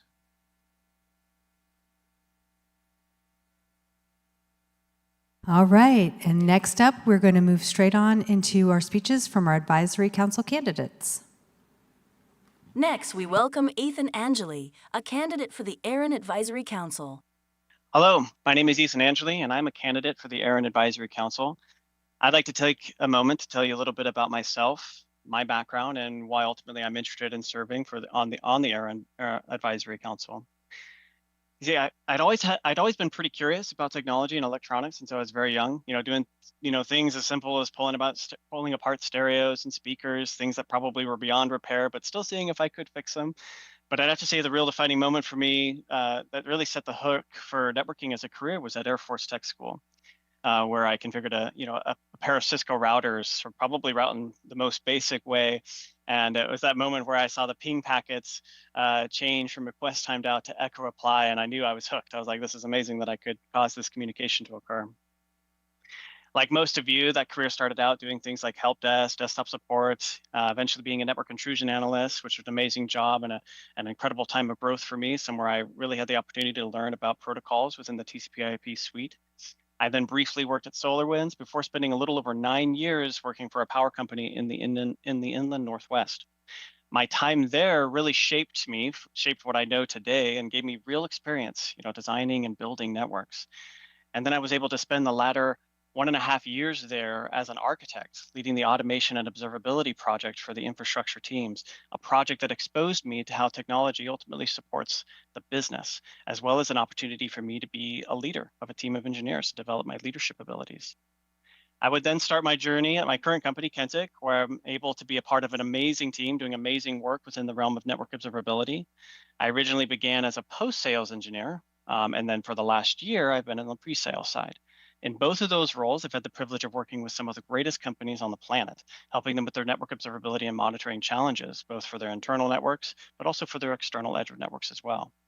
Within the pre-sales role specifically, it's allowed me to gain an appreciation on why customers need networks to not just support their business, but also to be able to be enablers of innovation, giving their companies the competitive edge. I've learned to attach network observability to the value of the network and then to the business value that the network provides. And it's given me an appreciation ultimately of how computer networks support and enable businesses, economies, and just overall quality of life. It's because of this, in my experience as a network engineer, architect, pre-sales engineer, that I jumped at the opportunity to volunteer for ARIN, something that I hadn't really considered until it was brought to my attention. I've always known what ARIN is and know how important it is to the industry. And so I'm just super excited to be able to potentially be a part of that. And if elected, I will bring the same thought leadership that I use in my current roles and previous roles, as well as bring my experience serving on the board of 2 volunteer organizations in the past. My goal being to serve and to give back to the community that has given me more than I could ever repay. Thank you so much. Our next candidate for the Advisory Council is E. Marie Brierly. My name is E. Marie Brierly, and I am currently running for ARIN's Advisory Council. I've had the opportunity to partner with ARIN in some of their activities in the state of Nevada. I've been a fellow. I have received 2 rounds of community grant funds for IPv6 behavior-based research, and I have also facilitated an ARIN on the Road event in Nevada. I have blogged for ARIN, I've blogged for APNIC, and presented at APCOT during COVID. I've also presented at IETF. My philosophy is that the V6 transition, as we know, has been stuck in certain areas, namely enterprise. And so I believe that reaching the application owners as strategic decision makers in the application layers can help us get sponsorship and prioritization for that transition. I also believe that that cybersecurity cannot be fully implemented without also addressing internet security. I had the opportunity to speak as a panelist at UNR's cybersecurity conference last fall and pitched that to the audience, and it was extremely well received by them. Some of the actions that I'm involved with and some of the value I think I can bring to the ARIN community is working with our state's legislature to try to enhance their ability to make sound policy decisions to support ARIN's mission and the mission of the internet at large. I'm also working with economic development organizations to try to strengthen the funding models for internet exchanges, a critical piece of internet infrastructure that is invisible, but it's as invisible as it is important. So I would appreciate your consideration and your vote as I run for ARIN's Advisory Council and continue my support of ARIN and its mission. Thank you. Next, we have Matthew Cohen, a candidate for the ARIN Advisory Council. Good day to all, wherever you may be. The internet changed my life in 1989 when I first encountered global computing networks as a student at the University of West London. That moment sparked a lifelong journey in internet technology and governance, one that has spanned over 30 years of consulting and helping businesses harness the power of the internet. Today, I'm standing as a candidate for the ARIN Advisory Council. I'm asking for your vote so I can contribute meaningfully to the policy development process and support ARIN's broader mission, especially in areas like capacity building and knowledge sharing. I hold a passion for the work of ARIN and internet governance as a whole, as demonstrated by my commitment to and involvement with ARIN over the last several years. I have experience in internet network technology, as well as the historical knowledge to give my time to the ARIN AC productively. I believe we're at a critical point in the development of the internet's future, and it is precisely because of this that internet governance bodies need volunteers to help drive and implement positive change. I'm on the ballot to offer my time and effort towards helping preserve the best aspects of the internet, its openness, access for all, etc., without being naive about the challenges. Being on the ARIN Advisory Council will allow me to participate in a small way, contributing to shaping the future of the internet we want through active involvement in policy development. My name is Matthew Cohen.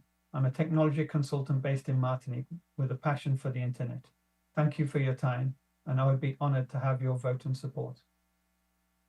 Our next candidate for the Advisory Council is Jerry George. Hi, my name is Jerry George, and I am from St. Lucia in the Caribbean, where I currently live and work. I am an ICT professional and consultant with my own firm Digisol for over 25 years, currently a 6th-term commissioner with the National Telecommunications Regulatory Commission, NTRC, in St. Lucia since the year 2011, and I am actively engaged in the ICT industry as a member and advocate, serving as the current president of the ICT Association of St. Lucia, SLICTA, and an active participant in NANOG. With over 30 years of professional experience, having served on a number of boards, being a part-time lecturer at the National Community College and the University of the West Indies, I have built a strong track record in governance, oversight, policy, advocacy, and mentorship. Prompted by the encouragement of peers and colleagues, I took the step to run for the Advisory Council, successfully secured a seat, and I am now seeking re-election as my current term concludes. I have also been a repeat mentor for the fellowship program, a role I particularly enjoy and look forward to each year. What do I bring to ARIN and the AEC? A different outlook, a different perspective, and different experience. The Caribbean is very underrepresented within ARIN member community, and I have continued to advocate among my fellow Caribbean peers for greater and more active involvement with the various organizations which form integral components of the global internet infrastructure, namely ARIN, ICANN, ISOC, etc. Also, for the adoption and usage of IPv6 and ASNs, DNSSEC, RBKI, and other aspects of internet security, to promote the obvious need for migration from IPv4, of course, and encouragement of training in those various areas. What does ARIN offer to me? It provides avenues for ongoing advocacy to engage in practical experiences and direct networking with influential and leading figures who are shaping the industry. So, why me? During my term on the EC, I have been lead or co-shepherd on a number of policies, helping navigate what can be a challenging array of membership opinions and positions, offering clarity and guidance to ensure awareness, garner support, and work towards a successful, broadly accepted outcome.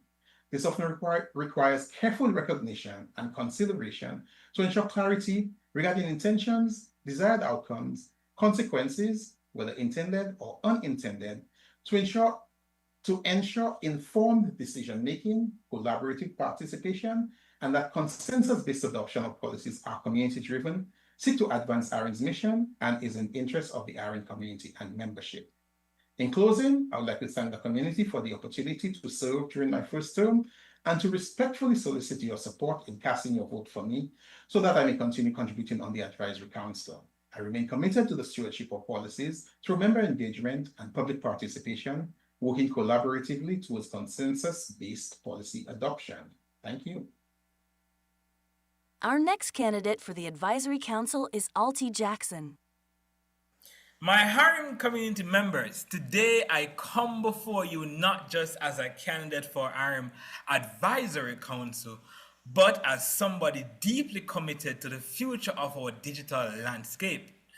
My name is Alti Jackson, and for the past 8.5 years, I had the privilege of working with the leading telecommunications company in the Caribbean.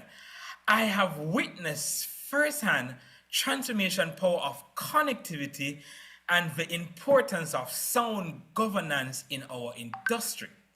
As a former ARIN fellow, I have gained invaluable insights into the challenge and the opportunities that lies ahead for our region. This experience has fueled my passion for advocating for policies that promote reasonable access to technology and enhance our community resilience in the face of the rapid change. The role of an ARIN Advisory Council member is not just to provide advice, it is about being the voice of our community. It is about ensuring that our collective needs and aspirations are represented at the highest level. It is about fostering collaboration among stakeholders and driving forward initiatives that benefit all users of the internet. As we look towards the future, we must prioritize the transparent governance and engage in meaningful discussion on issues that impacts the digital ecosystem. Together, we can address the challenges of IPv4 exhaustion and the transition to IPv6. We can promote best practices in network security and encourage innovation in the region. My commitment to you is to listen, to advocate, and to act as a best interest of our community. With your support, I hope to bring my experience and passion to the ARIN Advisory Council. Let us work together to create a bright and connective future for all. I encourage you, vote Alta Jackson. Next, we welcome Brian Jones, a candidate for the Advisory Council. Hello, I'm Brian Jones. I work at Virginia Tech in the Network Infrastructure and Services Division of Central IT. In my day job, I manage a group of IT escalation engineers, sometimes referred to as the team of misfit engineers. It's a team of IT experts, routing experts, centralized storage administrators, DNS, DHCP, and TP gurus, data center technology, you name it. There's somebody in my team that probably does it. That also includes the Virginia Tech Hostmaster duties. Some of my qualifications, got an IPv6 SAGE certification from Hurricane Electric. Yes, I have the t-shirt. IPv6 engineer certification with the V6 Forum, and more recently a bronze IPv6 certification from the Hogue Networking group. I'm also a certified Scrum professional, Scrum Master, and product owner, the Scrum Alliance, and have been since 2018. And I'm a certified Flow Master with Kanban University. I became involved with ARIN around 2007 when Virginia Tech needed more IPv4 address space. At that time, IPv4 address space was beginning to approach runout. We were able to get IPv4 space just before the runout, and I was also able to secure some more space off the wait list a little bit later on. And then we needed more IPv6 address space, so we were able to get a stroke 32 to supplement our already in use Internet 2 IPv6 address space. I was originally nominated to be part of the ARIN Advisory Council back in 2020-21 by Celeste Anderson, who was acquainted with me from the IPv6 working group community. I served a one-year term and was reelected to a 3-year term after that, which ends this December. I've learned a great deal about ARIN's policy development process, the Number Resource Policy Manual over the last 4 years, and I've served on several working groups. The Number Resource Policy Manual Working Group, and also the Policy Experience Report Working Group. And I've also been a member of the Fellowship Selection Committee and the Nomination Committee. I'm currently a mentor for the incoming fellows and plan to continue to do that if I'm reelected. So again, I'm Brian Jones. I am soliciting your vote for another term on the ARIN Advisory Council. I believe my experience serving the ARIN community and my networking background allows me to serve the community well and shepherd your proposals through the process with confidence. I'm also one of the few, maybe the only candidate that has a strictly research and education IT background. Again, I'm Brian Jones, and I would very much appreciate your vote for the ARIN Advisory Council. Thank you. Our next Advisory Council candidate is Kendrick Knowles. Good day, everyone. My name is Kendrick Knowles, and it's an honor to stand before you as a candidate once again for ARIN Advisory Council. When I looked at this year's slate of candidates, it reminded me of a family reunion because there's so many candidates and so little vacancies. And speaking of family, my last speech when I was first elected, my candidate speech, I talked about thanking my father and how he introduced me to Internet Protocol and IPv6 and IPv4. And I think it's only fitting that this second time around that I thank my community family and my ARIN family and my ARIN AC family for the opportunity to serve and also the opportunity to nominate again and to seek another term. Today I seek nomination because I want to carry the same spirit of gratitude forward to the community. I want to ensure that my colleagues on the Advisory Council understand that I take my position on serving the AC as humbling and inspiring. And I've learned how deeply the community cares about fairness, collaboration, and the future of the internet. So in my own work in the Caribbean, since joining the ARIN AC, I was able to assist all of the companies that hold autonomous system numbers and IP resources in the Bahamas since joining the AC. So any company that has received number resources, got them through my company or my consulting or my assistance. And I believe that that's a direct correlation to my working on the AC and my increased knowledge on internet policy. I've also helped quite a few companies with RPKI and IPv6 transitioning as well. So I'm seeking renomination, not just to continue contributing my voice, but also to continue honoring the trust that the community has placed in me. I look forward to continuing to work together, and thank you for your support. Next, we welcome Advisory Council candidate Mohibul Mahmood. Hello, ARIN community. I am Mohibul Mahmood, and I would like to begin by thanking the ARIN community, the Nominations Committee, and the Board of Trustees for giving me the opportunity to stand for the Advisory Council. I work as a cloud engineer at Microsoft and care deeply about the health and clarity of Internet number policy in our region. I bring more than 2 decades of experience in networking and cloud infrastructure, including about 15 years in the ISP industry as a network engineer. Over that time, I have worked directly with IP addressing, routing, and service delivery, seeing firsthand how policy decisions affect operators and customers.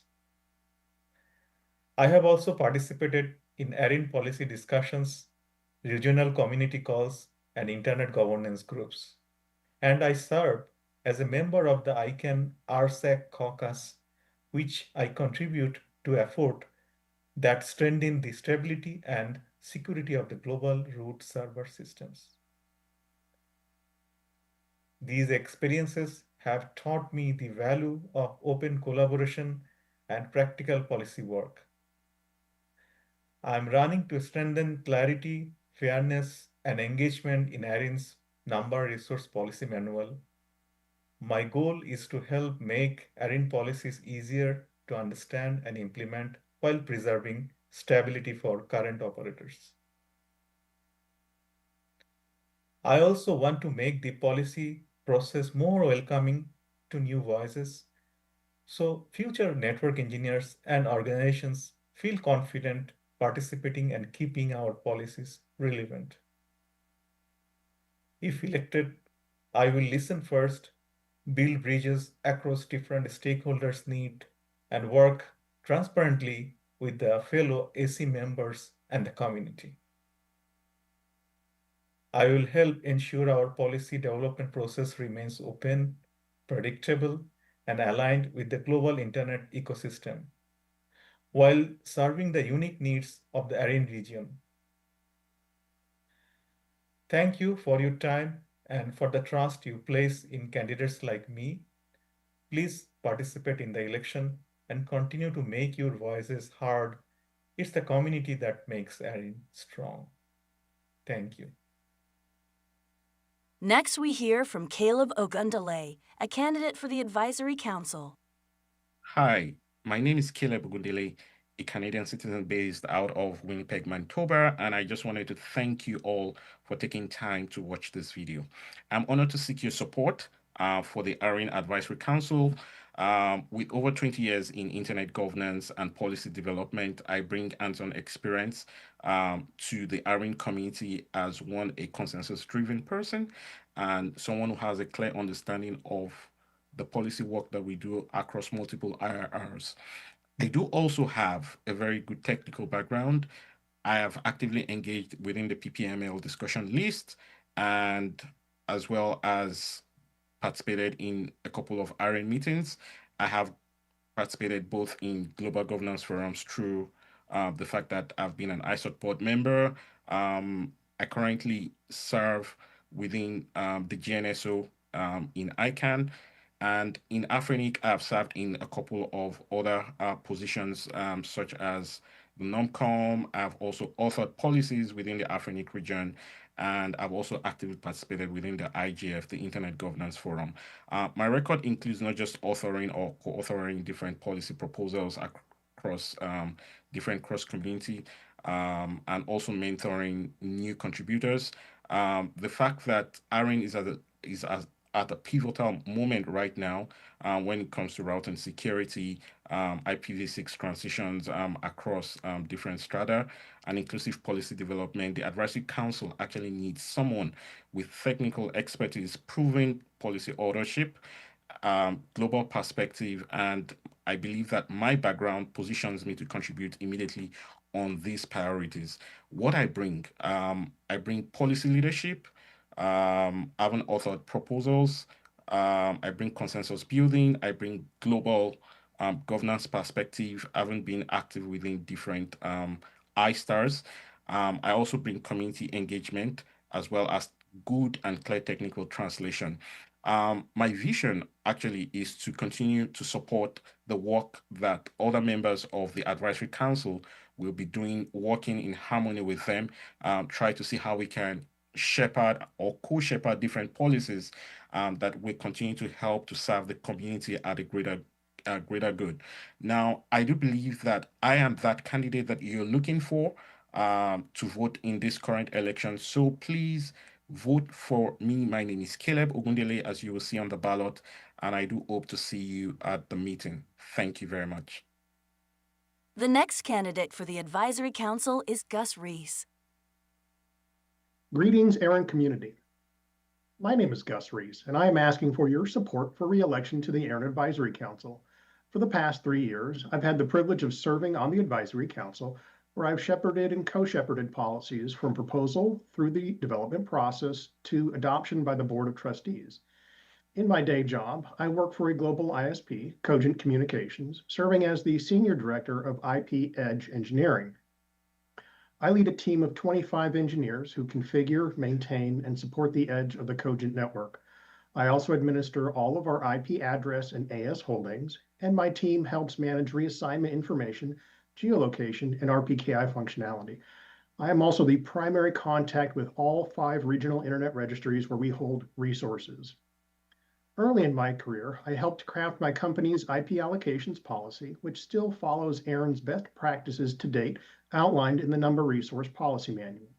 I played a key role in deploying IPv6 into the Cogent network in 2006 and enabling IPv6 for our customers in 2007. I believe strongly in ARIN's bottom-up policy process. My focus has always been on ensuring that policies are clear, fair, and practical for the entire community. If re-elected, I will continue to champion consensus-driven policies that reflect real-world operational needs. This year, we have one of the largest advisory council slates in the past decade. I encourage you to get to know all the candidates. Look for us in the hallways and during lunches. We'll have ribbons on our badges indicating we're candidates. Come talk to us. Thank you for allowing me to serve over the past 3 years. I would be honored to earn your vote for another term. Our next candidate for the Advisory Council is Preston Lewis Ursini. I'm Preston Lewis Ursini, and I'm a candidate for the ARIN's Advisory Council. My experience starts with my work with the Paducah Internet Exchange as Executive Director and a Chief Executive Officer of Quad State Internet.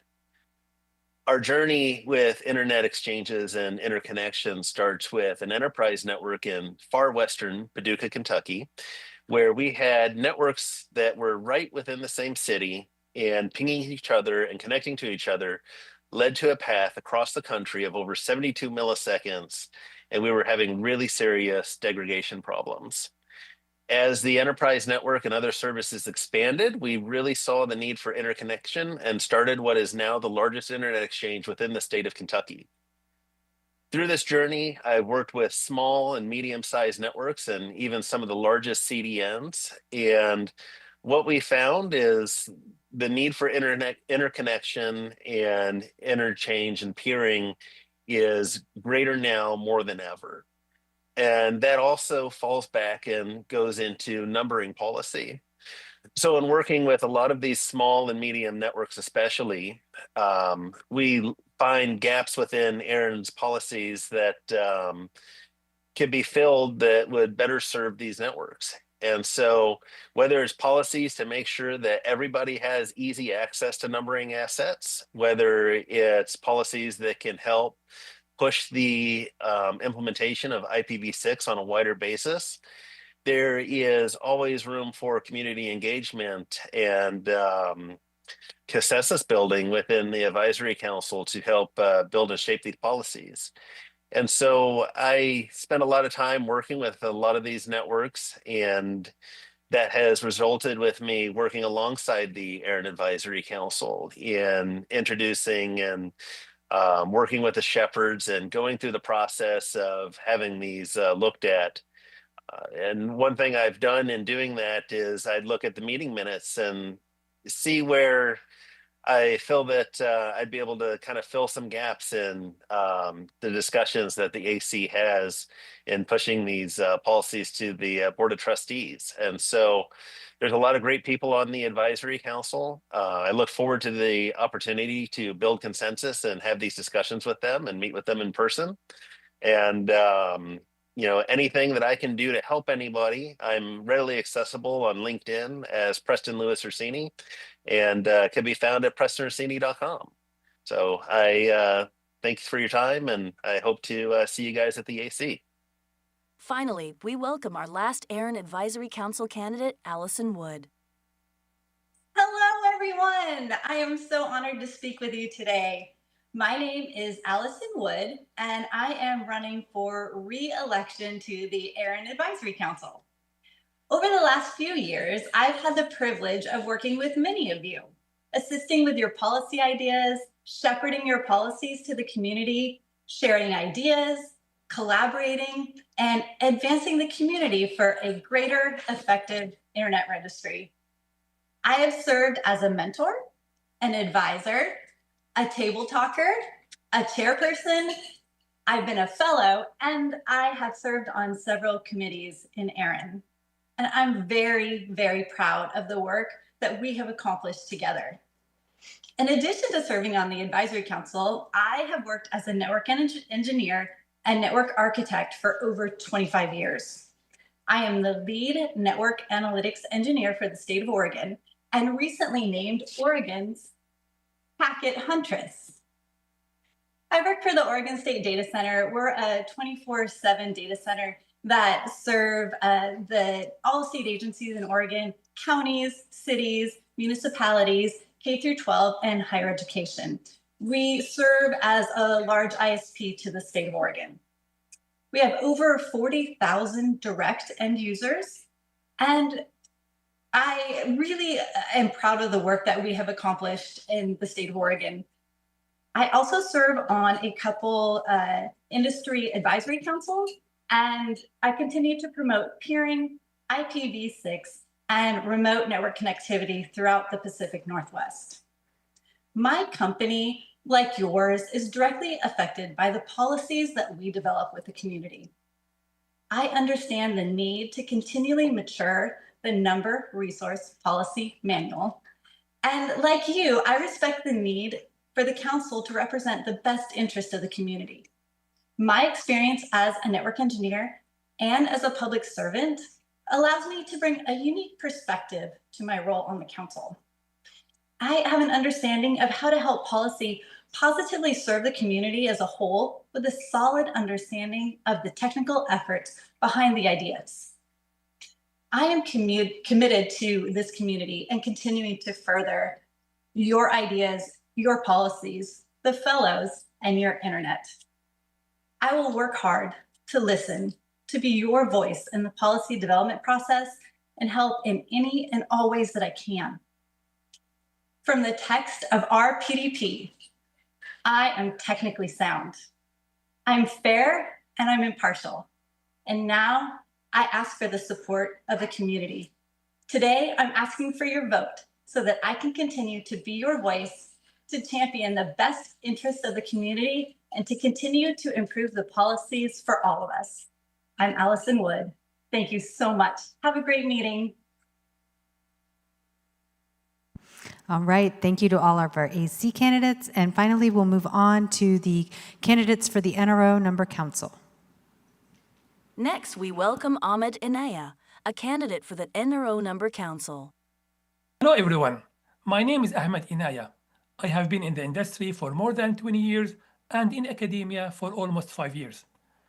I began my career as a telecom engineer for Saudi Ericsson, working across the EMEA region. Over time, I shifted my focus from TDM and telco towards IP networking, mainly in service providers' IP core and internet service delivery. In 2005, I achieved my Cisco CCIE service provider certification, and since then, I have worked on the network for major service providers in RIPE NCC, Afrinic, and ARIN region. In 2018, I moved to Canada, where I have been leading projects to build infrastructure, data center, and internet connectivity for large universities, hospitals, and financial institutions. Alongside industry work, I became a lecturer and instructor in networking and cybersecurity, teaching at universities, colleges, and within the industry, sharing my knowledge with the next generation of engineers. What I bring to the NRO-NC is a blended perspective across regions, technologies, and roles. I have worked for service providers, enterprise customers, and networking vendors. I have served both industry and academia, combining real-world operations with advanced research. My expertise spans service provider IP core network, ISP routing, enterprise infrastructure, cybersecurity, smart cities, and AI. Today, my research focuses on how technologies like AI, blockchain, and Web3 can be applied to secure and scale the network for the future. This unique background allows me to see challenges and opportunities from multiple perspectives: technical, operational, business, and academic. I understand not only how services and applications run over the internet, but also how emerging architectures will shape our global network ecosystems. I believe this depth of experience will bring real value to the NRO-NC, ensuring that ARIN's voice is strong in a global internet policy while fostering innovation, security, and inclusivity. I ask for your support, and I look forward to contributing my knowledge and dedication to the future of the internet. Thank you. Our next candidate for the NRO Number Council is Chris Grundman. Hello, ARIN community. Greetings from the past. Pre-recorded speeches are an interesting form of time travel, don't you think? I'm Chris Grundman, and I'm honored to be considered for the NRO-NC. I do want to be clear from the start, I'm here because I believe in service to our community.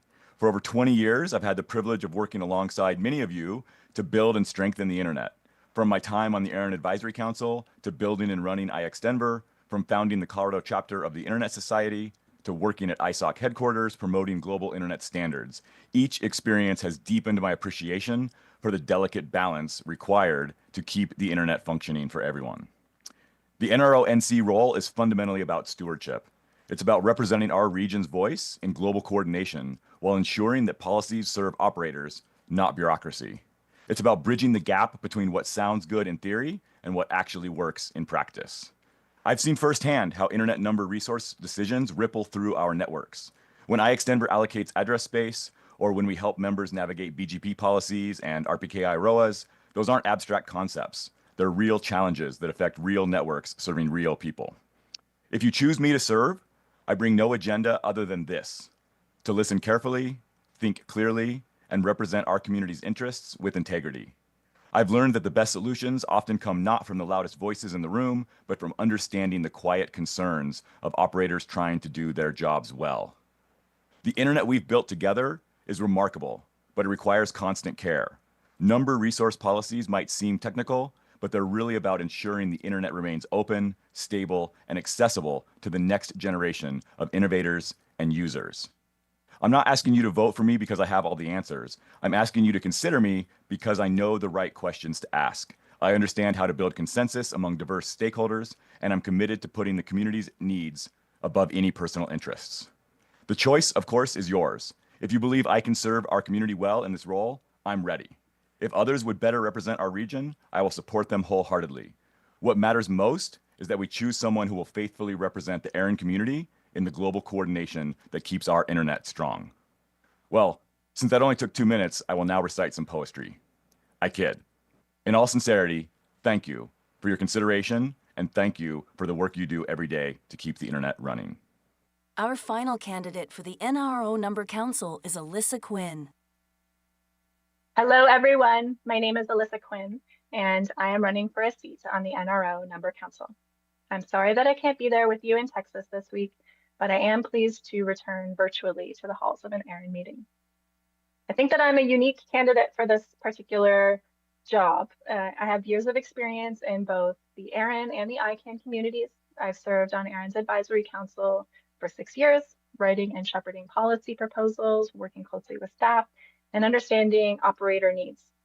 This, of course, involved participating in ARIN meetings, traveling to other RIR meetings, and understanding the needs of the other global communities, and understanding their policy development processes as well.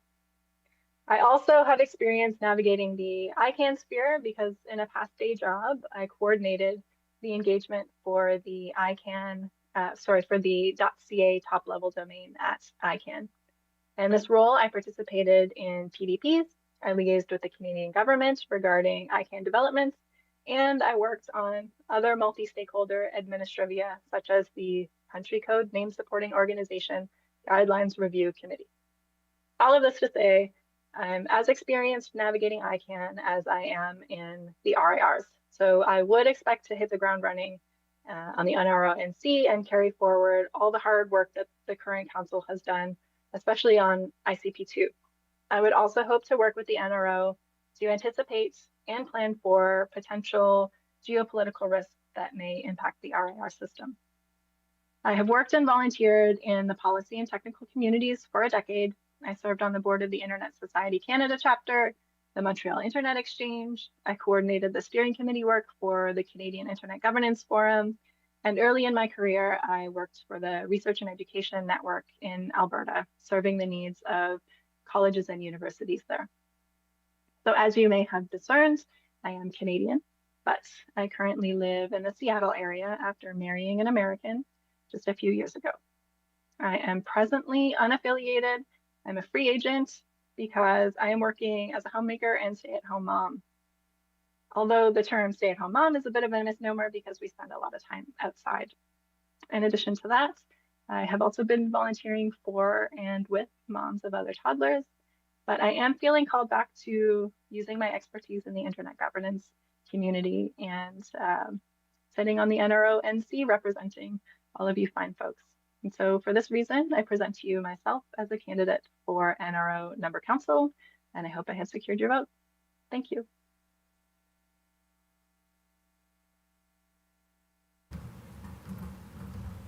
All right, can we have a big round of applause for all of our candidates standing up for election?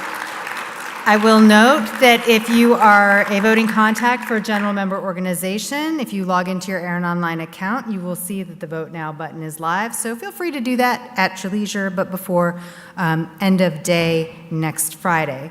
As you may have also discerned, we are running slightly ahead of schedule. It would not be an ARIN meeting if we didn't have a slight fire drill with the presentations. Because we are, as I mentioned also earlier, very dedicated to making sure our policy blocks don't shift so as not to disrupt plans of our virtual attendees, since policy is the primary directive of these meetings, we are pulling forward a different presentation to lead us into the break. And do I have the first slide? Oops, nope, go back. I'd like to invite our CTO, Mark Costers, up to give an update on directory services at ARIN.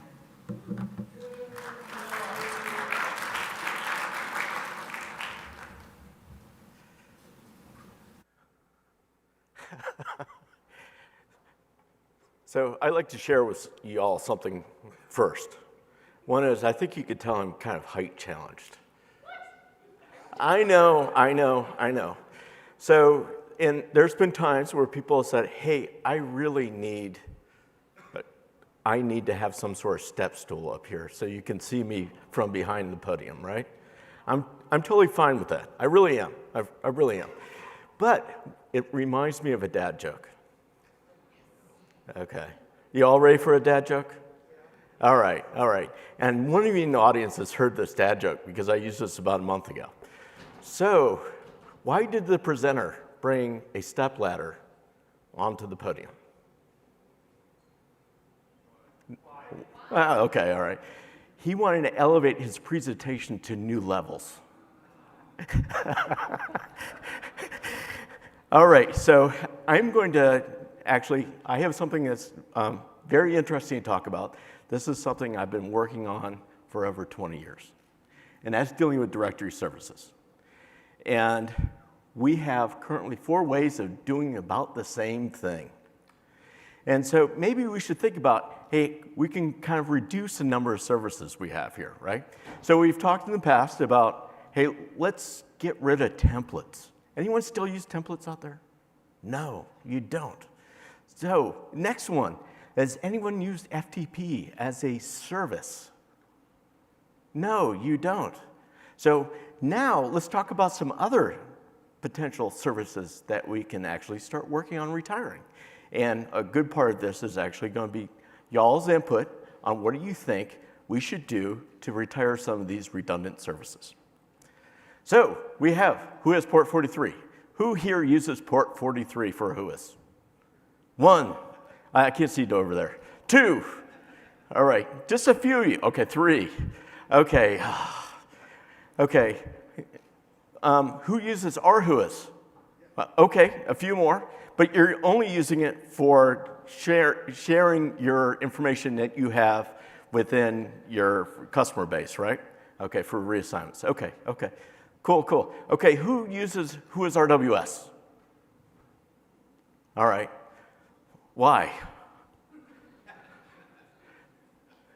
Yeah, well, I could tell you why. When you go to whois.arin.net, you're actually using whois.rws as a backend service. Okay. Who's using RDAP? Okay. A few? Okay. So anyways, all these services basically do essentially the same thing. rwhois is slightly different, but it has the same sort of purpose. And a lot of these things are moving fairly quickly within the IETF, and maybe we should consider moving along with the IETF on some of these new things. So we could probably work on simplifying some of these things. rwhois, whois.rws, and whois. Maybe we can sort of bring all these things and consolidate them into one protocol underneath. So let's talk about rwhois. I know many of you use this, and there was within the NRPM, there was actually, explicitly there was rwhois support, and that's been taken out. There was SWIP. I love these terms. I came up with SWIP years ago. I just absolutely love it, but I'm actually really glad to see it retire. And, but as we retire these things, we should look at how can we actually work on this to create a softer landing for those who still use rwhois, and how we can actually move this into a new sort of more modern protocol like RDAP. And so one of the things that we could do as a community, or at ARIN, however we figure out how to do this, is we can create a migration tool for you to move your data from your provisioning system from using an rwhois service into using an RDAP service. And there are plenty of freeware tools out there now that you can set up your own RDAP server. That's number 1. Or number 2 is use this opportunity to push your data that you currently have, because you find it, this is atrocious, why am I doing this? And sending it to ARIN itself. So you have 2 ways of going about this, maybe 3. Love to hear from you on more. So let's move on to the next one. So let's talk about who is RWS. So this was a predecessor to RDAP. It was based on XML and JSON. It's not an IETF standard, RDAP is. And actually, whois RWS was a predecessor to RDAP. It was basically sort of a fielding of a way of actually doing this. And as I mentioned earlier, the web portion of our site, one part of it, is using whois RWS, whois.arin.net. So basically, this involves 2 parts. One is moving whois.arin.net to a RDAP backend. This would be transparent for y'all. You won't notice it. And the other one is actually retire the API, so that people would have time to actually transfer to using RDAP. Retiring who is? Okay, so here's where it gets kind of interesting. So who is a very, very, very popular protocol. Sadly, it's underspecified. It's older than dirt. RFC 984 has been around since I was before I was born. Not quite, but close. It has undefined queries, undefined results, lots of custom code. You don't know who's saying what to and who is servers. There's no ways of doing navigation. For example, I was looking for some space that belongs to Afrinic, and it basically went from us to ripe, and then it ended. And unless you really knew that space was in Afrinic territory, you had no idea who actually was a contact for that space. There's no internationalization support, and it's, of course, insecure. So maybe we should think about retiring who is. So RDAP, which is going through the ITF, it has a lot of energy behind it. It has defined queries and results, unlike who is. It has multiple client implementations. There's actually 26 of them today.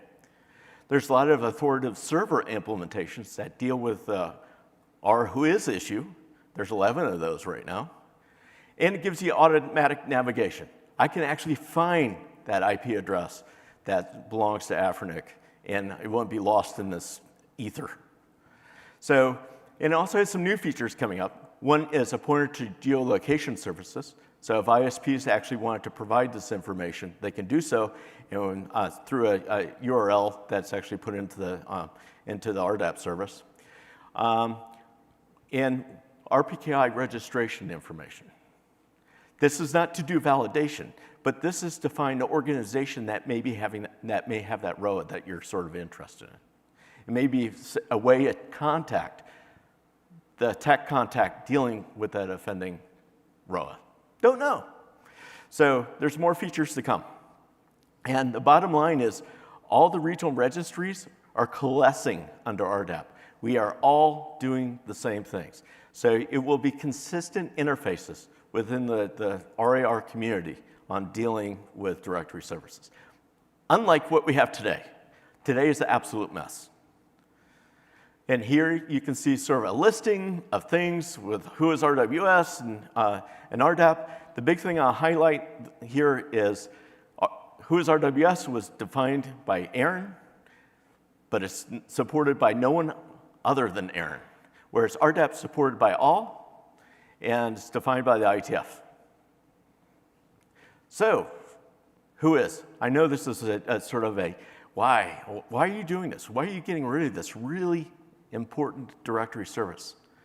Well, ICANN has dropped the who is requirement for their domain registries. And the talk that was earlier today on dealing with ICANN was talking about sunsetting who is as a service and actually moving to RDAP. Many GTLDs have actually already have done this. At least 139, according to Andy Newton, who works at ICANN now, have dropped their who is directory service. And who is usage is dropping as a result. Here you can see the queries. I don't know where they got these numbers from, but I'm taking this from Andy Newton, who spoke at a conference here about a month ago.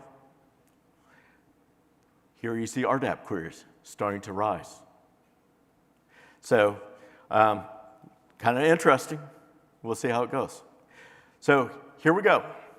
We have a consultation coming out that is going to ask you for your opinions on this and what we should do, and love to hear from you. So it's not my normal engineering presentation where I have lots of graphs that go up to the right, but this presentation is more about, hey, these are things that we're looking at doing to streamline ARIN engineering and make it more better available systems for y'all to actually deal with in the future. So thank you. All right, stay right there. Microphones are open, so folks would like to start queuing up or start typing online. We will get some questions or comments for Mark. Allison Wood, City of Oregon, awesome job. Can you please bring your QR code up again? I was too slow. Oh, of course. Thank you. Back. Red button. Oh, look at that. Oh, too far. Okay, there we go. Excellent. Oh, you're welcome. Okay. Yes, next. Kevin Bloomberg, The Wire. Appreciate your enthusiasm for RDAP. I also appreciate the board continually telling us that ARIN is very tight on budget money, and I can't have my cake and eat the cake and ask for another piece of cake. So without those limitations in place, all of the stuff up here is useless, Mark.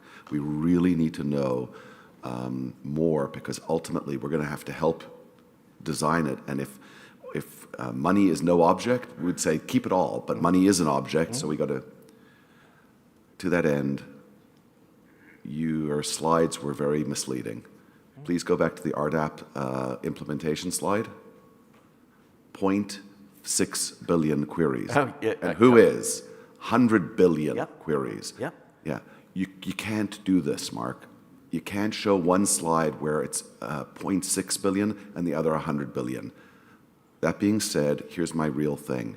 You show me where an RDAP client is on 95% of current gen computers, you can get rid of who is. Until that time, can't do it. Yeah. So you want to sunset and tell people in 15 years you're sunsetting? Awesome. We can have the IPv4, IPv6, RDAP who is discussion in 15 years. But the reality is what ARIN really needs to do is come up with a way to get the vendors to do it, or you're going to be using who is in 15 years. Yeah. So to that end, let's talk about this just a bit. So current vendors, in terms of what their default what services they have on OS vendors, on OSs, who is no longer comes as a default. You have to actually add it, right? So it's no longer a default, much like FTP clients are no longer as a default. So these things are starting to evolve. And yes, there's no RDAP clients that are on as a default on the OSs. But I understand what you're saying. But this is just to start opening the door, saying, hey, we got to start looking at this. And you're seeing other big players in this, like ICANN, saying, hey, we're sunsetting this.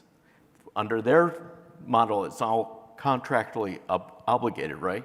Mm-hmm. And they're looking at changing this. And actually, this is going to go quite fast. So the fact that it's not installed, but it's available, I don't mean default as it's installed. Telnet isn't either available by default, but it's there. Yep.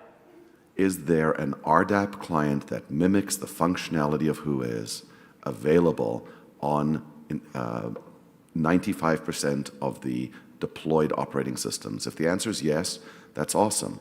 And if there isn't, then that is really the task that is before us before we can look at sunsetting who is. Yeah. So as I mentioned earlier, there's 29 implementations out there, and you can choose your whichever one you want to go for.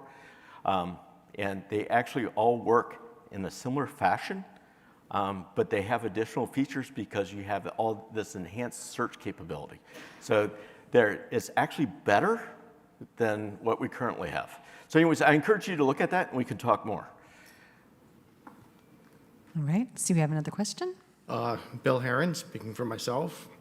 So I run a lot of Linux servers, and Debian Linux recently released a new version. I installed it on my test server to see what issues I would run into, and what I found is that the who command, which has been in Unix since before I've been involved in Unix, doesn't work anymore.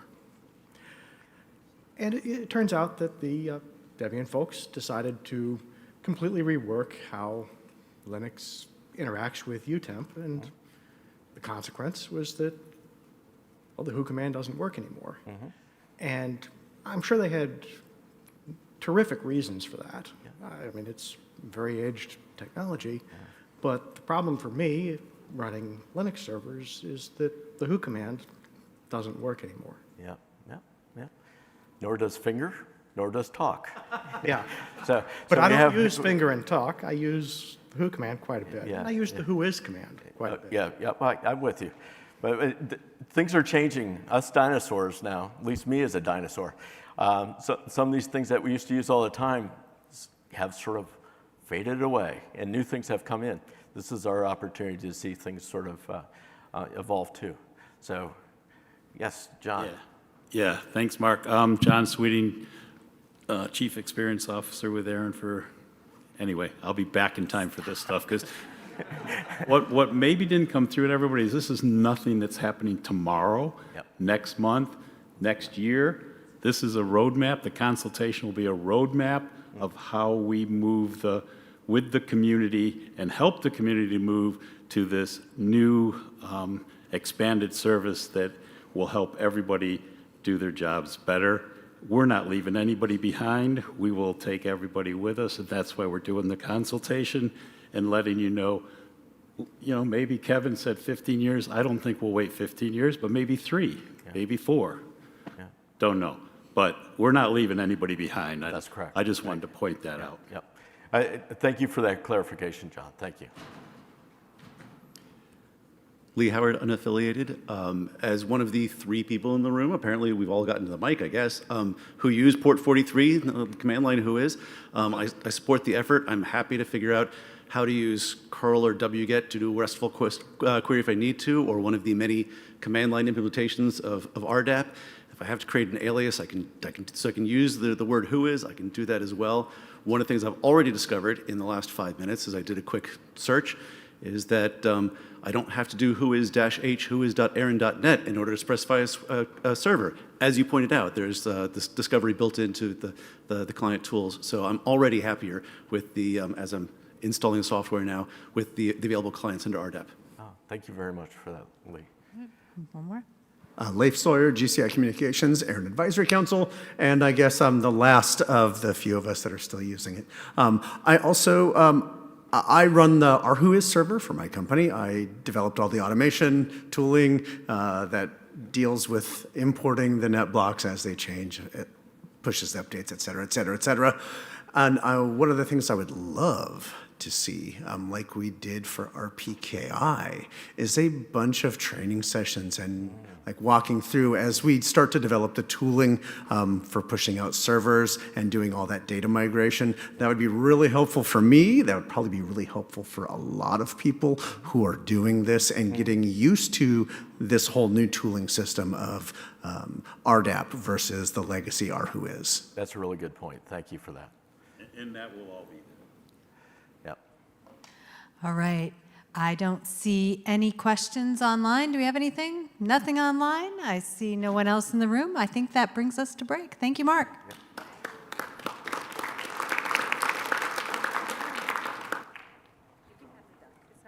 It's not whose duck is it? One second, folks. So we're going to go to break. We will be on break until 3:30, at which point we will come back and do our second policy block of the day. We have 4 draft policies on deck, and we look forward to all of you rejoining and another lively conversation.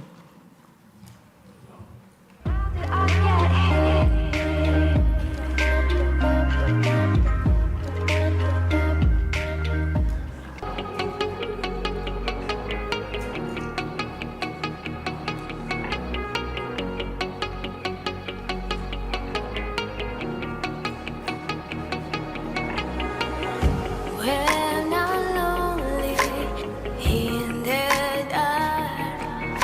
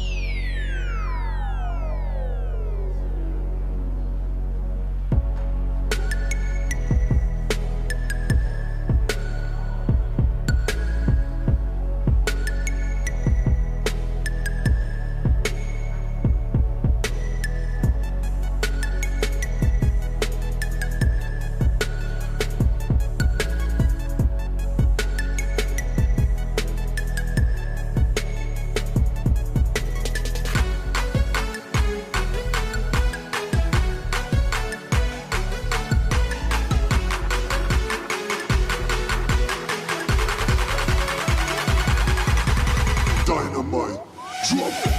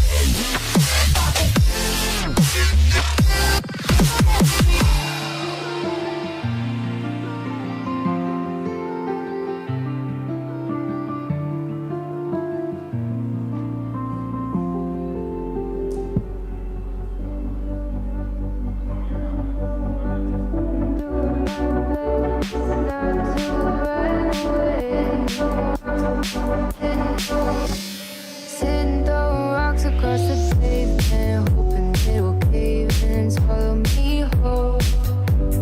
Wonder why my mind keeps on spinning. This isn't how living to me was told. Why am I like this? Something's always amiss. Can't put my finger on it, but it's there. Wait for it to subside, but my mind won't apply. Waiting for the clear. Is it bad sometimes? I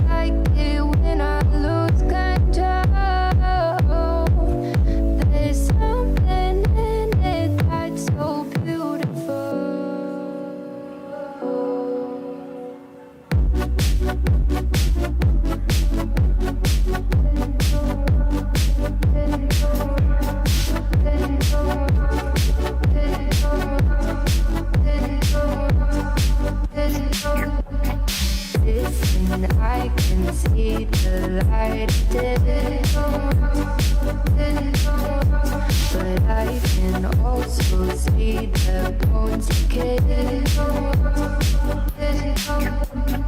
I don't know what else there is to say.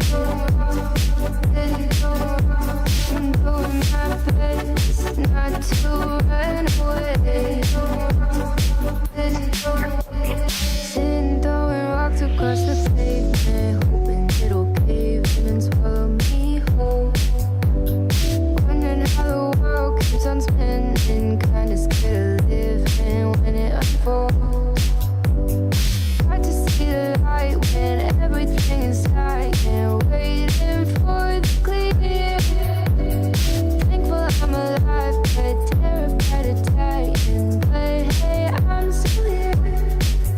Is it bad sometimes? I like it when I lose control. There's something in it that's so beautiful. Listen, I can see the light, but I can also see the bones decay. I don't know what else there is to say. I'm doing my best not to run away.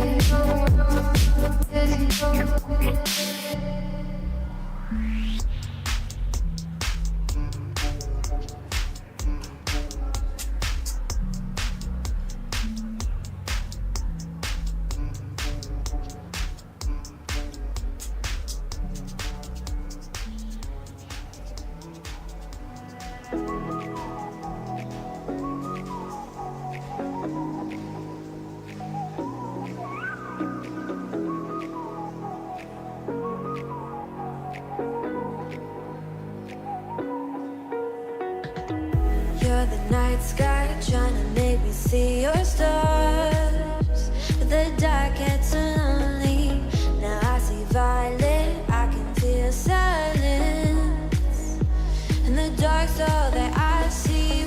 When your stars have burnt out and your heart makes no sound, I'll find violet in your eyes. You'll always be my night sky.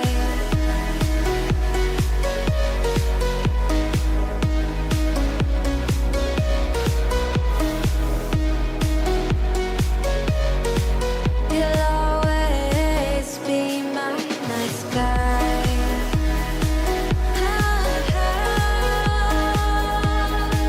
Be my night sky. You'll always be my night sky. You're the night sky hiding behind dark gray clouds. I can't figure you out now. I see your blue. There is so much cold in you, and the silence is so loud when you go. I just stay dancing with my shadow all day. Watch the time. I can't find the point where our two paths align. But you're the night sky. I'm trying to see your stars, but I've always feared the dark. Now I see violet. I can feel your silence. You always feel so far when your stars have burnt out and your heart makes no sound. I'll find violet in your eyes. You'll always be my night sky.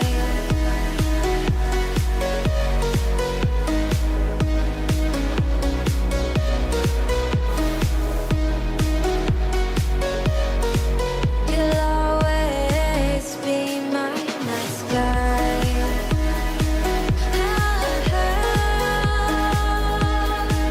Be my night sky.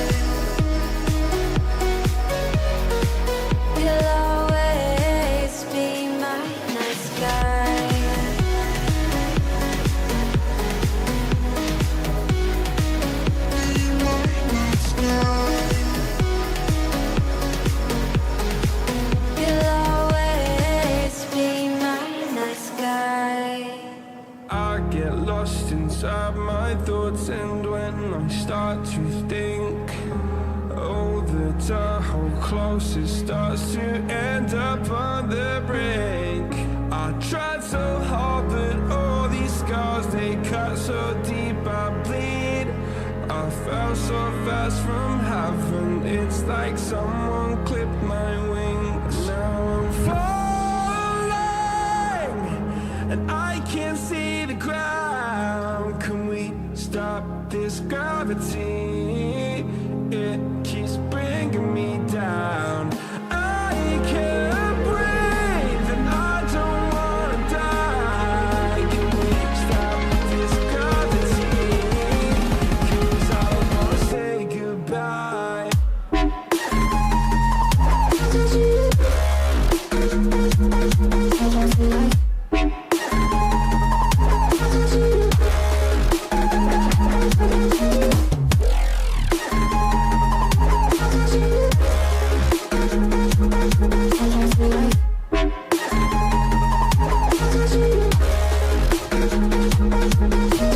I forgive the pain you gave to me so long ago. Sleepless nights I laid awake just begging to let go. I almost got to suicidal thoughts, but you stepped in. An angel sent from heaven showed me how to live again. Now I'm falling, and I can't see the ground. Can we stop this gravity? It keeps bringing me down. I can't breathe, and I don't wanna die. Can we stop this gravity? 'Cause I don't wanna say goodbye.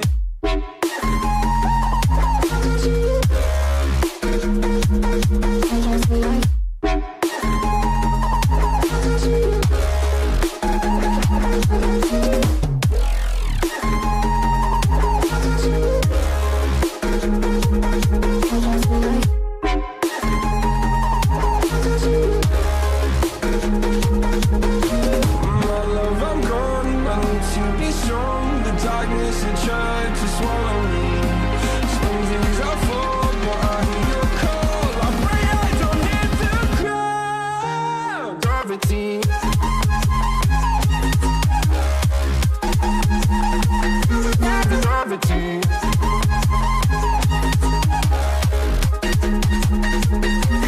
Gravity.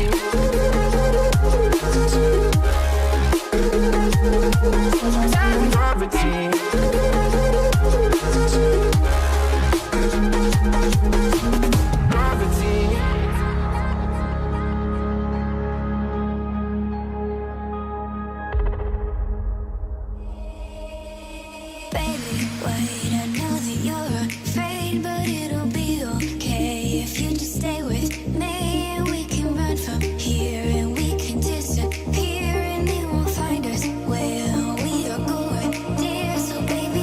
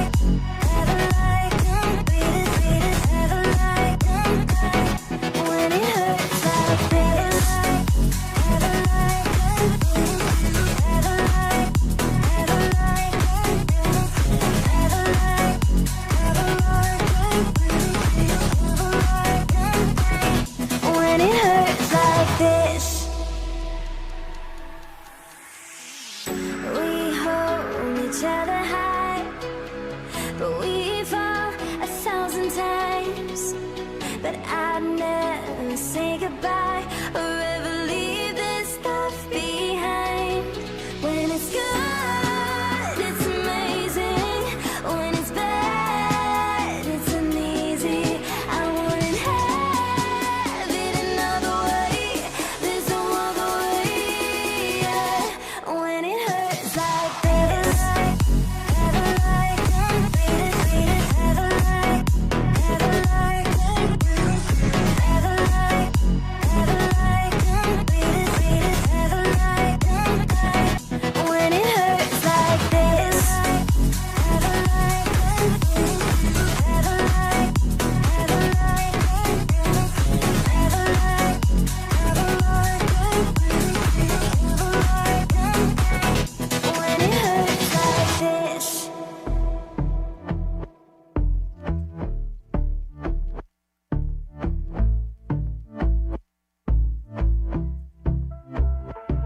And I've been chillin', watching the ocean with you. Baby, up with a slow motion crew. And we up in our cloudlands when people change, but not us. And we just chillin', kicking it, kissed by the sun. Could be soaked to the skin in the monsoon. I know she got the good vibes when seasons change, but we're the same. Even if I lost all my money, the zero runs deep, honey. And I don't need to speak a single word, 'cause you got me holding, holding. Even if my jokes aren't funny, my tongue tied up on it. And I don't need to speak a single word, 'cause you got me holding, holding.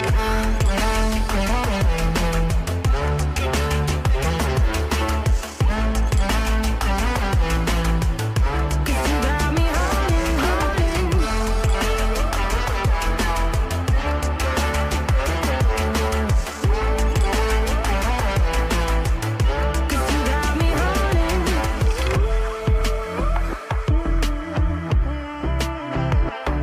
And I'll be running, possessed by a lone, low voodoo. Fired up like a wolf on the full moon. And we're stuck in a la-la land. The tides will turn without us.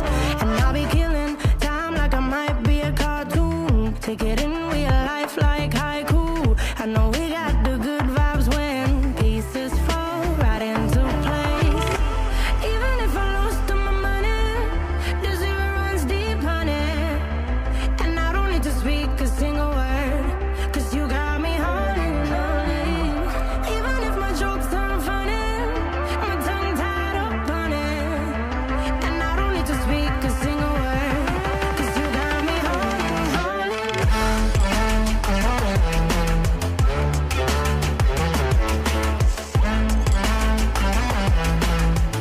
'Cause you got me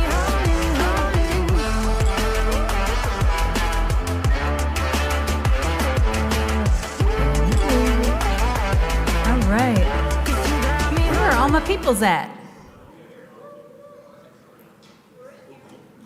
My peoples. Where are my peoples? Some of them's, not all of them's.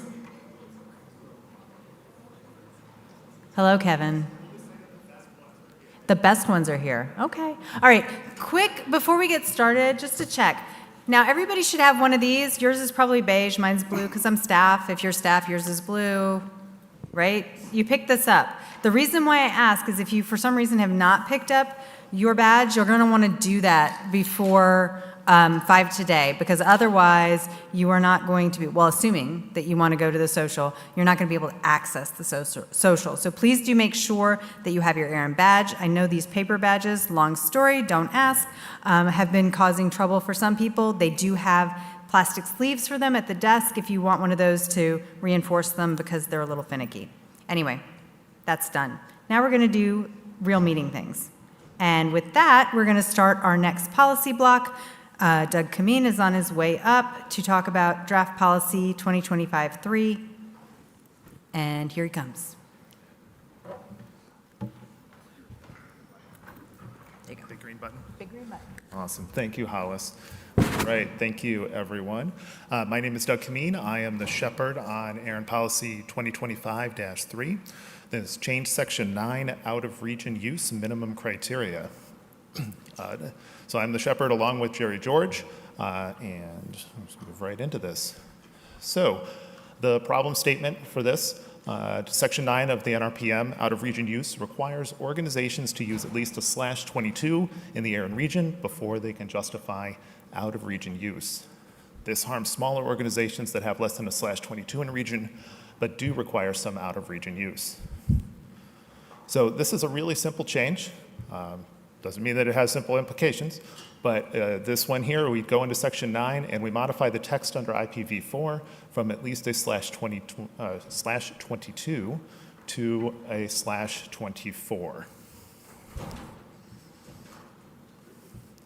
So this is the change in line with that text in Section 9. You'll notice the red highlight indicates the section that changed. This policy was proposed just before ARIN 55, and then it was accepted as a draft policy in March. I'm sorry, I should say it was presented at ARIN 55. That's my bad.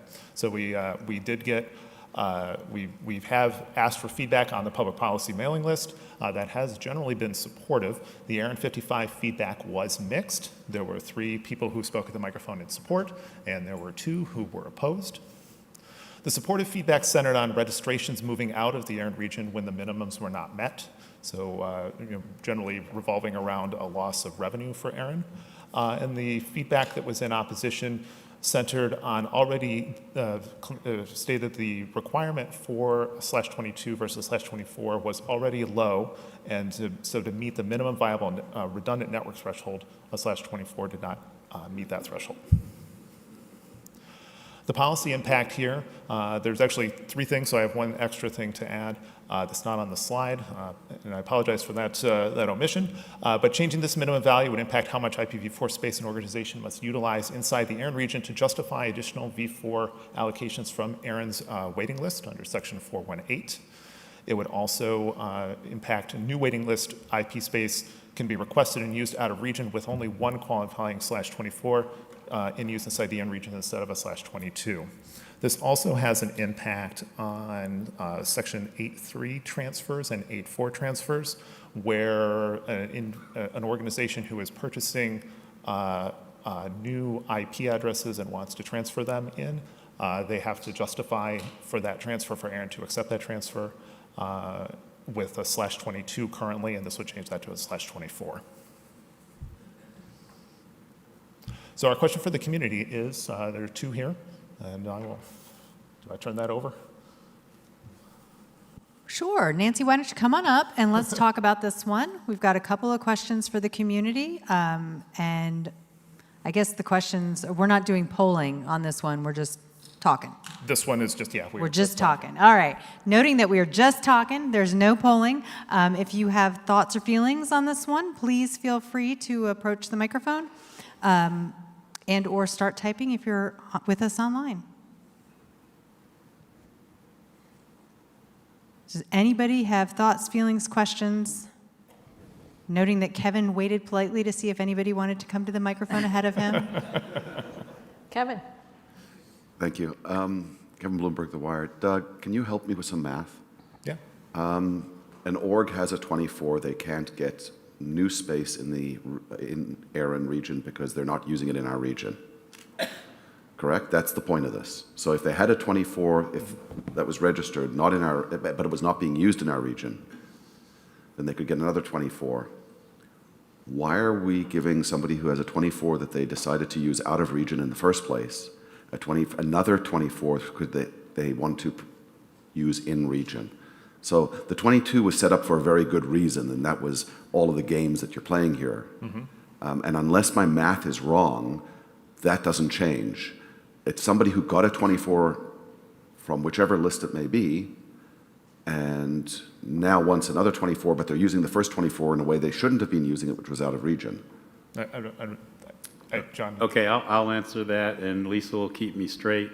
If they come in and request a 24, and they have a 24, and they say, here's the usage of this, we're using this in the AP NIC region, we will say, sorry, you cannot get any more space because you're violating policy. You must first move that 24 back into the ARIN region, and then you can request. Well, actually, they still couldn't today because it's a 22. But they would not get more space if they tried to use space that they were using out of region, outside of policy. Right. We are basically changing policy to fix people who have broken policy, is what I just heard. No. So, please, I'd love to. No, they would not get more space. If they had a 24 and they were using out of region, they would not get more space. If they were using a 24 from the ARIN region out of. We would probably open a section 12 and say you're violating policy and we're going to audit what your use is, and you're going to have to come back into compliance with policy before you can request any additional space. I think we're arguing the same thing. The 24 is in the ARIN region. It is being used out of region. It is out of compliance to begin with, but let's lower the bar so they can now get a 24 that they can use in region. That is how I'm reading this. I don't think. No, this is basically saying, like, if they wanted to get a 22 off of the wait list and they wanted to use 3 24s outside of region and 1 24 in region, it would qualify under this change, whereas today it wouldn't. The whole /22, that initial 22, would have to be used in region before they could then request more space on the wait list 90 days later for use out of region. Okay. Ultimately, there's some complexity here. It's not just a red line change in what you've described. This is the part that's worrying me. This wait list is for in-region use. Mm-hmm. If this change has anything that will have an impact on the in-region use, I'd like to better understand it, Doug, is really what I'm saying. I actually am saying I don't understand the math and the complexity. I don't believe this is just a simple change, is all I'm saying. It's not just for the wait list, it's for transferred space and every pre-approvals, everything else. But also, if you want to get on the wait list and you have a 21 worth of space already and you're using all of it in the ARIN region, you can get on to you for a 22 to use out of region because you were in compliance with Section 9 using at least a /29 in the region. /22. /22. What did I say, 29? Section 9 /22. So, to the question here, yes, I understand this needs to be worked on. That's not a question for me. Mm-hmm. And the change is very simple, so do I support it written or not? As written, I just want to understand all of the scenarios, and that's the key for me for this one, and I think for the community, is to understand all the variables that are at play here. If the AC can give that back to me, then it will be much better, but I just don't understand all of the different nuances of what this change implies. I appreciate that feedback. Mike Burns, IP Trading. I'm going to offer the scenario that prompted the authorship of this policy. We had a client who's got a 23 in ARIN and wanted to buy another 24 to use in the APNIC region. It's as simple as that. They were using a 23 in ARIN and wanted to purchase a 24 for use in APNIC, but this policy removed that potential because they have to have a 22 in ARIN. So if you're a small business, it's really a bad policy for you. If this business was small, they had a 23, they used it here, they were opening an office in the Asia region, they sought to buy another 24 into their ARIN account, but this policy, the 22 minimum, thwarted that. Eric Landgraf, Virginia Tech. So there's no restriction on what ratio of addresses you have that have to be used in region. This just changes the in-minimum requirement to be a stroke 24, correct? This changes, so currently, if you're going to justify a transfer, so let's say you own a /22, and if you're not using, you have to use that /22 in the ARIN region currently in order to acquire more space and add more space to your allocation in ARIN. So this would change that minimum to be /24. And so the scenario that Mike Burns just brought up, is one company they were only using the they were 124 short in the ARIN region of being able to get more space. But in theory with this, if you had a 24 in use in the ARIN region, you could still have a 22 a 20 even, that is in use out of the ARIN region You can, yes. that is registered with ARIN. That is registered with ARIN, but then you couldn't, so under this policy, you couldn't add, unless you were using a /22, you couldn't transfer additional Yes. space to your ARIN account. You can't acquire more space. Yes, yes. Because you're not using 22 in region. But with the change, it would be reduced to 24. So John Sweeting with Aaron. So what you're saying is correct. With the change, they only have to use a /24 in the ARIN region, and they can get as much other space as they want into that account in the ARIN region to use. They could get a /16 in there if they could justify the usage of it. If by this policy they were using a 16 in the, or 24 in the ARIN region. So my question is, should this section of the NRPM be reworked such that it requires merely that a majority of addresses be used in the ARIN region? Feedback, thank you. Go ahead. Yeah, Eddie Staubel, IP Trading. I submitted this proposal. We do see a lot of small users that do have a /24 in region. They have an office maybe in the UK, one down in Australia, and they can't demonstrate need according to ARIN policy. They'd prefer to keep everything in ARIN because that's where they're headquartered, but they can't do it. So we usually end up sending them to RIPE, either to get PI space, which usually comes from ARIN or APNIC, just because that's the most feasible way for them to do it. I did not know when I suggested this policy that they could get space from the waiting list, and I think it would be reasonable to say you can justify need, but you can't go on the waiting list for it. So I just formulate. So I'm just going to pull your suggestion out of that. You just suggested that adding a caveat that the change, you still require a /22 for waiting list. No. Okay. All you need is a /24 in region that you already have. And if you can demonstrate out of region use, that you can't go on the waiting list to get that space, which I think is reasonable. Kevin Wire, I support that, and I'll just expand on it a little bit. This is two different pieces of text now. One to deal with the old 4.x and the areas there, and the other to deal with the transfer market. And I think I believe at least, you will find a lot more support in regards to transfers where they really have to show their need internally, et cetera, versus this is just a cheap way to get onto the waiting list with space that you're playing with that really should be a section, as John said, a section 12. Let's look at this because it's not being used the way it was. So maybe it's just split it into two and deal with it that way. Thank you. All right, and I don't see any questions online. Seeing no more from the floor, I think that concludes this discussion. Awesome.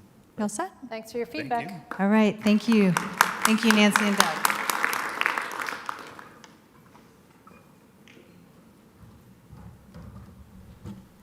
All right. Next up, I'd like to invite William Herron to present on 2025-6, and this is regarding the formula in section 6.5.2.1C. Say that 3 times fast, or don't. Green button. So hi, I'm Bill Herron, and I'm presenting draft policy 2025-6. And what this draft does is make a pair of corrections to the IPv6 policies where there were a couple of mistakes made. So the policy manual, section 6.5.2.1 is where the policies describe how many IP addresses an ISP is entitled to, the maximum number of IP addresses they're entitled to. Sorry.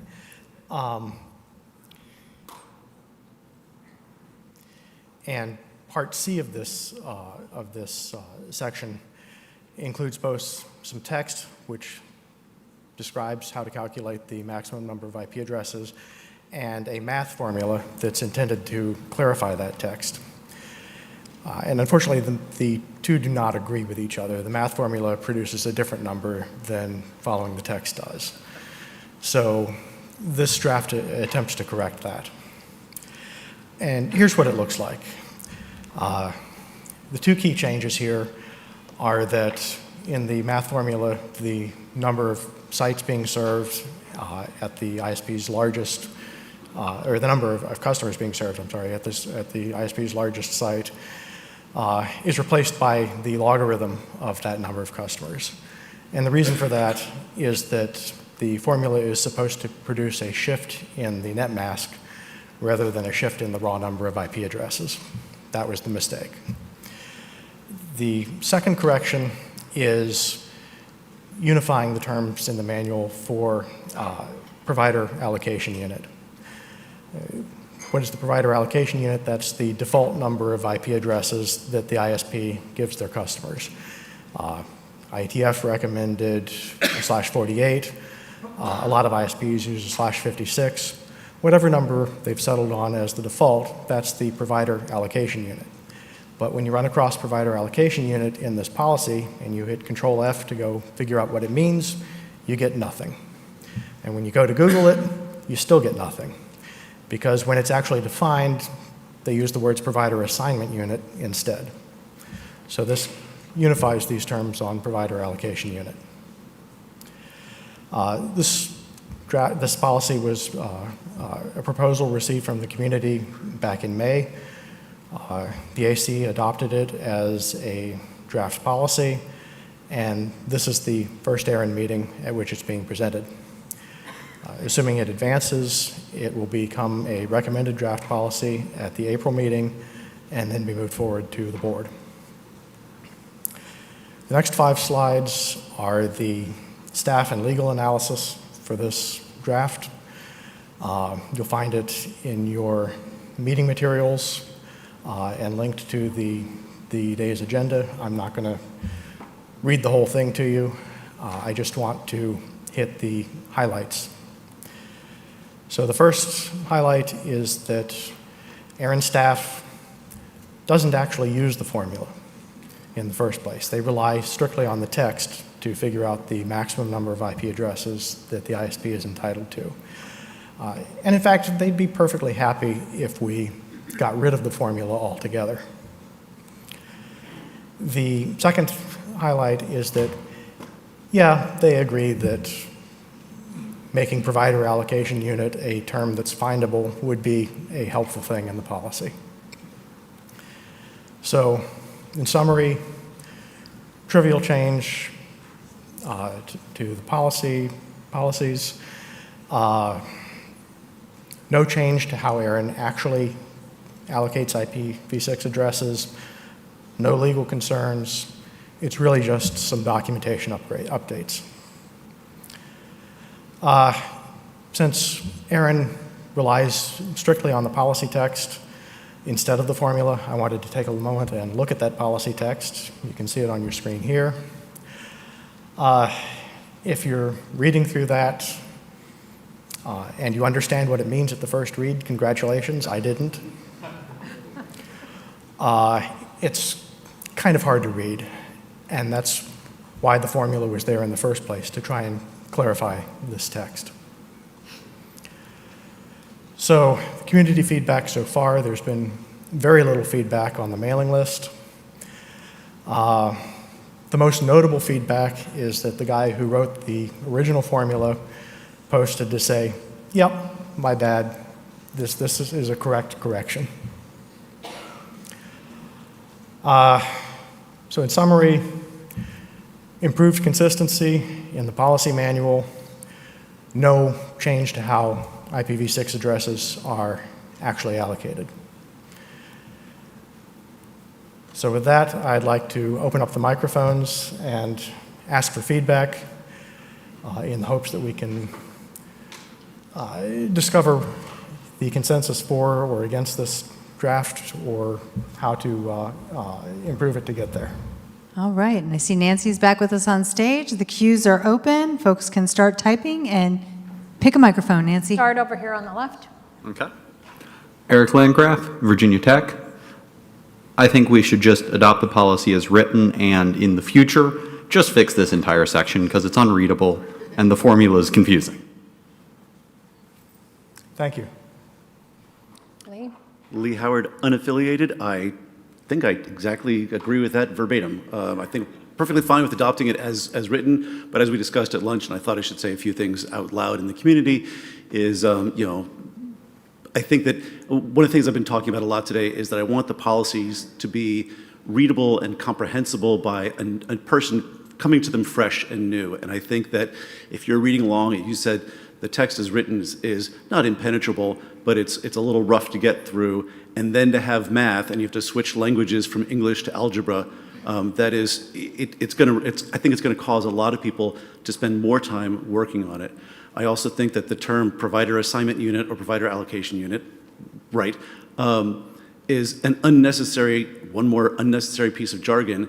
The answer is /48. You are automatically assigned for a /48 to give to any one of your customers, to give to all of your customers at the natural aggregable boundaries in your network. Aggregable, there we go. There's another great piece of jargon.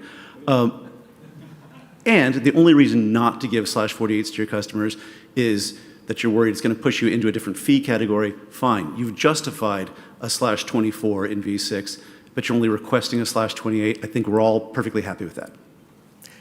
And Lee, just to clarify, that's how ARIN actually implements this policy. Right. They assume that your provider allocation unit is a /48. Oh, got it. So even if the person, if the organization applying is saying we're going to give all of our customers a /60 or /64, ARIN goes, nope. My understanding is ARIN doesn't ask. Go ahead. Yeah, John Sweeney, we won't force somebody to take a larger block so they can pay us more. We are not in that business. Yet. That's not what I heard or what I thought we were saying. It's that Their entitlement, their maximum entitlement is based on you were /48. approved for up to a 24, but I'm only requesting a 28. Fine, you can take a 28. Good. Mr. Bloomberg. Thank you, Kevin Bloomberg, The Wire. So the great news is we actually have V6 policy to talk about. The policy should just be to eradicate this. You have bad math that has sat here for 10 plus years that nobody noticed because nobody actually did the back of napkin math to realize that it was off. You have the staff saying they don't use this anyway. This is complicating everything when we want to make it easier. Just get rid of this. But everybody here is right. We don't do a good job explaining. And the reality is, unfortunately, with IPv6, we shouldn't be in the business of trying to explain IPv6 numbering schemes to organizations that need it. That is a whole different category of fish. There are some great documents on how to do it. People in this room could talk for hours about how many sites you have and how many this you have and how you should do it. And everybody should get a 48 or no, 64 or 60. You can spend hours talking about it. I don't think you can put that into policy. We just need some plain language that helps staff and the person who's doing it get the boundary they need. That's it. This math is not helping anybody, unfortunately, Bill. Yeah, so Thank you. John Sweeting again with ARIN. So to Kevin's point, we actually do have a very good webinar training session that John Worley does that is on our website and our LMS that Hollis would know where that is. It'll be there soon. It walks you through exactly how to figure out, and we should be in the business of helping people with their addressing plan, Kevin, or at least we feel we should be.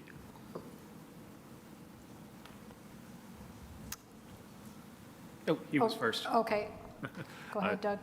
Doug Kameen, CCSI. I agree with the comments that are made here. We should be removing this formula. Like there isn't a place for this formula in the policy. And to all of Kevin's points about we didn't notice it for so long, that really just speaks to what we need, and it's not used. So I think it should be removed, and I don't know that you even right now need to change the text. Just take the formula.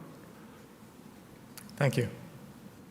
Chris Rapier, Pittsburgh Supercomputing Center. While I agree that we should get rid of the formula that is obviously wrong, I do not agree that we should just get rid of formulas entirely. I'm a scientist. I like formulas. I use formulas to help me understand what text and policy means. So having an accurate formula there helps me get a greater understanding into what is being said. So while I agree in large part with everyone else, I'm really good with continuing to have the formula there, as long as it's correct. Thank you. And I do see we have one question online.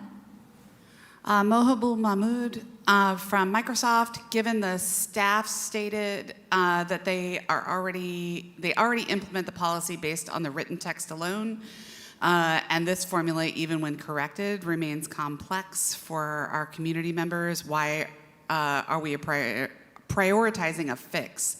Wouldn't it be the best path to create simplicity and clear governance to be suggesting removing the complex error-prone formula entirely from the NRPM? Thank you. All right, do we have any more questions in the room? And any more online? Okay, not seeing any. Thank you, Nancy and Bill. Thank you. Thank you very much.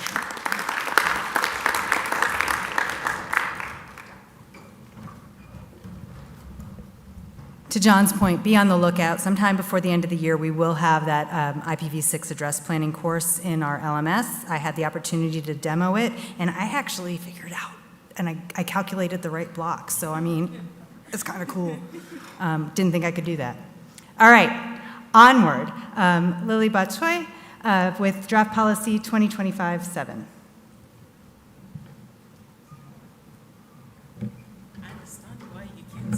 I know, it's bad. Look, I have evidence that she can see anything from here. Hi, everyone. Good morning, good afternoon, good evening, depending on where in the world you're joining in from. And that's for our online audience. For those in here, good afternoon. My name is Lily Edina Mboche, and I am shepherding this with Liv Sawyer. So I'm going to scoot this way so I can read from here and share with you what this policy is about. I just want to say it's probably in the same bloodline as the one that just left, so please prepare to come to the microphone again. It's a bit of math and formula and all of those, so let's get started. So what we have here as current test is seeking to more or less look at a policy example which conflicts with stated 75% rule, because a single site organization which justifies only 1/48 technically meets the 75% utilization threshold for /48 and should by the rules strict application qualify for the next larger prefix, /44. And now, even though the example suggests they should only receive a /48, so that is what the current test is leaning or is trying to say. And here, there's just going to be a little addition, which is seeking to do a little bit of differentiation. So in the 6.5.8.2, it reads right now that an organization qualifies for an assignment on the next larger neighbor boundary when their sites exceed 75% of /48 available in the prefix. And here, what the author is saying is that let's have this, but just add something to do a bit of differentiation. So we read the same thing, but would add something that reads like this, and that is in the red, in red here. It says that unless they have a single site, so trying to make the text match the examples I give, so there's no confusion, I guess. So we want to hear from you. This is pretty new, and that is why I want us all to come to the microphone, share our thoughts. The proposal was received in May, and it became a draft policy in July 2025. And like I said, it's been very quiet on the PPML, not as popular as others, but maybe we can make it popular here and we'll take it back to the PPML. And the impact for this policy, the first one is that for a single site organization currently receiving a /48, 75% of the available /48 in that /48 is 0.75. And that's where the maths come in. Since one site exceeds 0.75, a strict reading of the policy would mandate a /44. Again, the proposed change directly overrides this outcome for the single site case, ensuring that a single site end user continues to receive the smaller intended /48 allocation, and that's aligning the formal text with established examples. So like I said, aligning what it says that the policy says with the example to make sure that it's not confusing to anybody. And so we have questions for the community. We want you to come to the microphone and we want to hear from you from these three questions. Should the AC continue to work on this policy? And then the other two we have regarding support on the specific exception to the 75% allocation. And in the middle, we talk about the allocation side, which best serves the single site end users. So hoping to hear from everyone. All right, with that, the microphones are open, which means please go ahead and come to the front if you have a question or comment on this policy. If you're joining us online, please start typing. And Nancy, the choice is yours. Go ahead, please. Eric Landgraf, Virginia Tech. I believe that this should probably be reworked such that it says a single site organization receives a stroke 48. A multi-site organization then applies the 0.75 formula, rather than writing it as an exception to a rule. Thanks for that. Kevin? Kevin Bloomberg, The Wire. Should any company or organization coming to ARIN get a /48? The whole point is that organizations should be able to grow, and if they have limited themselves to one site, period, this is the whole scarcity model over again. And now what they're doing is they're coming back for another block, which means they're now eating up multiple routing slots, etc. So really the question is, and again, all of this is old stuff. I remember the 12, the change in the number of sites, that was because of an edge case scenario that came up. But the reality is, I think all of this is time to rework it from the ground up, clean it up, and start over. We have learned a lot. The reality is most ISPs got a /32, the small ISPs got a /32. There was no thinking about it, you just got a 32. Then we went smaller and smaller for the end users, and now all this complexity is here. 48 is actually not correct in my mind. Maybe for a single site where it's not coming directly from ARIN and you're not supplying other people and there's no chance of growth. But how do you know that? There will always be growth. So 48 isn't right. I think for the AC, this should all be cleaned up. Allow, if an org is actually coming to ARIN for space, they should probably get bigger. If they are forced because of fees or whatever, they want a 48, great, but it shouldn't be that we're hard limiting them to a 48 because they're a single site. Mr. Sweeting. Yeah, John Sweeting with ARIN. So just, Kevin, just for clarification, so /48 is for an end user single site. An ISP has to get at least a /40 under current policy. And Lisa will correct me if I'm wrong, but I don't think I'm wrong. I remember, John, back in the day when the smallest an ISP could get was a 32, then it was a 36, then it was a 40, and that was for billing purposes. And there was always a concern that not enough was being given, that they were going to be too frugal with what they then gave out to their customers. I'm suggesting that this is the same problem, but the other way around. End users that are coming directly to ARIN that have a need should get more than a 48 to start with.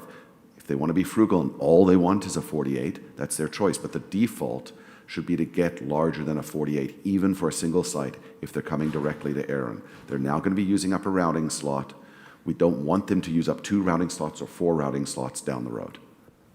Yeah, and just one other clarification. Part of the reason for the ISP to get smaller is because ARIN started engaging with some WISP, the wireless internet service providers, and learned a lot from them on how they build their networks and what their needs are and what their budgets and stuff are. And so that's why we have accommodated down to that level. But yeah, I hear what you're saying. Absolutely, and it's in policy. The community is good with it. I'm just suggesting we actually need to go the opposite way because we really don't have end users anymore per se from a fee side of things, but our policy is very much still geared towards that. Let's help end users, I'm using that in quotes, give them more, let's clean up the text. If you want to do it in this policy, wonderful. I think there's more of a fundamental cleanup that needs to be done, possibly through a new policy. I wouldn't just change this, is all I'm saying. I don't support that.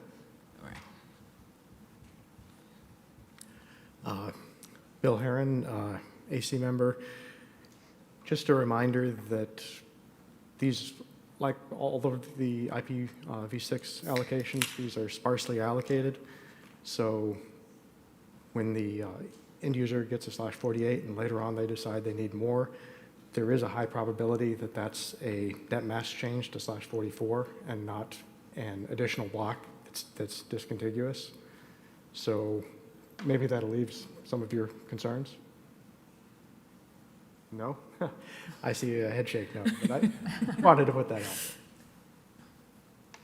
All right, do we have any questions online? No questions online? Do we have anything else in the room? We've got a phone. All right. Gotcha. Don't see anything else, I think. Sorry, can you hold for 1 second? Oh, Looks like we've somebody's got a trying to typer. type. They put a hand up to wait. One moment.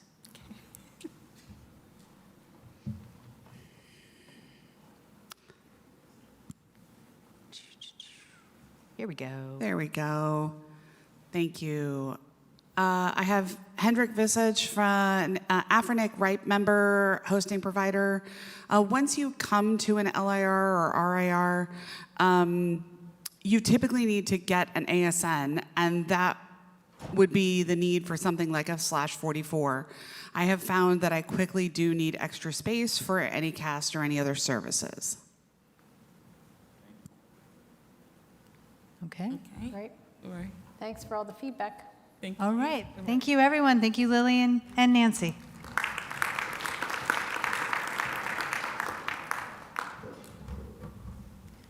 All right, and on to the next policy. Now, this says Kendrick, but I believe Caitlin is presenting on his behalf, and this is on Draft Policy 2028-5, and this is on reserving 410 space for in-region use. So, Caitlin in her candy corn sweater is on her way up. Very seasonal. We approve.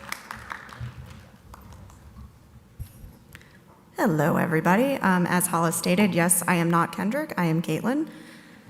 And this is ARIN Policy 2025-8, reserved 4.10 space for in-region use. Excellent. Okay, so our problem statement, 4.10 space is reserved to facilitate IPv6 deployment. Aside from general language in Section 9, which pertains to out-of-region use broadly within the NRPM, there are no other explicit restrictions in 4.10 on 4.10 space for out-of-region usage. ARIN staff are already interpreting this policy as prohibiting out-of-region use of this space. But the intention of this policy is to make ARIN staff's interpretation explicit to the community. So our policy statement is pretty simple. The current language IPv4 allocation will be set aside and dedicated to facilitate IPv6 deployment. This is just simply adding within the ARIN service region to the end of that sentence. Pretty simple change.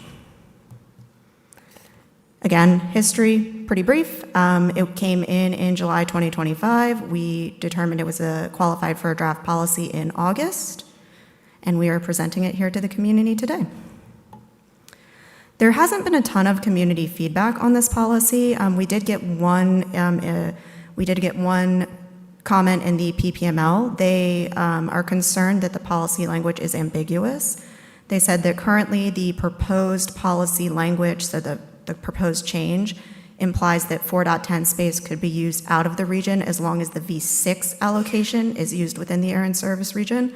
So that was just one concern. Policy impact, again, to be very clear, this would not actually impact current 4.10 space. This is simply codifying and making it explicit how ARIN staff is already interpreting this policy. So again, we're just basically trying to align ARIN staff's interpretation with the actual language in the NRPM. So, our questions for the community? I will give Nancy a moment to walk up here. All right, Nancy's on her way up. The queues are open. This is a pretty new draft, so hopefully we've got some questions for our advisory council on this one, either coming in online or in the room. Microphones are open. Don't all fall over each other on your way up. No, don't do that. Doug, go ahead. Doug Kameen, CCSI. Support is written. Thank you. Hello, Kevin. Kevin Bloomberg, The Wire, support is written. I think you nailed it. This is implicitly there. The community expected it. Staff are implementing it that way. I guess we have to let people know that this is how the space needs to be used. At some point, I guess the question is this also appropriate for the wait list to really, really, really specify it down?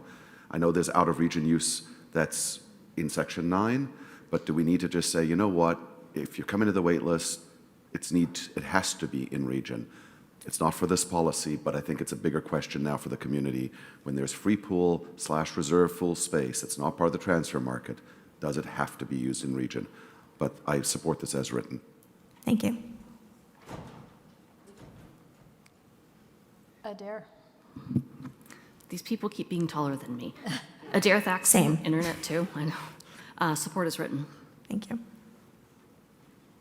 All right, do we have any questions or comments coming in online? Nothing coming in online? Do we have anything else here in the room? All right. I think we're good. Thank you, Nancy and Caitlin. Thanks for your feedback. All right, thank you for making that painless, everybody.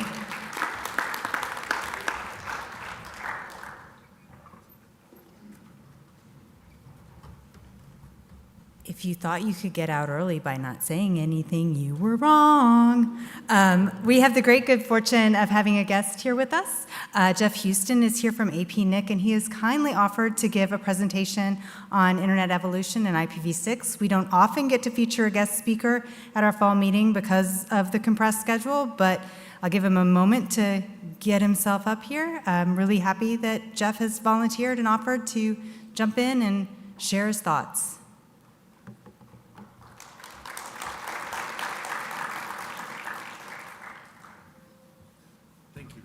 Yep, green button. Thanks a lot for that, and I'll try to sort of elevate above the day-to-day mundanities of 48's here and 24's there and all that kind of stuff, and actually talk about the industry we're in and trying to understand where and how it's going. What time have I got? Have I got until 4:30? Oh, okay. Let's go all the way back then. I'm not sure many of you can instantly recognise that's a VAX 11780. I can, sadly. Weird machines. But that was the lingua franca. This was why IPv4 was so revolutionary.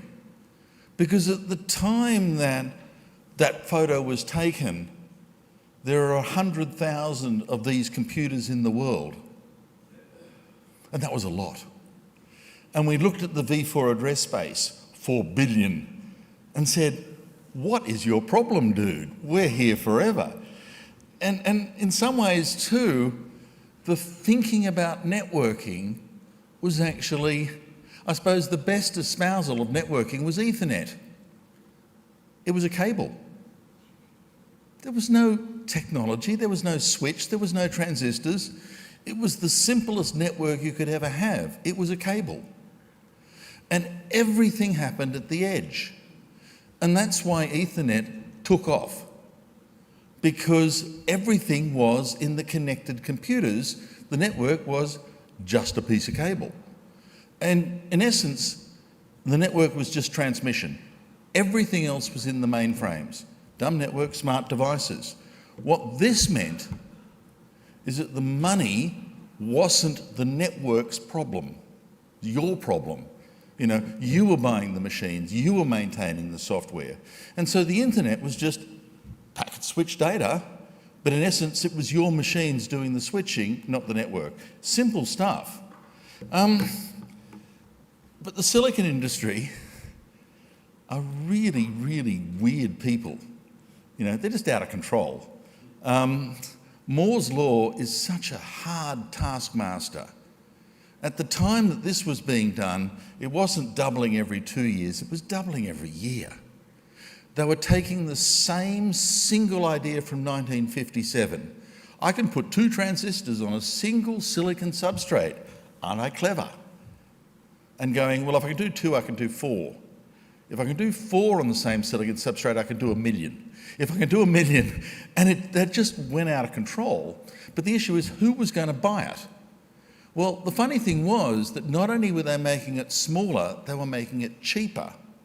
And so the industry really had a problem. It wasn't, how do I sell 1 million mainframes into every residence in the country? That was never going to fly. But if I could take advantage of what the silicon industry was doing and package it to the point that it became a consumer item, then everything changed. Everything changed. And although the picture there is of, I don't know, it's some kind of IBM stuff or something, I actually think the person with the thought process was Steve Jobs. He understood that it wasn't geeky, nerdy stuff speaking some job control language of weird hieroglyphics. It was a machine that said hello. It was a machine in the terms of the environment that we were looking at. And so the rise of the personal computer was actually the rise of computing as a consumer thing. And we started to do a distinction there because consumers, on the whole, don't run web servers, mail servers, file servers. Well, some of you do, but you're special, okay? You're just special.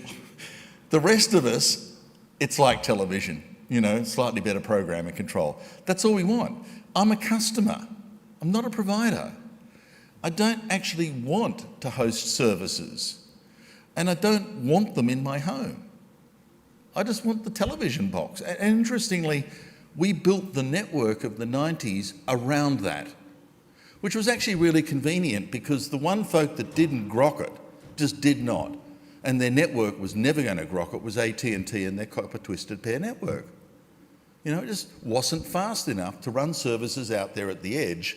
And the way it was actually built was you only talked for 5 minutes and then you hung up because you got bored with speaking.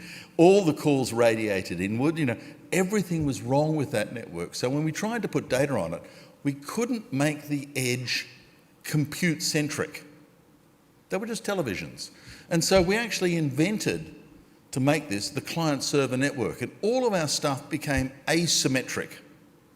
Mainframe computer was both. The PC at home, the PC even on your desk, was not. It was a slave. It was the thing that simply said, look at the data out there. I'm really good. I'm showing you what's happening remotely. And we applied that entire asymmetric process back into the network architecture of the internet itself. So it wasn't just this machine can do anything. If you were a client, you couldn't do much at all, but you could make contact with servers. So numbers went up. We started growing and growing and growing. We get to 2000 and you get the first of these, this is what we built. And, compared to the modern AI data center that some folk are, having wet dreams about or something, this is just small scale stuff, it's only a room or two. It's only a few, 100 megawatts. It's not a gigawatt or two. Oh my God. But you see the specialization at the server side. All of those services are now crammed into these sort of really dense points. We started building large-scale exchanges and peering points and so on, and then it moved into sort of the whole thing about traffic engineering. And it was kind of interesting that at the same time we were expanding the base and the silicon industry was working like crazy to make it bigger and cheaper, the other application of silicon was doing similar magic. Because when you try and push a laser through fibre, you've got to watch the other end and decode the signal. And that digital signal processing phase requires a hefty dose of silicon. But if you can improve the processing power, keep the size constant, you can salvage double the signal, and double, and double, and double.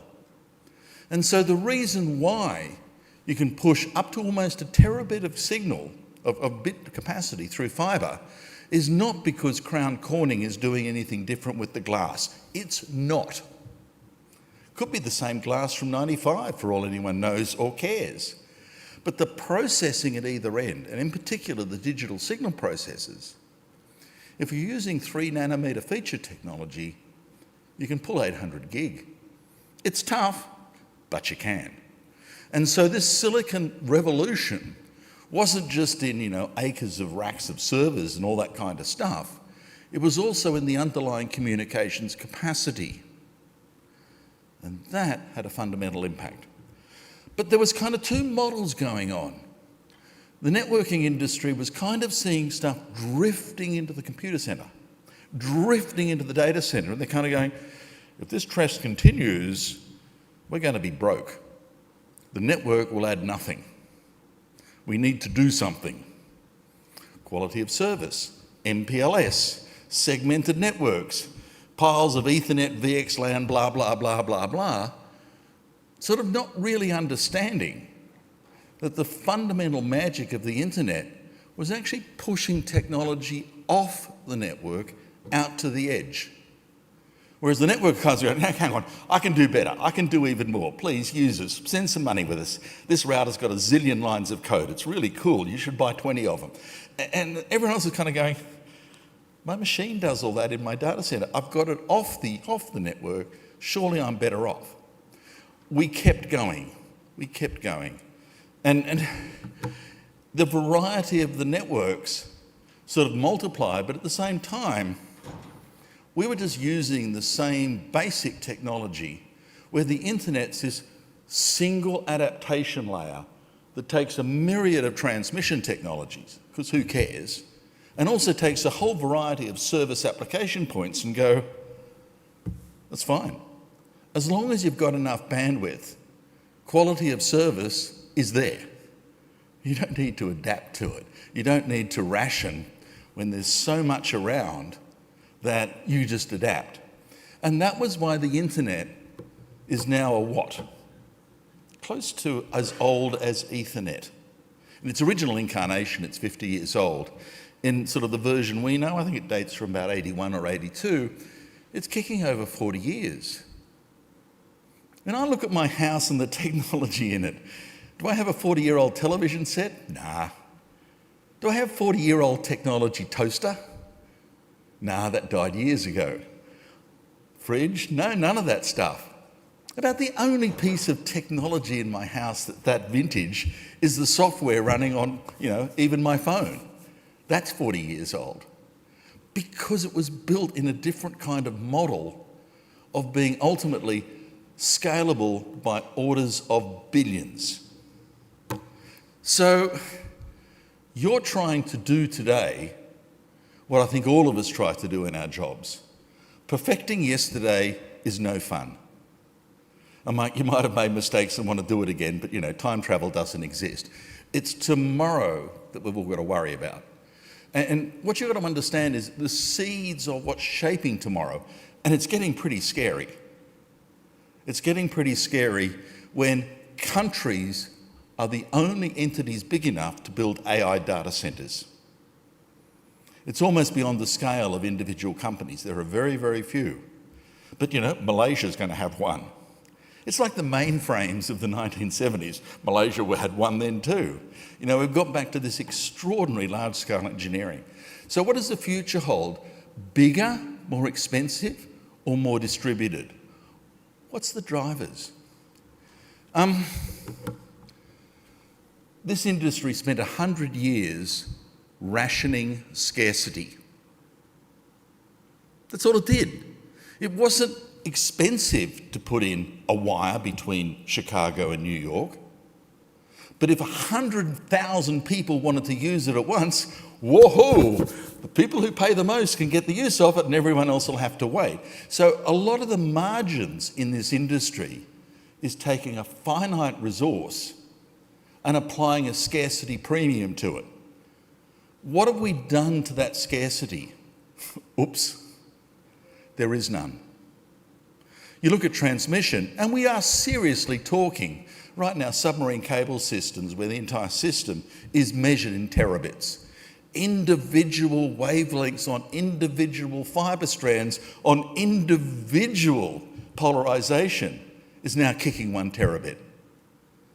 This is not scarcity. It's not even vaguely like scarcity. It's kind of, how much bandwidth do you want?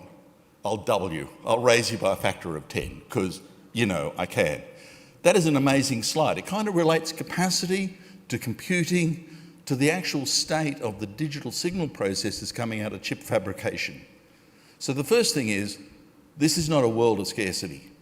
When I can get a gig to my house for a few bucks a month, we've solved that problem. And so can you. It's solved. Compute power, solved. I seem to recall when I was working at the university in the 80s that this amount of computing on my wrist was costing them $1 million. It was a supercomputer. It had an army of people servicing it on my wrist. And if you look at that scale, obviously it's logarithmic because you couldn't do it any other way. But we've now managed to make processing not a rarity. You couldn't afford AI even 3 years ago. It's just, you needed an extraordinary amount of computing. Guess what we have?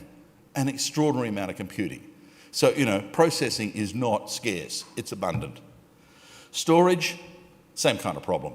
It hasn't got any faster for about 15 years, but there's a lot of it. I don't know about you, but my laptop has 2 terabytes of solid state memory. I'm like, 2 terabytes? With mainframes, you sort of sit there and go, wow, that's a really big 500 meg disk. It's the size of a washing machine. Remember them? And sort of Fujitsu Eagles, great drive. 2 terabytes inside the laptop. This will have 2 terabytes within, a couple of months. So abundance. What happens with abundance? Well, that's the driver of today's internet. That's completely different to the last 100 years. Scarcity drove this industry. And now you're in a different industry where almost everything is being commoditized and being overwhelmed with capacity. And now we used to use pricing to actually ration that scarcity and distribute the good. Pricing doesn't work. So if you're a carrier, life is grim.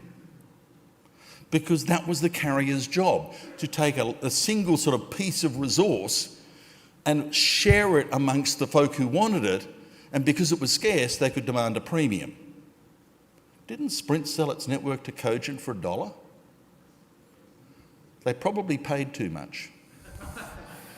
So, what have we changed?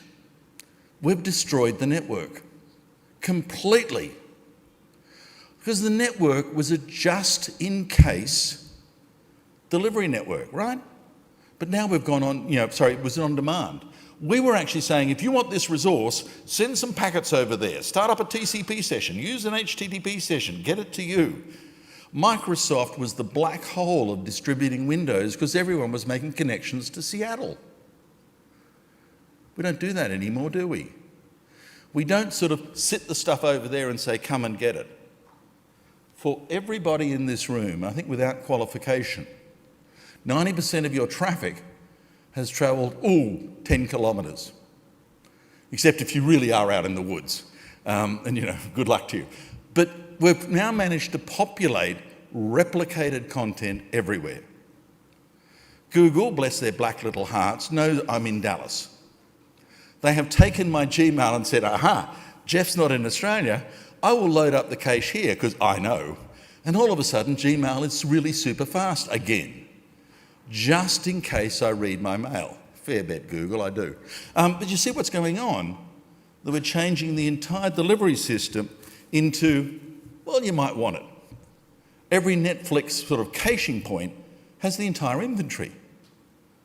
You don't grab stuff from far away. The packet miles are tiny. The packet miles are tiny. Because the currency of networking is distance.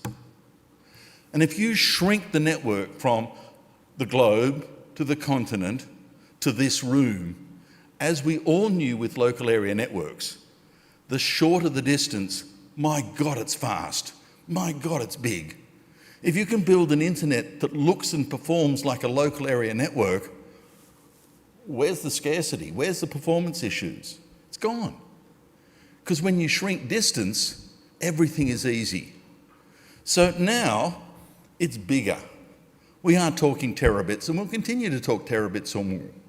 We just put all the content in all the places all at once because that's what abundance says. And we've also did in the mobile system.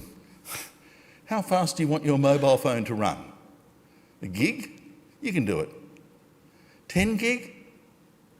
Oh, you might have to wait for a couple of years. Maybe 3. You know, that's about the equation of what we're doing in abundance. So all of this has actually allowed us to move a network which is phenomenally big, because it's not distance big, it's capacity big. Because when you shrink distance, it's the same law of physics. It's just in networking, cost is distance squared. So when I halve the distance, I don't halve my costs. I bring it way down, factor of 4, factor of 5. Speed is distance squared too. All those protocols that go, hi, here's a packet. Have you got it yet? How long should I wait for to know that I think you haven't got it yet? Well, if the round trip time between you and me is 1 millisecond, I don't wait for very long. I know you haven't got it, or I do, within a millisecond. All of a sudden, when you bring distance down, protocols sing and dance like they never could before. So now, packet miles has been reducing. This stuff is now fast, really fast. Not only do I get a gigabit per second to my house, but I can actually pull down content with a cooperating server or two at that same capacity. I can actually make it work at that speed. It's not just on paper, I can get it delivered because of shorter distance. So bigger, faster, and yes, Moore's law is prodigious. Cheaper, cheaper, cheaper, cheaper. I don't pay much. In fact, my salary has gone way up compared to how much I'm paying in real terms. If I took internet service and pushed it back to $1970, that gigabit, $5 a month of $1970, maybe less. My God, who'd ever thought? No one. They'd think you were fantasizing or on some great 1970s drugs. One way or the other, you know, this is a massive revolution in the way we think about this, because moving stuff around is really, really cheap. There's no profit in it anymore. It's just really, really cheap. A former luxury service is almost a necessity, but it's certainly a basic commodity, a mass market commodity. Oh, I live in the hills. Elon has the answer. And it's really fast too. As soon as I put 10,000 of them up in the sky, and he has, you can get them up to 300 megabits per second wherever you happen to be on the surface of the planet. Oh my God. So cheaper, faster, bigger, yep? Everything we always wanted and always said, I don't know if you remember, 2 out of 3. Can't deliver cheaper, faster, better. One of them's got to go. No. Thanks to chips, all 3, all at once. So that's the euphoric side. But we're down at feature sizes of 3 nanometers. How big is 3 nanometers in terms of atoms? About 50, 100. Can I go to 1 nanometer? Well, you can try. The problem is electrons, and let's assume they're particles, because, you know, quantum theory, blah, blah, blah, who knows. But down at 1 nanometer, they have a mind of their own. They tunnel, the bastards. And you put down this nice track and it kind of goes, tracks, I don't care, at 1 nanometer, I'll just chart my own path. It's hard to get this even smaller using today's planar technology. That thing we did in 57 is getting close to how far we can go. We need to be really smart to get more features in. So we can see it in processor speed. You're starting to see it in gate counts. Gate counts are not doubling every 2 years.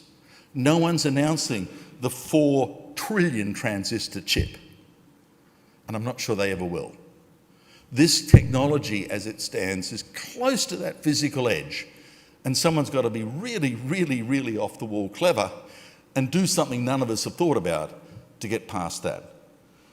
Now, we should be concerned, because in some ways, what we've been doing is exhausting our infrastructure. Like V4 and the internet was great, but it only had 4 billion addresses, right? And scarcity was actually one of the few things that was sitting there going, in a world of abundance, you've got a problem. And what we did was we papered over the crack. Number of things talking, billions. Number of addresses to let them talk to each other, a lot less than billions. The gap, let's just be smarter. Let's employ computing, processing, and edge-based systems. You call them NATs. Doesn't matter what you call them, it's bridging that gap between the capabilities of the technology and how big we wanted to deploy. And so that infrastructure complexity just got higher and higher and higher. And that embedded processing in the network starts to become problematical. There's a whole lot of networking, but NATs running at terabits per second is kind of an interesting question, i.e., I don't think we can do it at that kind of speed. You know, there are real limits going on there. And this kind of gap means that if you really want scale, really, really want scale, then at least at the moment, you've almost got no choice. If you want to build over the next few years, all that's left at speed and scale for new builds is V6. Who got the message? Not you guys. India got the message in 2017 and rolled out a V6 network across 1 billion users. That's getting the message at scale, at the scale they needed to do to be a part of today's world. That's a problem. They managed to solve it quietly. None of you were employed, or some of you might have been employed as contractors, but they did it largely there in India on their own. Amazing feat. China, you know, it surprises me to say this. I don't think they're as organised as the Indians, which, you know, is contrary to all popular mythology about India being a complete mess. The Indians are organised. The Chinese are taking quite long. And there's a lot of sponsorship showing we really need to do this at scale. Same kind of scale, billions. But kind of V6 is their only way out right now. And so you see they are on the move because they don't have the piles of V4 infrastructure, which has given this market the time to take things at a more leisurely pace. The sense of urgency and gaps to be filled is not in North America. But that doesn't translate to China, it doesn't translate to India. And that explains it, but no one's stopping. It's continuing on. There's no end here. It just continues to scale and push and scale and push. And there's another tension coming, and it's the tension inside the protocol stack. Because the network is the commodity sewerage pipes. Nothing to do. All the intelligence is moving up into this supercomputer in my pocket and the things that it wants to talk to. The application is now the service. Everything else doesn't matter.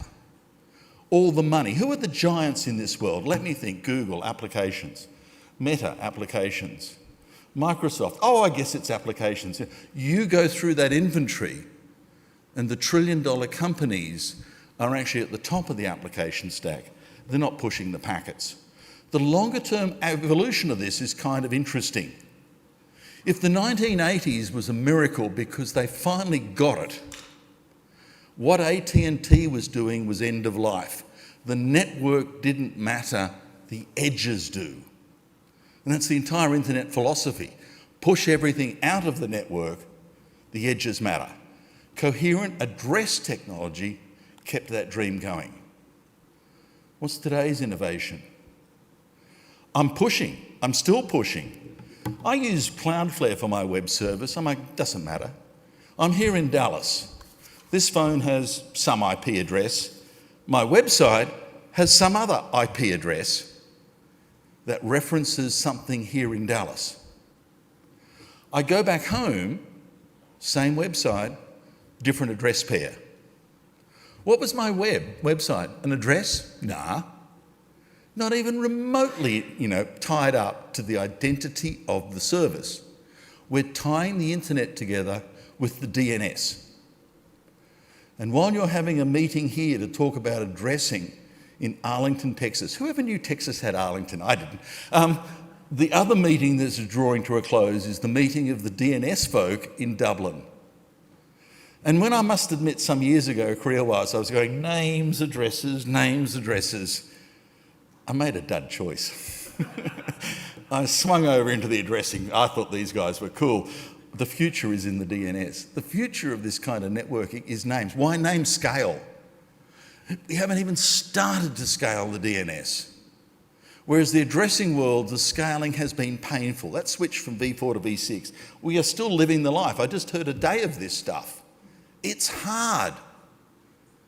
I don't hear the same stories about scaling the DNS. Take a domain name and have fun. Go and enjoy yourself. There's no coordination. It's my domain. There's all your domains. It's a different kind of model, and it really is scaling like crazy. That evolutionary shift is not going to stop. Not. The longer-term evolution is a namespace evolution. DNS services now underpin the entire security of the internet. Who needs routing security? Well, if I get routed to the wrong place, the TLS exchange fails. It doesn't matter that I got routed to the wrong place. It matters that I've reached the wrong site, and only TLS can tell me that's the genuine site. Only the name system provides security for today's network and authenticity. The underlying security of routing and so on, incidental, oddly enough. So what are addresses? Well, they're merely ephemeral tokens to stop routers getting confused. This is my stream, this is your stream. They don't need to have long-term permanence. And as we've seen with NATS, that runs the entire V4 world, all they need to do is last, I was going to say for the length of a session, but I'm lying. Because Quick said, as a protocol, you need to have a stable address for 2 round trip times. So I need to have a stable address for my packets for, in a short network from me to that data center just over there, about 4 milliseconds. And then go and change it. I don't care. Addresses don't matter anymore. They're totally malleable. Names really matter. And the pressure from the transition to V6 has been alleviated, not because we're lazy, not because we didn't have the budget. It's because it didn't matter to consumers. That if I was able to contact the services by name, everything is working, dude. There's no problem. And that's why it's really hard to persuade people who actually are sitting there on a saturated market, you've got to do V6. Well, why? My customers are going to pay me the same amount, and it's name-based anyway. It won't make any difference to my bottom line. So the pressure has been removed to transition to V6. And all of that slack is being taken up in the DNS, and the DNS is quietly going, not a problem, give me more, because it's actually managing to scale in ways that we never thought possible. So we need to scale further. We have to scale further. And it's service level scaling that's the challenge. Right up at that top level of trying to orchestrate named components. Building massive AI data centers is a losing proposition in the same way that building ever bigger mainframes was a losing proposition. At some point, it's not a matter of black holes getting bigger. It's a matter of dispersing even larger loads across an ever broader capable system. That was the secret to get out of the whole mainframe nightmare. And I suspect the entire massive AI data center, UEC, Ethernet, etc., is a passing fancy brought on by over-enthusiastic venture capital. But I think we'll be smarter than that. I think we will distribute that. We're going to push it and smear it the same as we've always done. Because making my problem everyone's problem is the way we do scaling. Thank you. Thank you, Jeff. Did we have any questions for Jeff before he leaves? Oh, this is Aaron. There are always questions. I know. I was like, it feels like a silly question to ask, but I ask anyway. Hi, Jeff. Hi. Lee Howard, unaffiliated. Always fun, of course.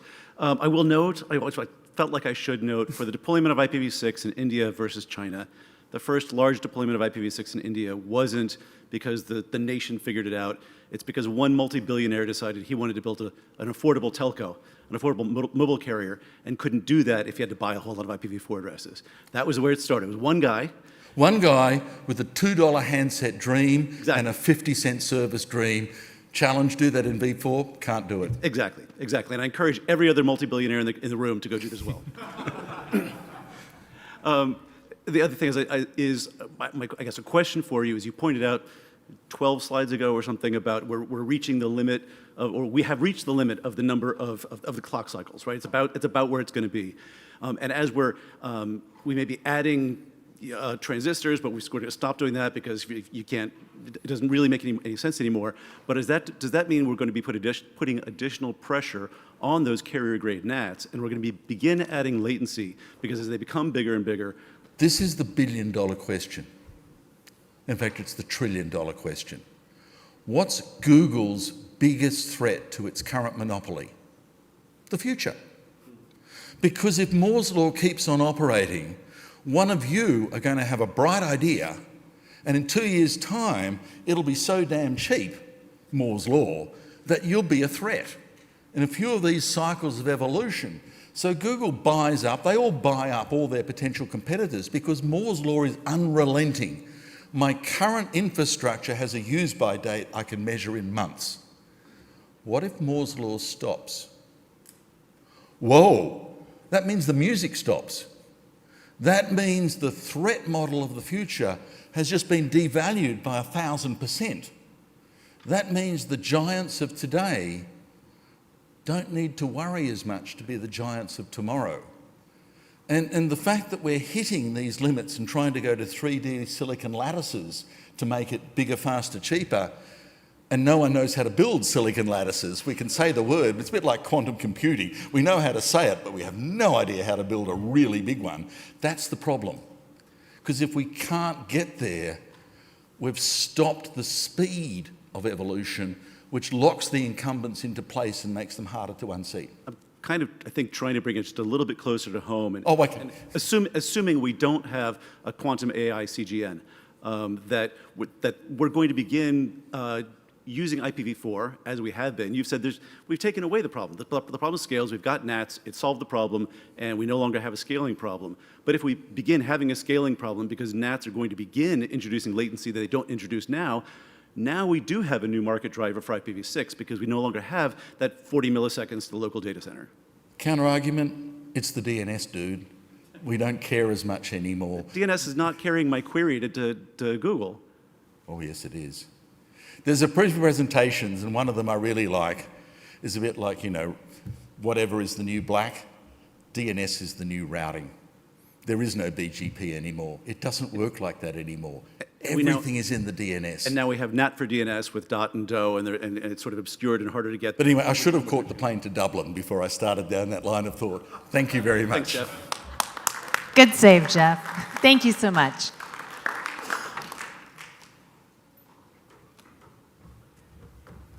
All right. Thank you for that interesting presentation, because it was interesting. I learned something. All right, and now we're on to our open microphone. I'd like to invite John Curran and Nancy Carter to come up, and we will be opening the floor for questions, comments, thoughts, and opinions from the audience. Thank you. Okay, comes to that open mic at the end of the day. Microphones are open for any questions you might have. I'll get things going. It occurs to me earlier, someone asked me, do you need to sign an RSA to transfer address space? And I said, yeah. Well, I only deal with a subset of transfers. I deal with all the ones that are colorful, fuzzy, all sorts of strange circumstances, and they're all 8.2 transfers. They're all cleaning up things that aren't named under the organization that should be, and all of those, yeah, we require an RSA. If you're doing a very clean 8384 transfer. It's in your name, everything's fine. Yes, it's possible for a legacy holder to do the transfer without entering an RSA because we don't have to do the 8.2 work recovery, et cetera, et cetera. I forgot there's simple transfers in the world, and I should have checked with John. There are some, very few, increasingly few as we get to the bottom and we're scraping that barrel, but they do exist, and for those you can do a transfer if it's in your name and it's appropriate. Increasingly though, we see people with the ones that require an RSA because first thing is a 8.2 transfer. Yes. Tina Morris, AWS. John, I just want to clarify one thing real quick. Are you trying to say you were wrong? Oh yeah. Not only am I wrong, I'm proud to say I'm wrong. You know, the thing is, if you don't live to your mistakes and admit them, they become institutionalized. So I'm the first one to say I'm wrong. And I will say, no, I'm not up here often doing that. Do we have anything else in the room or online? Come on, guys, it's open microphone. Let's do this. Kat, go ahead. Hi, Kat Hunter, Comcast, ARIN AC. Speaking as chair, actually, since it is election season, one thing I wanted to point out is for the advisory council selection slate, everyone is listed as qualified. I have had numerous questions why current AC members are not listed as well qualified. Why is everyone qualified? There's a lot of people in this room that know why that is. There was some back history where it had disenfranchised certain people, but I do have a concern that maybe we're having the opposite effect now, that maybe the AC that are up for re-election do not meet the standard of well-qualified of people that are not always at this meeting to know that there's a different set of rules for the AC slate. So the criteria for well-qualified, as Mr. Sweeting explained earlier, has to do with not only meeting the qualifications, but meeting additional criteria set by the Board of Trustees in the guidance letter. Guidance letter talks about what additional things the board has identified as gaps, either present or future, that need to be filled. And it's done for trustees. Mm-hmm. And last I checked, we don't have guidance letter that has any qualifications for AC, so we don't have any way of identifying well qualified, you're all equally qualified. I agree with that, but my suggestion would be to not put anything next to the names. Excellent point. I think the qualified makes it look like there's an option for something else. Okay, good point. The governance committee is very active in this area. There's been a lot of work being done, and we're going to put that in as part of their discussion, because the board actually just looked at a set of documents the other day, but we have time before next year to cycle this. Okay, thanks. Thank you. Adira Thaxton, Internet 2.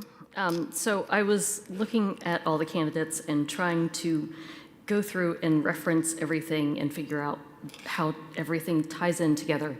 And there is actually an option that is not qualified for AC and NRO-NC nominees. It's called unable to qualify. Yep. All of our people are qualified. That's awesome. And I've sent a surprisingly long email to Amanda with some things that I thought should be cross-referenced on the elections page. Yes. Okay, microphones remain open, go ahead. Hi, this is Sindhu Kolawar, current fellow. Again, thank you for the opportunity, and it's been a great, everyone has been so kind, and they've been patiently answering all my questions, so I really appreciate it. And I've been scribbling down my thoughts so that I don't forget. I've been thinking a lot about AI and automation, how they're transforming the way organizations operate, just not in governance and policy, but across everything. People and companies are spending billions of dollars in AI at the moment, and it's impacting all of us in one or the other way. As a community-oriented nonprofit organization, ARIN is in a great position to explore innovation responsibly. So even starting small, maybe using AI for non-critical things like summarizing discussions, organizing archives, or highlighting key updates could make participation more accessible and efficient. So this is just a suggestion. We don't have to implement anything right away, but it wouldn't hurt to start experimenting. Introducing even a small element of innovation could really help modernize how we collaborate and keep ARIN future ready. Thank you very much for that suggestion. I will say if a member of the Board of Trustees has whispered in your ear to come up and ask that, that would not surprise me, because they actually have whispered the same thing to me on multiple occasions. We're actually looking at AI. We have an AI policy on usage of AI within ARIN, and we have to pay a little attention to that because we do deal with customer confidential data. And AIs enforce security by thinking they're not going to give you data unless someone tells you to, and that's kind of nerve-wracking. So we right now aren't using AI as much as we could because we're a little concerned about the sharing potential, but we're actively looking at it. The Risk and Cybersecurity Committee has us exploring that as well, not only from the risk perspective, but some of you are gotten creative in what you submit and might be using AI to do that. And if you're going AI to do that, I'd like to use AI to catch you. So it's very active discussion. We are using AI right now internally for non-confidential data. We're hoping to do it with more. It may require a little infrastructure to do it in a way that doesn't endanger your information. But the board has said the same thing you just said in the last 72 hours to me and earlier this year as well. So yes. Thank you. Thank you. John? John Sweeting with Aaron. Just want to let everybody know the election's off to a great start. 3 hours in, we've passed quorum, but keep voting. Vote, vote, vote. Vote, vote, vote. Thank you. Microphones remain open? Yes. I just want to, Adair Thaxton, Internet too. I just want to say that compared to previous ARINs I've attended, there has been an absolutely reprehensible lack of dad jokes. So given Jeff's keynote, I wanted to say, how can you tell when a network engineer is in love? I don't know. They memorize their partner's IP address to skip the DNS overhead. That's funny. Looks like we have one question, comment from online. Yes. Go ahead. Preston Orsini, John, for those of us who want to get more involved in ARIN, especially from the operator engineering side, what's your advice on to start contributing more meaningfully? And related to that, are there any plans to make more operational data transparent, like RPKI adoption rates, route validation metrics, inter-RAR coordination stats? That kind of visibility really helps drive engagement. Thanks for taking the time to connect with the community and make decisions accessible. Okay, good feedback. We are looking at trying to make more of our information available and also doing more technical sharing of data. Point is well taken. Thank you. All right, do we have any more? Microphones remain open. I have a question. Why is that there? That's not me. We got ducked. We have a visitor. It appeared. I didn't do it. It wasn't me. Microphones remain open. Remote participants? Seeing none, I'd like to do one more thing and invite Mr. Sandiford up on stage.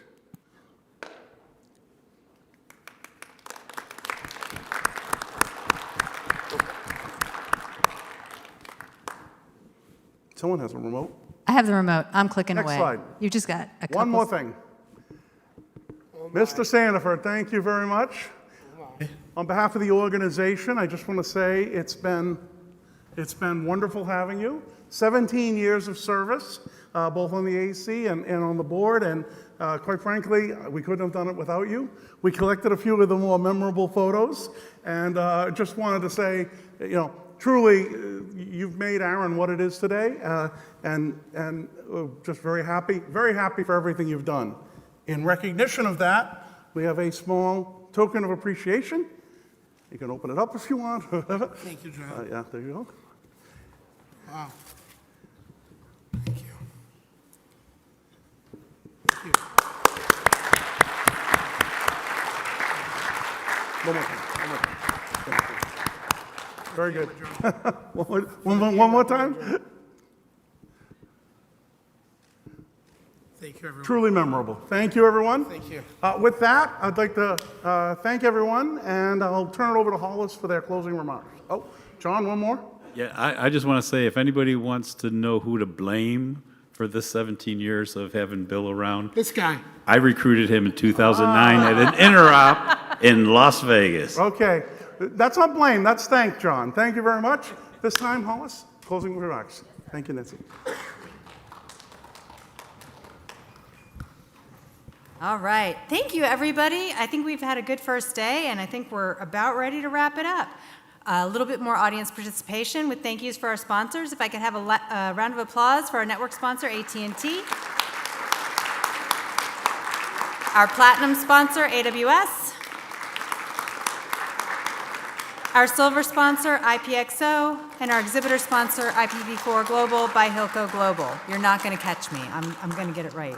And again, we'd like to also thank in advance our social sponsors tonight, Calorama. We hope you'll join us at AT&T Stadium.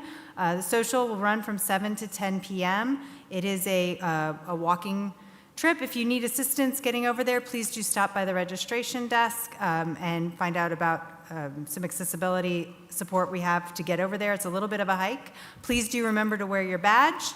And the specific directions were in your email this morning as to where to enter the stadium. And please do join us tomorrow, 8 a.m. if you're here on site for breakfast, 9 a.m. here in the room for the final day of ARIN 56. And thank you again for all you do to help make this community keep going forward and doing what it needs to do. So thank you for being here.